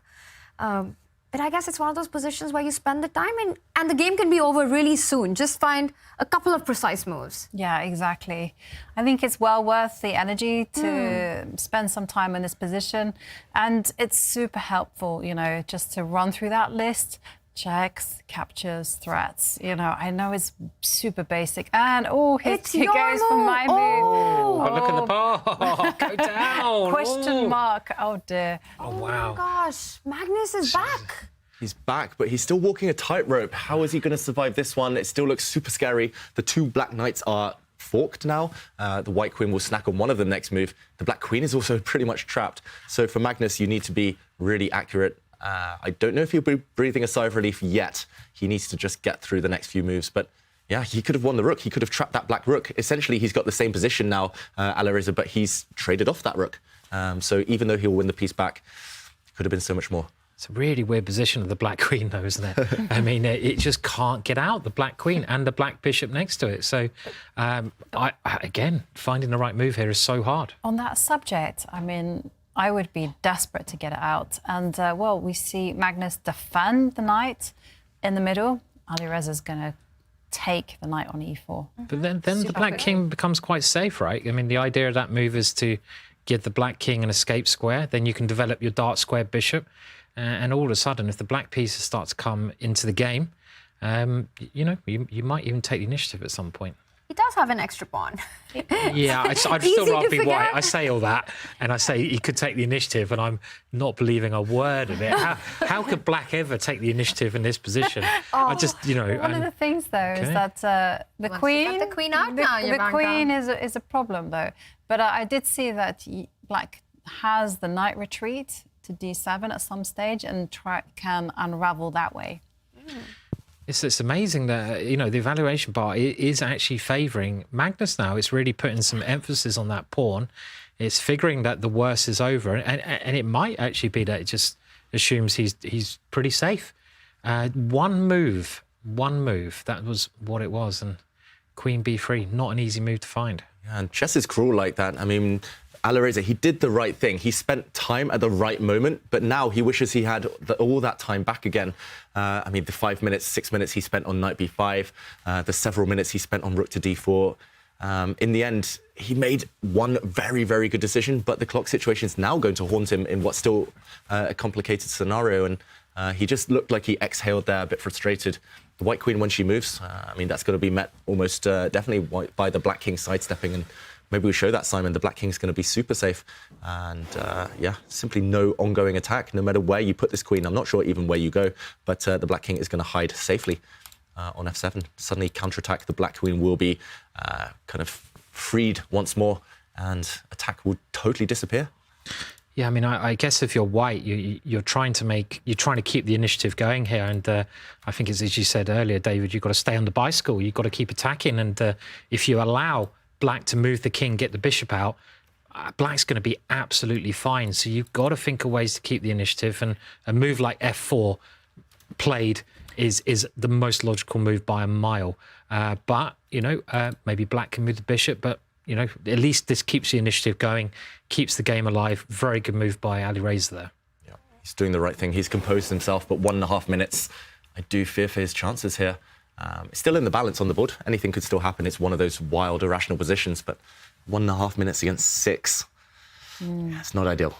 And you've got to be energetic with white. And I think it was the only move to develop your bishop, because if you fall back with the knight, that f-pawn could have perhaps advanced down the board even further, creating problems. Yeah, and even the pawn on e6 was pretty weak as well. So, but I really like this counter-attacking move from Magnus.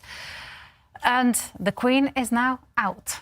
The queen is out, and it feels as if Magnus has this, this ability to not only convert slightly better positions, winning positions flawlessly, but also be able to get out of these messes or just win worse positions or get an advantage after being worse out of the opening. Again, don't know how he does it, but this looked like Alireza's comeback game just a few moves ago. I feel that this is a key game, clearly. I mean, I think if Alireza doesn't win this one, it's going to be really tough, right? I mean, because he's going to look at the game afterwards, probably realise he had a winning position. It's his kind of position as well, you know. He got everything he could have wished for, and he just missed that one move. It's easy to do because the move he played, very tempting. We wanted to play that move, rook d4. It seemed logical, but Magnus he's brilliant at everything, and he's defended kind of perfectly so far. I wouldn't write this game off, though, because, yeah, it's a pawn. But you say the queen's out of jail. I mean, the black queen still looks pretty horrendous to me. And white has the bishop developing, the rook coming in, the f5 move. This is a mess still, this position. He's missed his chance, but it is a mess. And any result is still possible here. But, I mean, I think he's got to win this one. I just feel that for the match is, you know, going to be so important. And Magnus to move. I didn't expect Magnus to play so boldly like this. I was expecting him to actually try to control white's pawn advance f4, f5 that Simon mentioned, but Magnus, he knows no fear. Magnus madness here. He's just opening the h-file, and we've criticised him and Alireza for pushing the h-pawn to h5. This time it's going further down the board, and this makes a lot of sense, actually. It's not necessarily an aggressive move this time. It's just to try and trade off rooks, trying to eliminate as many pieces from the board as possible. But maybe a threat at some point of bishop takes d5 in the center, exploding things open. So, yeah, Magnus still has to be slightly wary, but rook's off the board. And now checkmating attack against the black king, less likely. He's still got to do something with his queen and dark square bishop, though. He can't really move his queen unless it goes to f8, because the bishop drops a check. And, OK, so he's got to move his bishop so he can move his queen. And he might even be going queen h8. Maybe the black queen will become the best piece on the board quite soon. It's been a disaster the whole game, but it's getting ready to come out. And look at the time as well. Firouzja has... Under 20 seconds now. He does take control of the h-line, making sure black's queen doesn't get too active.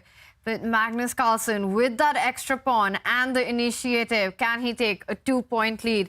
And we're getting some big updates with the results in Division 2. Fedosiev is out.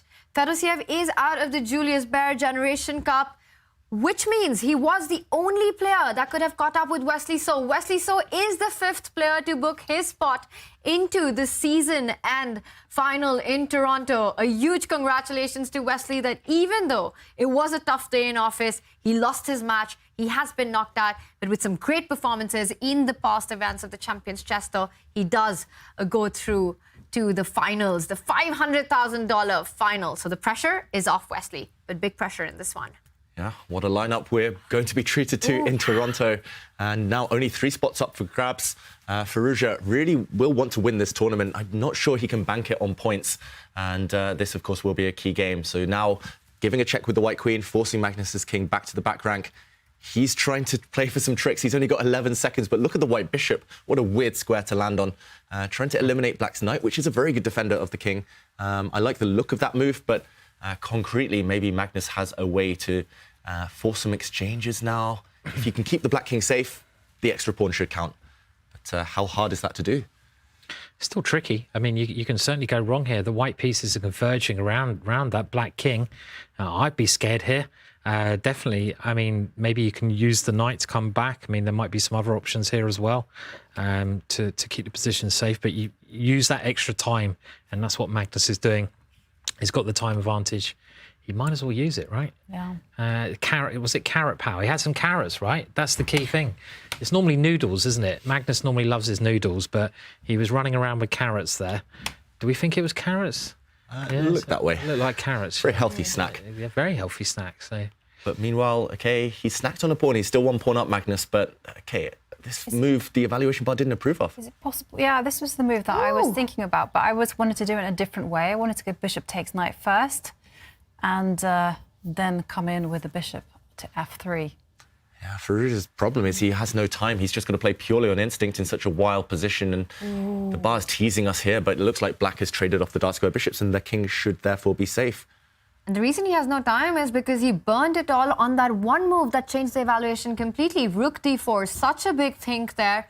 Turned out to be the move that gave Magnus the chance to come back into the game. Finally, f5 is on the board, but is it going to be enough? If black was to capture, white's bishop jumps into an attack. But the good news for black is that the bishop from d7 can also block the diagonal.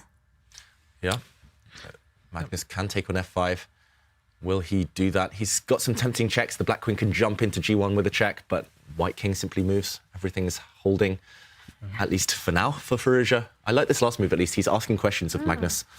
I'm just wondering if Magnus was to go queen g1, do you think Firouzja will go king a2 trying to invite a repetition, or will he play on for knight c1 given the mat situation? Block that check. Take the draw. Take the draw, yeah. Don't even think about it. Just take the draw and count. Yeah, I mean, you still got a chance if you draw. I mean, you need to win and you know draw a game next. But just to show this, the queen check. The king could move. This would potentially invite a repetition of moves, but yeah, we're expecting Magnus not to go for that with an extra pawn. Blocking with the knight does kind of walk into a self-pin. Maybe the idea for Magnus is you can just take another pawn, 2 pawns up, and after a trade of pawns here, you do hold everything together just about. I mean, slightly risky. What Magnus might be calculating is the move knight to c5 here or knight to d4, attacking this bishop. So black is 2 pawns up, but still not with the safest king in the world. Magnus still with some serious questions to answer. 2 minutes now against under 10 seconds. Will he jump in with a check? Or will he go for Tanya's move? Also looks pretty good to me, taking this pawn, and then at least a safer move, bishop to e6. But Engine says no, he should get greedy. Yeah, engines, they love it. And I mean, this is the thing, though. I mean, it's also something else to learn from this position. It's a critical position. He is obviously doing the right moves. I mean, that's what he does. But in a critical position, take your time, you know.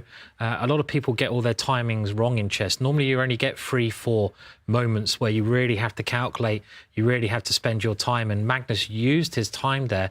He had this position in his mind, and I assume he's worked out that it's just good for him. Had he rushed there, it could have gone wrong. And Firouzja... 1 second. Makes a move. Could not have picked up that pawn because of the check and a double attack. So the b7 pawn wasn't on pre. Comes back with the knight. Now Magnus 2 pawns up and no attack on the black king. Black's king is safe as houses, as they say, and the F and G pawns, maybe not yet, but later on will decide this game. Black's 2 extra connected pawns on the king side. And Well, when it's Magnus Carlsen, we've said this before, it should just be a cleaning up job here. 1 second. Makes a move with just 1 second on the clock. Yeah, and there we see Magnus just protecting his king. And it's actually White's king that is now going to get asked some questions. And Magnus, he knows which piece trades to make. Knights and bishop have left the board. Yeah. But there's no attack for Alireza. And instead, he's just material down. And the bishop looks terrible as well at the moment. I mean, that bishop is only attacking the pawn. That's defended by a knight. And the knight dodges all the checks as well. It blocks all the checks. And I think you can just start pushing the F and G pawn now. I don't see any reason why not. So, OK, Alireza's trying to get the bishop out to a more active square, but it's very loose as well, that bishop. Can you not attack that bishop? Probably, yeah. Win another pawn? OK. Yeah, I mean, two's enough. Two's enough, pawn grabber.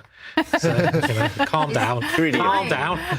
Oh, can I win a... 3 is better than 2. Can I queen a pawn, win the game, or win a pawn? I'll go for the pawn, please. A win is a win, Simon. However... It is indeed. We've all got different ways of doing it. And here they come, though. Coming down the board. And we often think of knights as being these aggressive attackers, but they're also such good defenders, taking away key squares for check. And that one knight on e7 just gets the job done for black. White is hoping to get the queen into activity, trying to threaten some checks, get that queen to b8, attack that b7 pawn.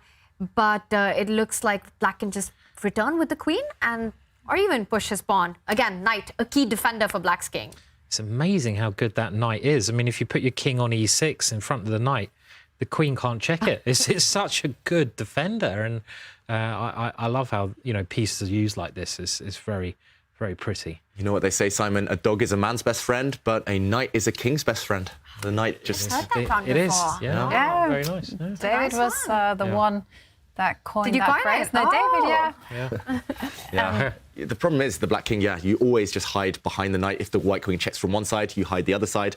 The white queen has to take 2 or 3 moves. You kind of go round again, and meanwhile, the black pawns start advancing. This is just one-way traffic. Look at that white bishop, that poor piece. Just can't get any joy in this game at all. How did black's queen from b8, having no squares at all, get to this position, being on d4, dominating white's position, and white's king being the one that's in trouble when black couldn't even castle?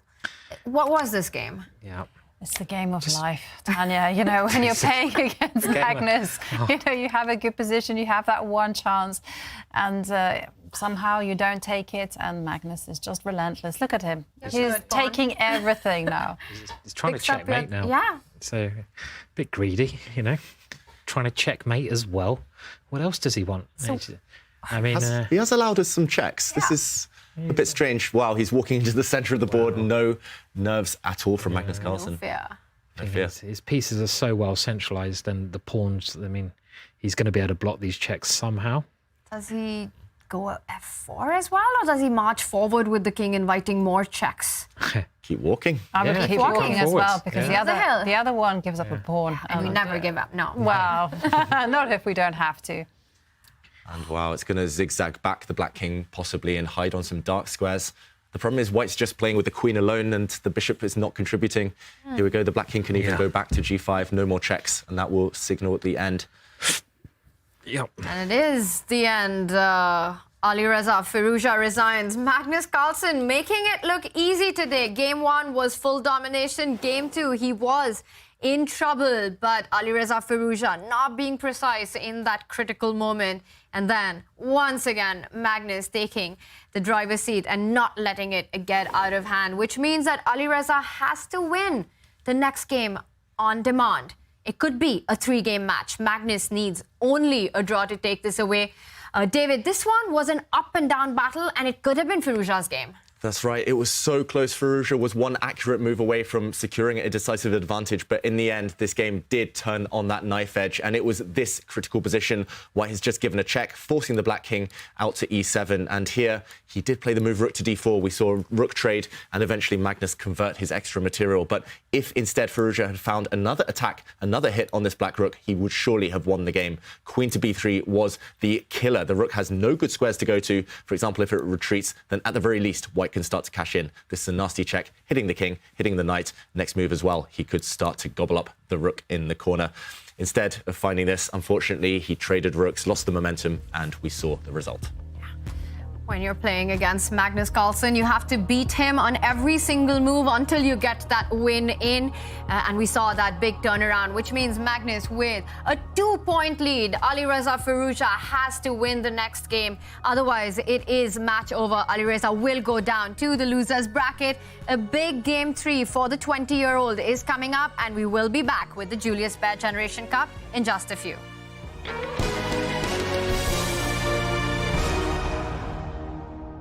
That's pretty tough for 10 seconds, yeah? Yes. Why to play and draw?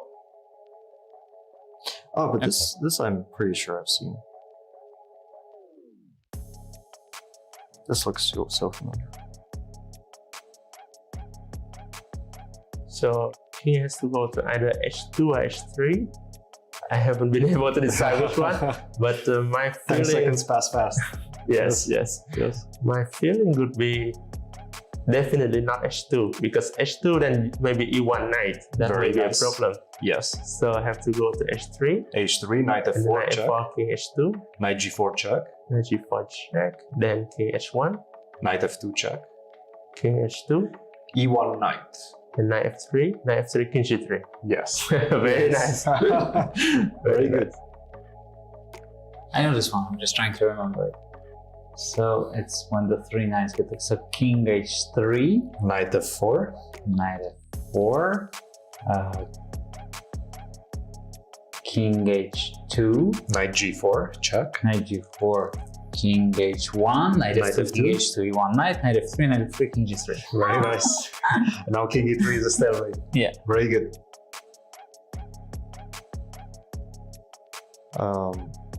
Okay, let's start with king H2. Kind of have to, I guess. King H2, I would probably go E1 knight. Oh, is this king H3 and have E1 knight and knight F3? Well, yes, but king H3, I will go knight F4. Okay, now I have to go to H2. Knight G4. Okay, now I have to go to H1. Knight F2. Okay. King H2, E1 knight. And knight E2.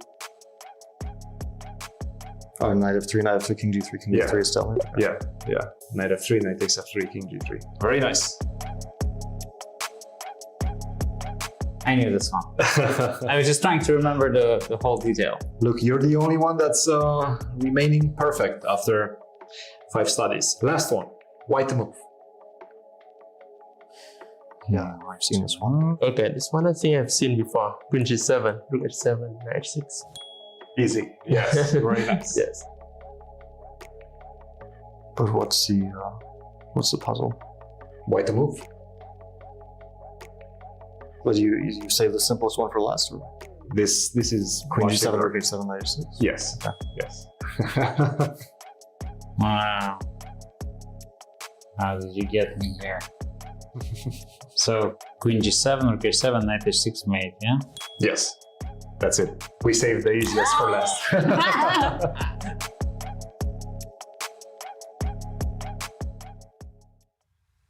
Well, number one, Magnus Carlsen seems just invincible. With his recent World Cup victory, he's already also won 2 events in the Champions Chess Tour, is looking for this hat-trick.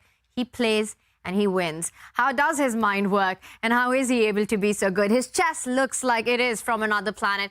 Take a look at what Henrik Carlsen, his father, had to say about Magnus, the workings of his mind, when he was just a kid. In fact, there's an interesting episode from Gaustal when Magnus just had turned 9. He was playing a tournament up there, and we played in this same group, not in the international tournament, but kind of the B tournament. And I had beaten him in our encounter. That's the only time, basically, in a classical game. And we were analyzing, and I was showing him something with the patterns and opposite colored bishops. And then this master player came over and said, "No, that's not right. It's the other way around." Mm-hmm. And I thought, okay, so that's not the first time I'm saying something I literally don't know anything about, but it's going to be the last time. Something that I heard, I think in 2004, was that Magnus had declined to work with Garry Kasparov. I still remember the shock that I felt, and I thought, wow, how can a child refuse that? And then I thought, hang on a second, this takes guts, this takes confidence. So, I mean, what was the strategy for developing Magnus as a player? Well, basically, this is in line with what I introduced about letting him be in charge of the process and trying to kind of guard him from people around who wanted to influence him. Because I told people already when he was 10, 11, 12, etc. No, it's just a hobby. He's having fun. I'll support him, but he'll decide. Because already when he was 12 or 13, people start saying, well, what if he wants to stop playing chess? Yeah, then he'll stop playing chess. What advice would you give other parents to encourage the love of chess to their children? Would you give them any specific tips? No, it's rather than avoid detailed formulas or paths, because I think the passion and the curiosity, that's the only important thing, basically. That everything else is secondary. Like, and you can take a lot of the advice you get and also turn it around. Like people say, well, you have to study your weak areas, but you could also say, no, you should study your strong points because that's what you're interested in. And then you just try to expand from that, basically. So there are always parallel ideas. And I think the youth or the kid has to find his or her own way. Although, of course, this presupposes a lot of enthusiasm for the game itself. If a child is mainly occupied with the result, that's not the same long-term drive, I think, as loving the secrets of chess itself. Yes. And that was mesmerized Magnus early on and kept his interest that deep and intense, I think. Henrik Carlsen sharing his insights on what made Magnus Carlsen what he is today. And Yovi, you were there doing that interview. That felt so special. And some of his takes over there and what he said about, at a young age, Magnus sort of refusing that influence. Not many people have the ability to do that. Yeah, I know. And he was quite adamant that it was very much all about letting the child decide on the process. And he was just simply going to enable it to happen. And I found it quite actually inspirational that he would give that power and that confidence to someone as young as Magnus was at that time and just had full trust in that process. I really do recommend listening to Henrik if you do have a child that is super into chess and just taking heed of what Henrik says, because it is very well thought out. And do you think that kind of upbringing is what we see today as well in Magnus, taking these big decisions, what he feels is right and what he needs to do? We see him do that even now, whether it's not playing the World Championship match, all the decisions that he takes. Yeah, it's rare to see such kind of responsibility thrown on such a young player, and it's definitely kind of grown into this autonomy that Magnus has. I mean, throwing out all these different openings, like you say, on a grander scale, choosing which tournaments to play, knowing himself, knowing his strengths, weaknesses, knowing his body, his energy levels, everything. And yeah, it's a lot for any sportsman, but Magnus handles it well. And he looks very happy and very relaxed right now. Both of them sipping the water at the same time. For Alireza, he knows what he needs to do. There's only one way out. He needs to win the next game to keep the match going. Magnus looks like he's having a good time today, Simon. He looks a lot more relaxed than what we saw yesterday. Yeah, he was clearly quite tired yesterday, and he's more chilled out today. And the games have been really exciting. And we've got a French defence as well now, so another interesting opening. And I remember Magnus actually saying that if he needed to win with the black pieces against e4, then he'd probably play the French defence. And this was in the last year or so. It's an opening that hasn't been completely worked out and often goes to a dynamic position. So, yeah. But wait 1 second. Doesn't White have like the French killer in the midst? You can exchange pawns in the middle. Do it. I don't think he will. I think he's having too much fun to do it. I don't know. I think if he wants to win the match, he could, but I think He's done it before. I think he won't do it. He won't do it. He won't do it. And we're all talking about the pawn takes pawn variation. Exactly. The groan variation. So it's like, no, I told you. The thing is, he's really enjoying himself today, and he's actually playing like really sharp positions, and maybe it goes back to that interview. He's not necessarily even trying to play the best openings. He's playing just openings which are going to lead to fun games, which is great for us. Yeah, I think he was just fighting his inner conscience there, Magnus. Yeah. I think he was very tempted to play the exchange variation, just trading off pawns, going symmetrical, going for the draw. But he's aware of the fans. Magnus is very aware of what people want to see, but also he loves entertaining himself, loves chess. He did it yesterday against Fabiano. He didn't shut down the game immediately, and okay, that led to some drama. But yeah, this one, I'm glad to see it. Mainline classical variation of the French right now. I remember being in a similar situation. A few years ago, I was commentating with Simon and we were following David's game in Gibraltar, and it was the same thing. And we were like, whoa, we're getting ready for some knight c3, some knight d2. And then David goes, pawn takes pawn. And we were like, well, we're going to move on. Yeah. You missed my beautiful win. No, we did. We then caught up and we had to kind of go, very, very good, David. Actually, it was a really good game. Thank you. Recommend following it. It was, tailored against the opponent for the situation, and sometimes the exchange variation isn't always played with a draw in mind. But Magnus, he's gone for something much more ambitious here. He's got extra space. Look at White's pawn structure in the centre. You have that kind of trio, that triangle of pawns on the dart squares. And Firouzja, I haven't really seen him employ this variation too much, whereas Magnus, I've seen him on both the white and black side of this position, so maybe slightly more experience here. Will this be the third time that we'll see a queenside castling? Wow, that's Any true. chances of that happening? It's actually a blunder here. I've played this position many times, black, and studied it a lot. But castling queenside, it was first played in Morozevich versus Shirov, I think, in this position. And it's actually a big blunder because black can now play c4 and change the nature of the position. And you've got the b pawn ready to run down the board. And basically the attack here is just ready-made. You're going to go b4, c3, checkmate, and it's it's really, really hard to have any. Yes, you can't castle in this position, so you've got to be quite subtle about it. And I expect the main line now, is to castle kingside, because all these ideas of castling queenside, it gives black loads of compensation. So bishop d3 is one of the more modern approaches to this, where you just want to castle kingside. You can often move your knight on c3 away, so you can try to put a pawn there as well. Knight d1 is a common idea, so you can try to swap that with a pawn. And I think David said the connect 4, you get the connect 4 then, connect 4 pawns. This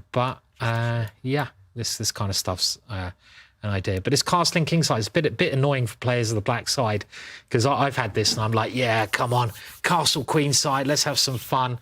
And then they decide to castle kingside, and it's like, okay. All right, we'll have to play this position. Still very interesting. And I'm trying to remember the main line now. I think it might be b6 or something like that, so you can move the f-pawn. So, yeah. Yeah. Yeah, so you want to move the f-pawn, but you've got to defend your c-pawn first. And this move, well, I'm not sure about this. If you need to win, you're closing it down a lot. Maybe Magnus will castle queenside now. So maybe that's what he's hoping for. It feels like black has gotten, what is that, a connect 6 going on right now.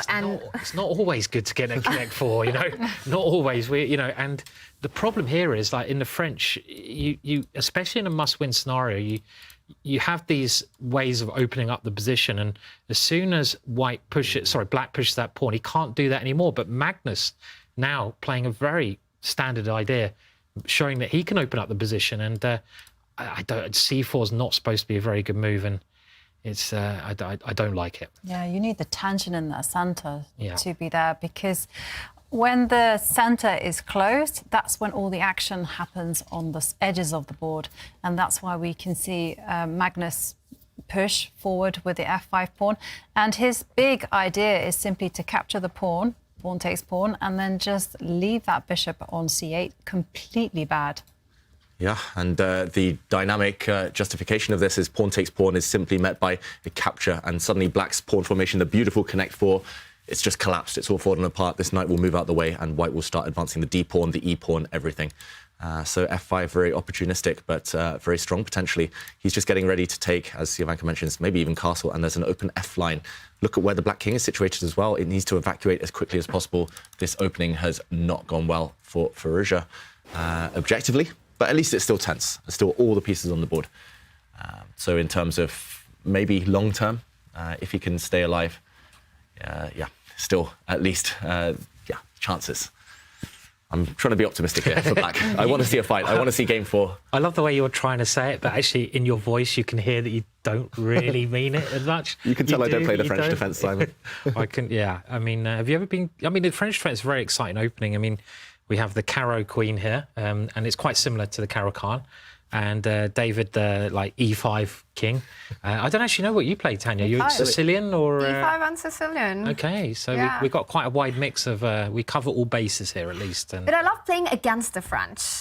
Most people do. Yeah. Good point. Yeah, it's always around this light squared bishop that black has. It just feels like the pieces are not in the game, and so it's been surprising to see Alireza go for this opening, given the mat situation, and then blocking down the center. And earlier on, I saw this feature chat which said, "Goat father," talking about Henrik and his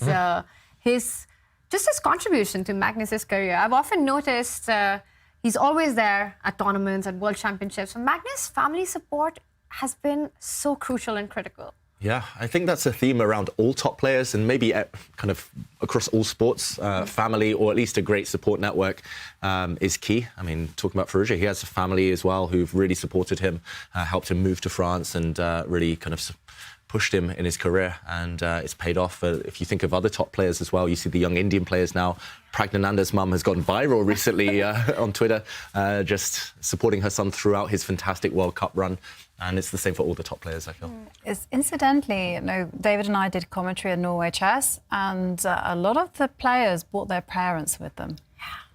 I was just commentating and I brought mine. I wonder if that's the one thing, having that support system, having that one parent that hasn't changed over the generations. Because even Wishy, he talks about how his mum played a big, big role in his career. And I think it was for Gary as well. So I wonder if that's the one thing that's a constant, family.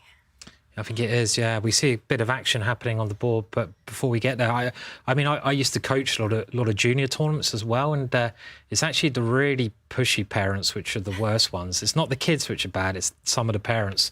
So it's so important to have supportive parents that don't, are not too forcing, shall we say. And you can see that with Henrik, you can see that, I think, with Prag's mum. They're there supporting, doing the best for their kids, and I'm sure with Alireza's parents as well. But I've seen some horrible things, like 8-year-olds being shouted out when they lose a game of chess in front of loads of people, and it's like, oh my God, you want to say something, but it's very hard to. And those kids always give up, because the pressure's too much. So you got to have the fine line of it. And I'm sure we all had that here. I'm sure we all had really supportive parents. My mum for me. There you go. And I bet they didn't shout at you when you lost. I bet they encouraged you and, gave you the support that you need. So, yeah.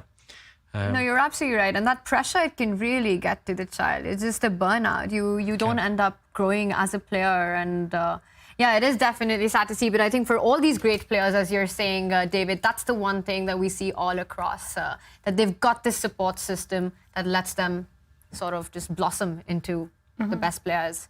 And it's not just a support system. I also wanted to add that for Henrik, it was also very important that Magnus was in a good mood. And so just before going into tournaments, they would plan out their jokes, they would plan out topics, just to get Magnus in the right frame of mind. Wow. And I was really taken aback by that. But then, of course, when you think about it, it makes perfect sense. And it's no coincidence that in Norway Chess, where everyone, well, not everyone, but a lot of people had their parents with them, there was a lot of good mood. Everyone was really happy, and it just felt like this is how chess should be played, relaxed and enjoyable for everyone. You play your best chess when you're in your good mood. I noticed that at the 2021 World Championship, and I think this is a theme in World Championships where players come in with their seconds, with their trainers, with other chess players. But Magnus had this whole team, but they were all friends and family, which is such a different approach from what we normally see. So definitely something that's played a big role in becoming the best chess player, and we see that across, I think, generations as well. Meanwhile, action is on. Alireza putting on the fight on the queen side, but will the game get into trouble? Will his king come into fire? Yeah, the problem is no matter how active Alireza is on the queen side, no matter how many pawns he pushes over there, actually the action's taking place on the other side of the board. And on the other flank, it's clearly Magnus in the ascendancy. And I think we just have to jump in, firstly, to show what's just happened, but also to kind of outline why White is doing so well. And if we trace back to this moment, the pawn break forward, I think maybe Alireza might live to regret this decision, taking with the pawn rather than at least slightly freeing his French defence bishop. I think any French defence player wants to activate this piece. He took with a pawn, and after both sides castled, maybe the black king isn't actually safe on this side of the board. There are no knights, look at this, around the black king.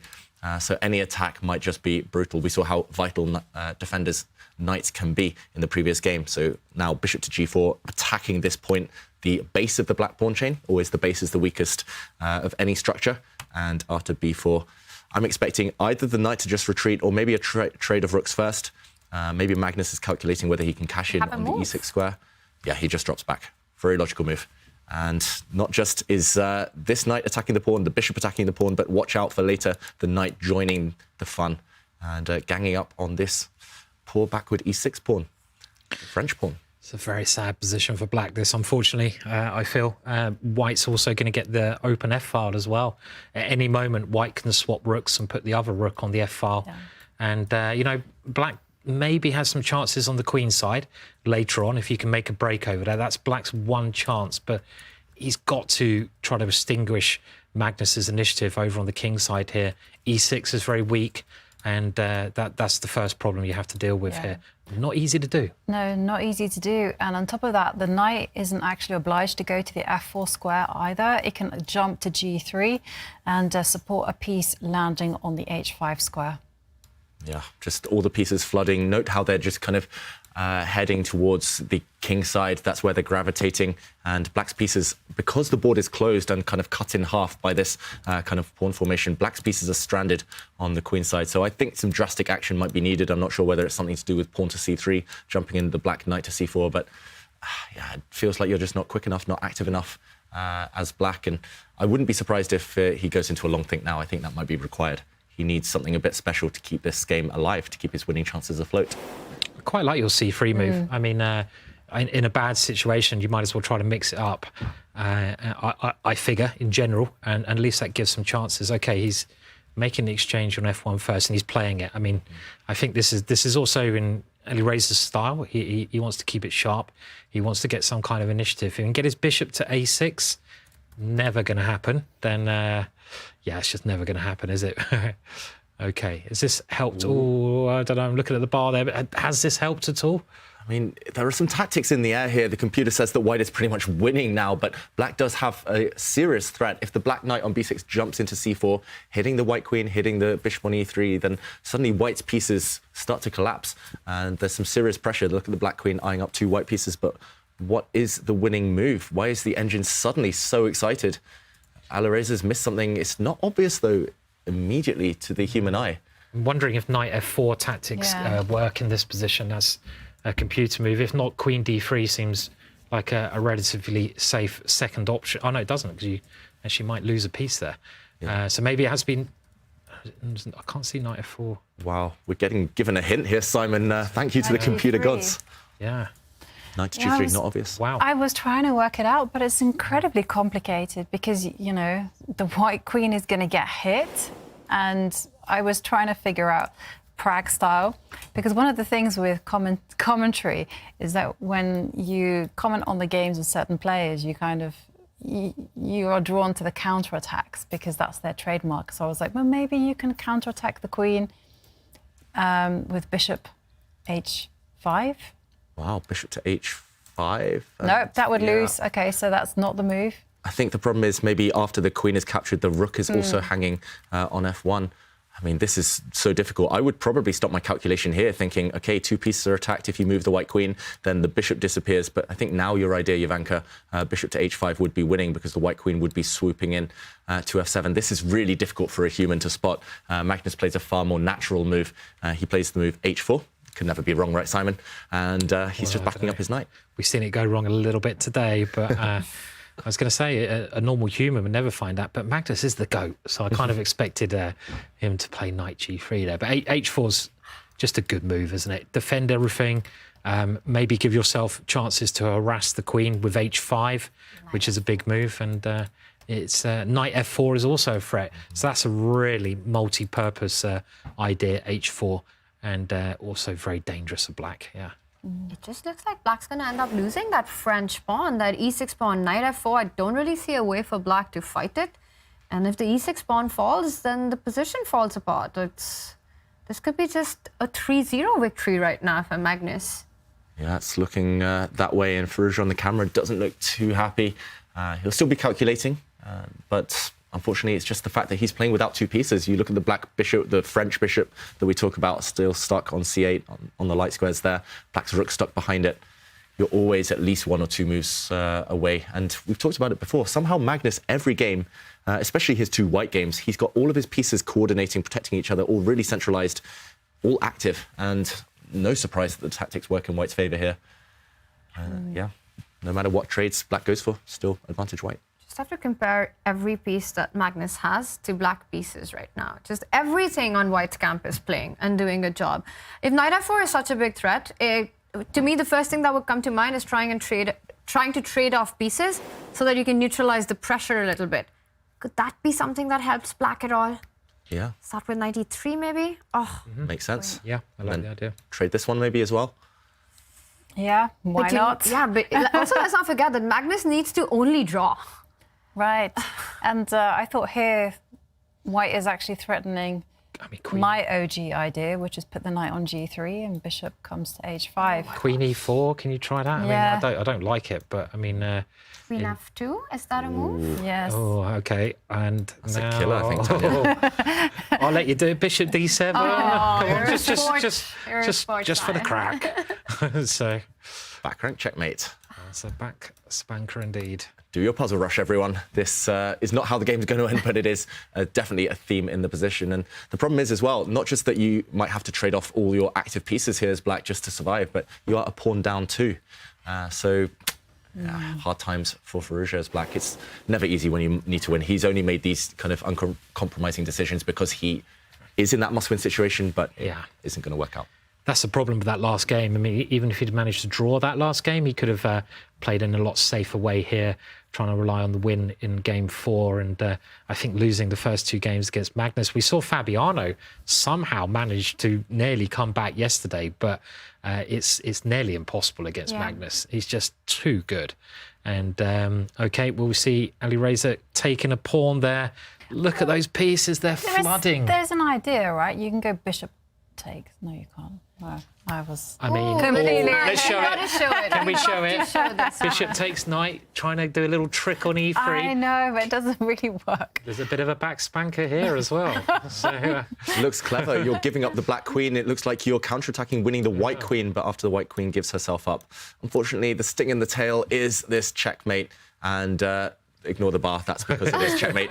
I panicked there for a second. And the black king would again be caught in the crossfire, but instead, OK, queen to h6. It looks like you've lined up perfectly for white's pieces to hit you in the corner here. But what is the killer blow? This pawn is attacked 3 times. You can take it with this knight, or with the bishop. One of them looks strong. I'm not sure which one. I want it to be knight f7 because that's like the Fabiano game. It's not knight f7, I'm sure, but I want it to be knight f7 just to have two great attacking games of that move working. But this, I mean, you just got to calculate carefully here. I mean, taking on e6 it seems good, doesn't it? With something. Seems good. Maybe this way, just so you have this pawn hit next move. It's just collapsing for black. No matter what you try here, you can trade off 1 bishop, but this isn't going to help you at all next move. At the very minimum, this is threatened. The pawn center has collapsed, and Magnus has indeed gone for that move. It looks like we're in the closing stages now of this knockout match. Magnus Carlsen with a dominating performance so far. But for Alireza, I think knowing that he had this big shot in game 2, it's a very difficult situation to come out of psychologically as well. And you have to play black and a must-win situation. You tend to take these decisions that you normally wouldn't otherwise. And it's all gone wrong. The h4 pawn has been picked up. The d5 pawn has been picked up. And it's beautiful tactics. Again, the back rank. The back rank is there. Sure. Do you know what I think Black should do now? Just resign. It's better than getting checkmated, or allow the nice checkmate to happen on the board. And David, we've got to show it, haven't we? This checkmate, and it's a reoccurring theme time and time again here. Yeah, it keeps happening. Now, if the queen takes this bishop, it's not a free piece, because once the defender is eliminated, knight takes bishop with a check. Black recaptures again. It's, yeah, that move yet again. Rook to f8, catching the king. This is checkmate, and it would end the game. If you can't take this bishop, unfortunately, with black, then you're just 2 pawns down and facing an ongoing assault against the black king. A very tough position for Alireza. Magnus, with his unique ability to just have all his pieces at the right squares to execute an attack and finish the game. I don't know how he does it, but it seems to happen time and time again. But it was game 2 where Alireza almost made a comeback. Really, that was a fantastic performance in the opening, but just one inaccuracy, and that's all that the world #1 needs. And that went downhill. And this game also never got going. Knight takes d5 on the board. Alireza having a think, touching the 3.5-minute mark. We're on move 23. This might be over in the next couple of moves. Under 25 might be. Looks likely at this point. And yeah, it just doesn't represent the match, this potential scoreline of 3-0 or 3-0. It's just that one move. One move could have changed everything. We could be seeing this game. I mean, it would have been a different opening. It would have been everything different. We could have seen this go to Armageddon, this match, and more chess instead. One-sided scoreline, just one move. That's how difficult it is at top level if you're not sharp, and just if you kind of miscalculate just once. Top players punish you. Thing is, we say that time and time again when we're watching Magnus's matches, don't we? It's the same yesterday. It was like one move. His opponent missed one chance, and you only seem to get one chance in a match against Magnus, and you must take it, you know. And, you know, he does give these chances away occasionally. It is rapid, but you don't get more than one chance, it seems, against Magnus. Actually, it seems per match, Magnus has given his opponents one chance. Yeah, it's like that Eminem song, One Shot. That one shot, one opportunity. Exactly. Yeah. To seize every Magnus you ever wanted.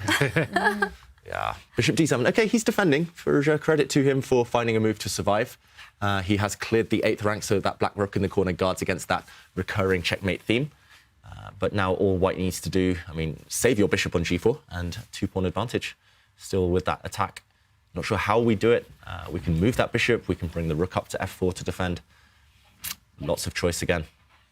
Yeah, I like rook f4 because it's kind of aggressive move, opening up some tactics, but maybe there's some other options there as well. I mean, yeah, I mean, Firouzja is not out. We have to remind everyone he has a second chance, so we could even see this match again. And I think his openings have just not really worked today. And it was that last game, wasn't it? It was just, you know, he missed his chance there in a very complicated position, but he hasn't played too badly. It's just bad openings and Magnus playing really well. So, yeah, happens. It was just an opening disaster in game 1. Game 2 was the makings of a brilliancy, which he just missed that one move. And that was it. Turned the whole game around. And this one, I don't really count because this is just determined by the match situation. Yeah, completely influenced by what we saw in game 2, taking these extra risks and the decisions on the board. But this is a difficult one. But Simon, you're absolutely right that we might even be seeing this rematch in the grand final, because Alireza Firouzja will go down to the elimination bracket where he will fight against the winner of Nodirbek Abdusattorov and Denis for that spot into the grand final. So it's far from over for Alireza. It has been a difficult game so far. Any hope? Magnus has taken the decision to move the bishop to f5, rook to f4 is a big threat on the board. The queen doesn't have too many squares. Yeah, the black queen looks really, really active, but she might well be trapped. Firouzja needs something active now. I'm struggling. There's also a big threat of knight takes bishop and then the bishop swooping in as well. Yeah, that's a massive threat. Queen e7? Yeah. And then bishop G5. You got knight C7 after that as well, so it's a horrendous position. Could black throw in, I'm thinking of trying to evade your threat there, Jovanka, bishop to A3, just a scary move. I'm not sure it does too much, attacking the white queen. Now, scared I'm going to... There's some back something rank. nasty here, yeah, so you want to take that bishop, do you, or something? Yeah, there's something. Yeah, but at least it's the type of move that would force Magnus to think. At least it's slightly scary. The white queen now, she might lose coordination with her bishop, which is slightly loose. The evaluation bar says, OK, white's just winning. But that's at least what I would be looking for. I'm not sure what else. It's a resource. It's a good resource with a direct threat and not so easy to counter. Bishop A3, you pointed it out. What's the move for white here, David? Yeah, I mean, the first move that came to my mind, because I'm an old man and I don't want to lose pieces, don't want to calculate too much, is to play queen to E1. But already the evaluation bar would drop down. The reason is I want to simply protect my bishop. I want to get queens off the board. But suddenly, after this trade, maybe after a capture here, the white pawn center slightly vulnerable. At least black never has to worry about checkmates anymore. Still good for white, of course. Down material here for black, but worth a shot. Yeah, worth a shot. Firouzja under the minute. He needs to make a move and he needs to make it fast. Bishop F5 on the board. What is he thinking about? If not, and he's played bishop A3, but he took quite a bit of time before making this decision. So Magnus Carlsen can go safe with queen E1. Are there any other attacking idea? And he does it. David knows Magnus. I do, too well. And the queens are off the board. No checkmates, at least not for now. But white still with this extra pawn, the two-pawn combo in the centre. I thought it was 2 pawns up. I forgot black captured on H4 a bit earlier. But now this kind of massive pieces that we see in the centre, this tension. Unfortunately for Firouzja, it's hard to deal with. White's pieces just coordinate so well with their pawns. And, OK, just rook to B8 looks like a pseudo-active move, trying to maybe come into the white position with that rook later on the open file. How can Magnus start to unravel here? Still some work to be done. Is there a knight G7? I was going to suggest that one. Maybe, yeah. I see material, I grab material. Yeah, we love grabbing. I mean, there's loads of tempting moves there as well, isn't there? I mean, yeah, it's a pawn grab, isn't it, that one? So, and quite a simple little tactic there, really. I mean, one of the only problems was that pin was a little bit annoying on the knight. So you don't just win a pawn, but you actually get out of the trouble with a pin. You give yourself the F6 square for the other knight. It also, just opens up the black king in general, as well as winning a pawn. So that looks like a pretty juicy way of doing it, actually. On the board. Yeah. 2 pawns up now for Magnus Carlsen. I think this one was missed by Firouzja. Unfortunately, again, it's just tactics working in white's favour because he has the better coordination, the better centralisation. And this could spell the end. Yeah. 10 seconds. Oh, 6. He needs to make a move. 4 seconds. 2. Got to move. 1 second. Okay, he takes the knight. He takes it with how much time did he have on the clock? Because it's a 3-second increment. Barely any time.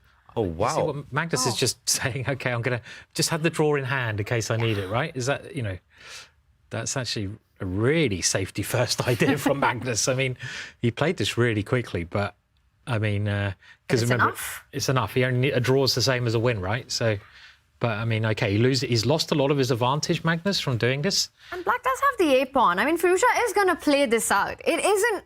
Oh, not now, but the king Might is be moving checkmate. into a mating net. Is going to get caged. King E4 or G4 maybe. G4. And now he has to go H5. The problem is if he went the other way, I think it's at least a perpetual check, right, for white. So you have to, in a must-win situation, try this way. Ooh, 1 second for Firouzja again. He made it with under 1 second. Only to stop the check. Only way to stop the perpetual again. Rook H5 was a checkmate.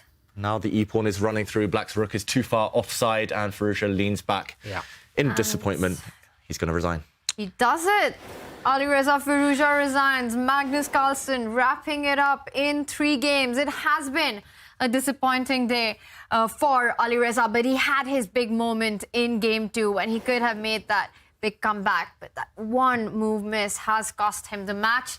Game 3 again felt like a Magnus masterpiece, David. It was a Magnus masterpiece, and he simply controlled that game from start to finish. It was here, though, where he really secured the victory. He played knight takes g7, as we pointed out, winning a second pawn, not only opening up an attack against this loose, undefended black piece, but snatching a pawn in the process. And just to show how he closed it out, how he took all the risk out of the position after the king took the knight, we saw bishop takes bishop, and this knight trade ensured that with opposite colour bishops, there was nothing to be done. Just to show the final checkmate as well. Here, rook takes h7 was catching the king in a net. The only move to prevent this, bishop to h6, was met by the simple e6. A queen about to appear on the board, and Magnus is through. Magnus is through. He will get a rest day tomorrow before the grand final, but he's got that spot into the grand final of the Julius Baer Generation Cup, and with that also confirms his spot into the next Champions Chess Tour Division 1. And these are the brackets. Firouzja will play against the winner of Nodirbek versus Denis Lazovic to fight for that spot to challenge Magnus in the grand final. It is going to be a big day of chess, and we are being joined by Magnus. Magnus, congratulations. Thank you. Magnus, you were not happy with your play against Fabi. You wrapped it up in just 3 games today. Are you happier with the way things went? Yeah, I'm pretty happy with my play today. Obviously, I played way too risky in the opening in game 2, and I could have been lost there, but I think the way that I handled the game after was pretty good. So yeah, I would overall say that we played 3 very complicated games, and I feel like I handled them really well. Yeah, it was. It felt like quite a dominating performance, especially with the white pieces. And you mentioned game 2. That was Alireza's big shot at making the comeback. Magnus, what happened when you played h5? Well, I knew that b5 was the move, and I couldn't really remember the lines. So I thought, how about h5? And then I was looking a little bit at knight b5, and I thought, it looks very interesting. So I thought maybe I'm losing, but anyway, it looked really interesting. So I think it's probably like a bit too risky, but it worked out pretty well. Yeah. And Magnus, while in the winners' final, experience prevailed with you winning. In our losers bracket, I don't know if you were following the action, but Fabi and Wesley have been knocked out. Did you follow the matches there? Yeah, I followed it a bit. Obviously, Fabi had every chance to win his match, while Wesley didn't seem to have many chances. Like he continued kind of in the same vein as in the World Cup, that he was surviving, and then suddenly there was one chance too much. So yeah, it's just me against the kids now. It is you against the kids, and you will get a rest day tomorrow, Magnus, while they will fight it out for a spot against you. And we have an interesting question that I want to bring up from our chat. It's from Mohammed1 CR7. And the question is, did you miss Hikaru in this event? I didn't really think about that. I feel like I played pretty strong players in the last couple of games, but yeah, I mean, in general, in all these formats, he's been like among the very best, probably the second best player in the world. So obviously, any event that he doesn't play in is slightly weaker. And Magnus, this is the Generation Cup, and you mentioned it's you against the kids now. Which of the 3 remaining kids would you rather face in the grand final? It will be fun to play Alireza again. Maybe we'll have 3 or 4 sharp games again. Would be great. But yeah, I'm happy to be in the final. So regardless of whom I play, I'm happy. It's going to be exciting to watch who makes it through that. Magnus, we just have a couple more questions from our feature chat. And it's the next one's from Mr. Gilgolon. I'm sorry if I'm butchering the name. And he wants to know that what do you say to yourself when trying to defend a difficult position? Depends on the kind of position. Like if it's a passive, worse position, then, well, it's very hard to say though, because there are different techniques. Like the two main techniques are one, just trying to hold, and the second is trying to hold by creating counterplay. And like knowing which one to use where is kind of the key to defensive techniques. If you're talking about the position I had in game 2 today, well, first of all, I didn't know that it was losing, so that helped, even though I did suspect that it was a pretty bad position. But yeah, I was just trying to hold on, play as well as I could. The position was so complicated that, especially in such a time control, like losing is not really, I don't know, not really a thing. It's just a complicated position that you try to do your best in. I've seen this so many times, Magnus. You not only have this incredible ability to convert winning positions almost flawlessly, but also be able to turn around and win worse positions. How do you do it? How do you do it better than others? I don't think I do, though. I think there are others who are much better at getting out of worse positions than I am. I think there are even stats on that when it comes to like scrambling in worse positions, and I'm okay, but I'm not one of the best. And I think the reason is that I don't have that much experience being worse. So yeah. I usually play from a position of strength. So people like Hikaru, for instance, who often gets in poor positions, he defends them extremely well and extremely resourcefully. To be fair, Alireza as well. So yeah, I think I'm not really one of the best when it comes to that. All right, fair enough. And did you feel that today's game 3 with Alireza was actually a sort of a takeaway or a carry forward from what has happened in the first 2 games? Because it felt like it went wrong really early on for him. Yeah, he played the French, which I didn't really expect. So I thought, let's just try and play something. If it's a complicated position, that's still fine. But it did feel to me from his play that he didn't completely believe in it. As you said, there was probably a bit of a carryover. And Magnus, finally, the burning question that everyone wants to know in chat. It's from Krishna 21234. Are carrots your secret prep for online events? Not really. It's been working pretty well. At least it worked well today. I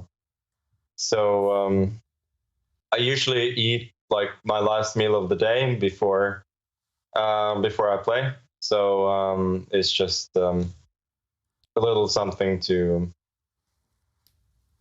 both for nutritious value and also to keep a little bit of energy. And Magnus, you've earned yourself a rest day. What are you going to do with it? Any chance you fancy coming here and commentating, giving me a rest day instead? Well, what have you done to deserve a rest day, David? You caught me there. He's been working really hard, and doing a great job. No, I'm gonna enjoy it for sure, and be fresh for Sunday. Right, Magnus, get your rest. Awesome performance today, and we'll see you back for the grand final. Thank you. Magnus Carlsen, after his 3-game victory against Alireza Firouzja, that was a dominating performance by Magnus. It was dominating, and he won the positions that he was playing from a position of strength. Game 2 was a hiccup, and there we could have seen Alireza Firouzja just perhaps change the match around. And there we can see the big stats. Magnus Carlsen with an accuracy of 91.3%. That's incredible. Yeah, he just played so well today. I mean, he took some risks in that second game, but it worked out okay, and he didn't really do anything wrong, did he, in the whole match? Yeah, and we have to give the players credit. These accuracy scores, we've seen higher, of course, throughout the tour this season, but in such crazy positions like those, to navigate their way through the maze of calculation there, yeah, just incredible chess. And Magnus said it himself in the interview. He wouldn't mind playing Firouzja again because he really enjoys those crazy positions that they get against each other. And it might be because Firouzja does get another chance. He is on his second life, meanwhile, for Fabiano Caruana. It was the end of the road as Nodirbek Abdusattorov took the big match win after making a big comeback. And there we see the accuracy of these two players. Pretty close there. And in fact, it was Fabi with the higher accuracy. But that one mistake, that one blunder really cost him the whole match. And for Wesley So against Denis Lazovic, it was the end of the road for Wesley. It went down to the Armageddon, but Lazovic took the match in that. And even though Wesley was knocked out, good news for Wesley. He has made it through to Toronto. He's managed to book his spot into the season-end final with the results that happened in Division 2. And that is our 5th player in Toronto. Only 3 spots remain. David, this is turning out to be quite the field. Yeah, stacked field for sure, and I can't wait to find out the identity of the 3 remaining players. Of course, it could be someone who wins Division 1 this time, but if it is Magnus Carlsen who goes on to win again, then another spot opens up for the tour points. And that would be good news for a lot of players, not just in Division 1. So exciting times ahead. Super exciting times ahead. Tour points will be critical for all the players fighting in the 3 divisions. Yobi, what was your big takeaway from all the action we had today? It was full of surprises. I would, first of all, never have predicted that Magnus would win the match in 3 games. And secondly, Nodirbek's completely amazing comeback against Fabiano Caruana. It looked like it was game over, out, but somehow or other, he pulled it back from the brink. Yeah, I mean, I love those Sicilians in the Magnus match. I thought those first 2 games where H5 was the bad move, I thought they were fantastic and really fun to watch. So hope we get more of that tomorrow. Harry, the H-pawn.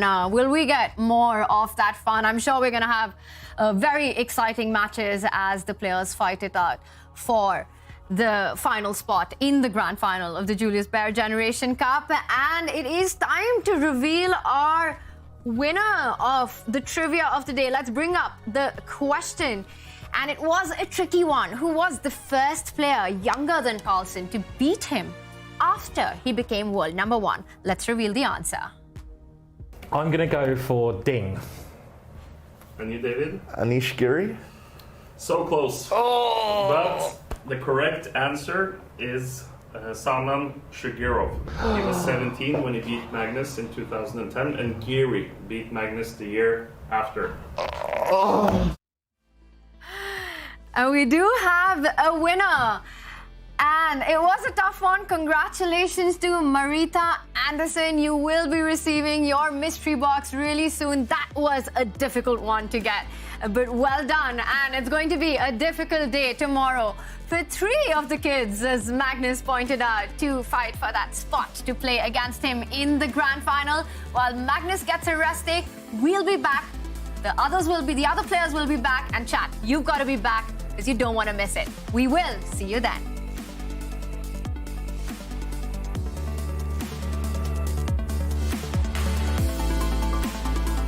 Incredible opening there by Fabiano Caruana.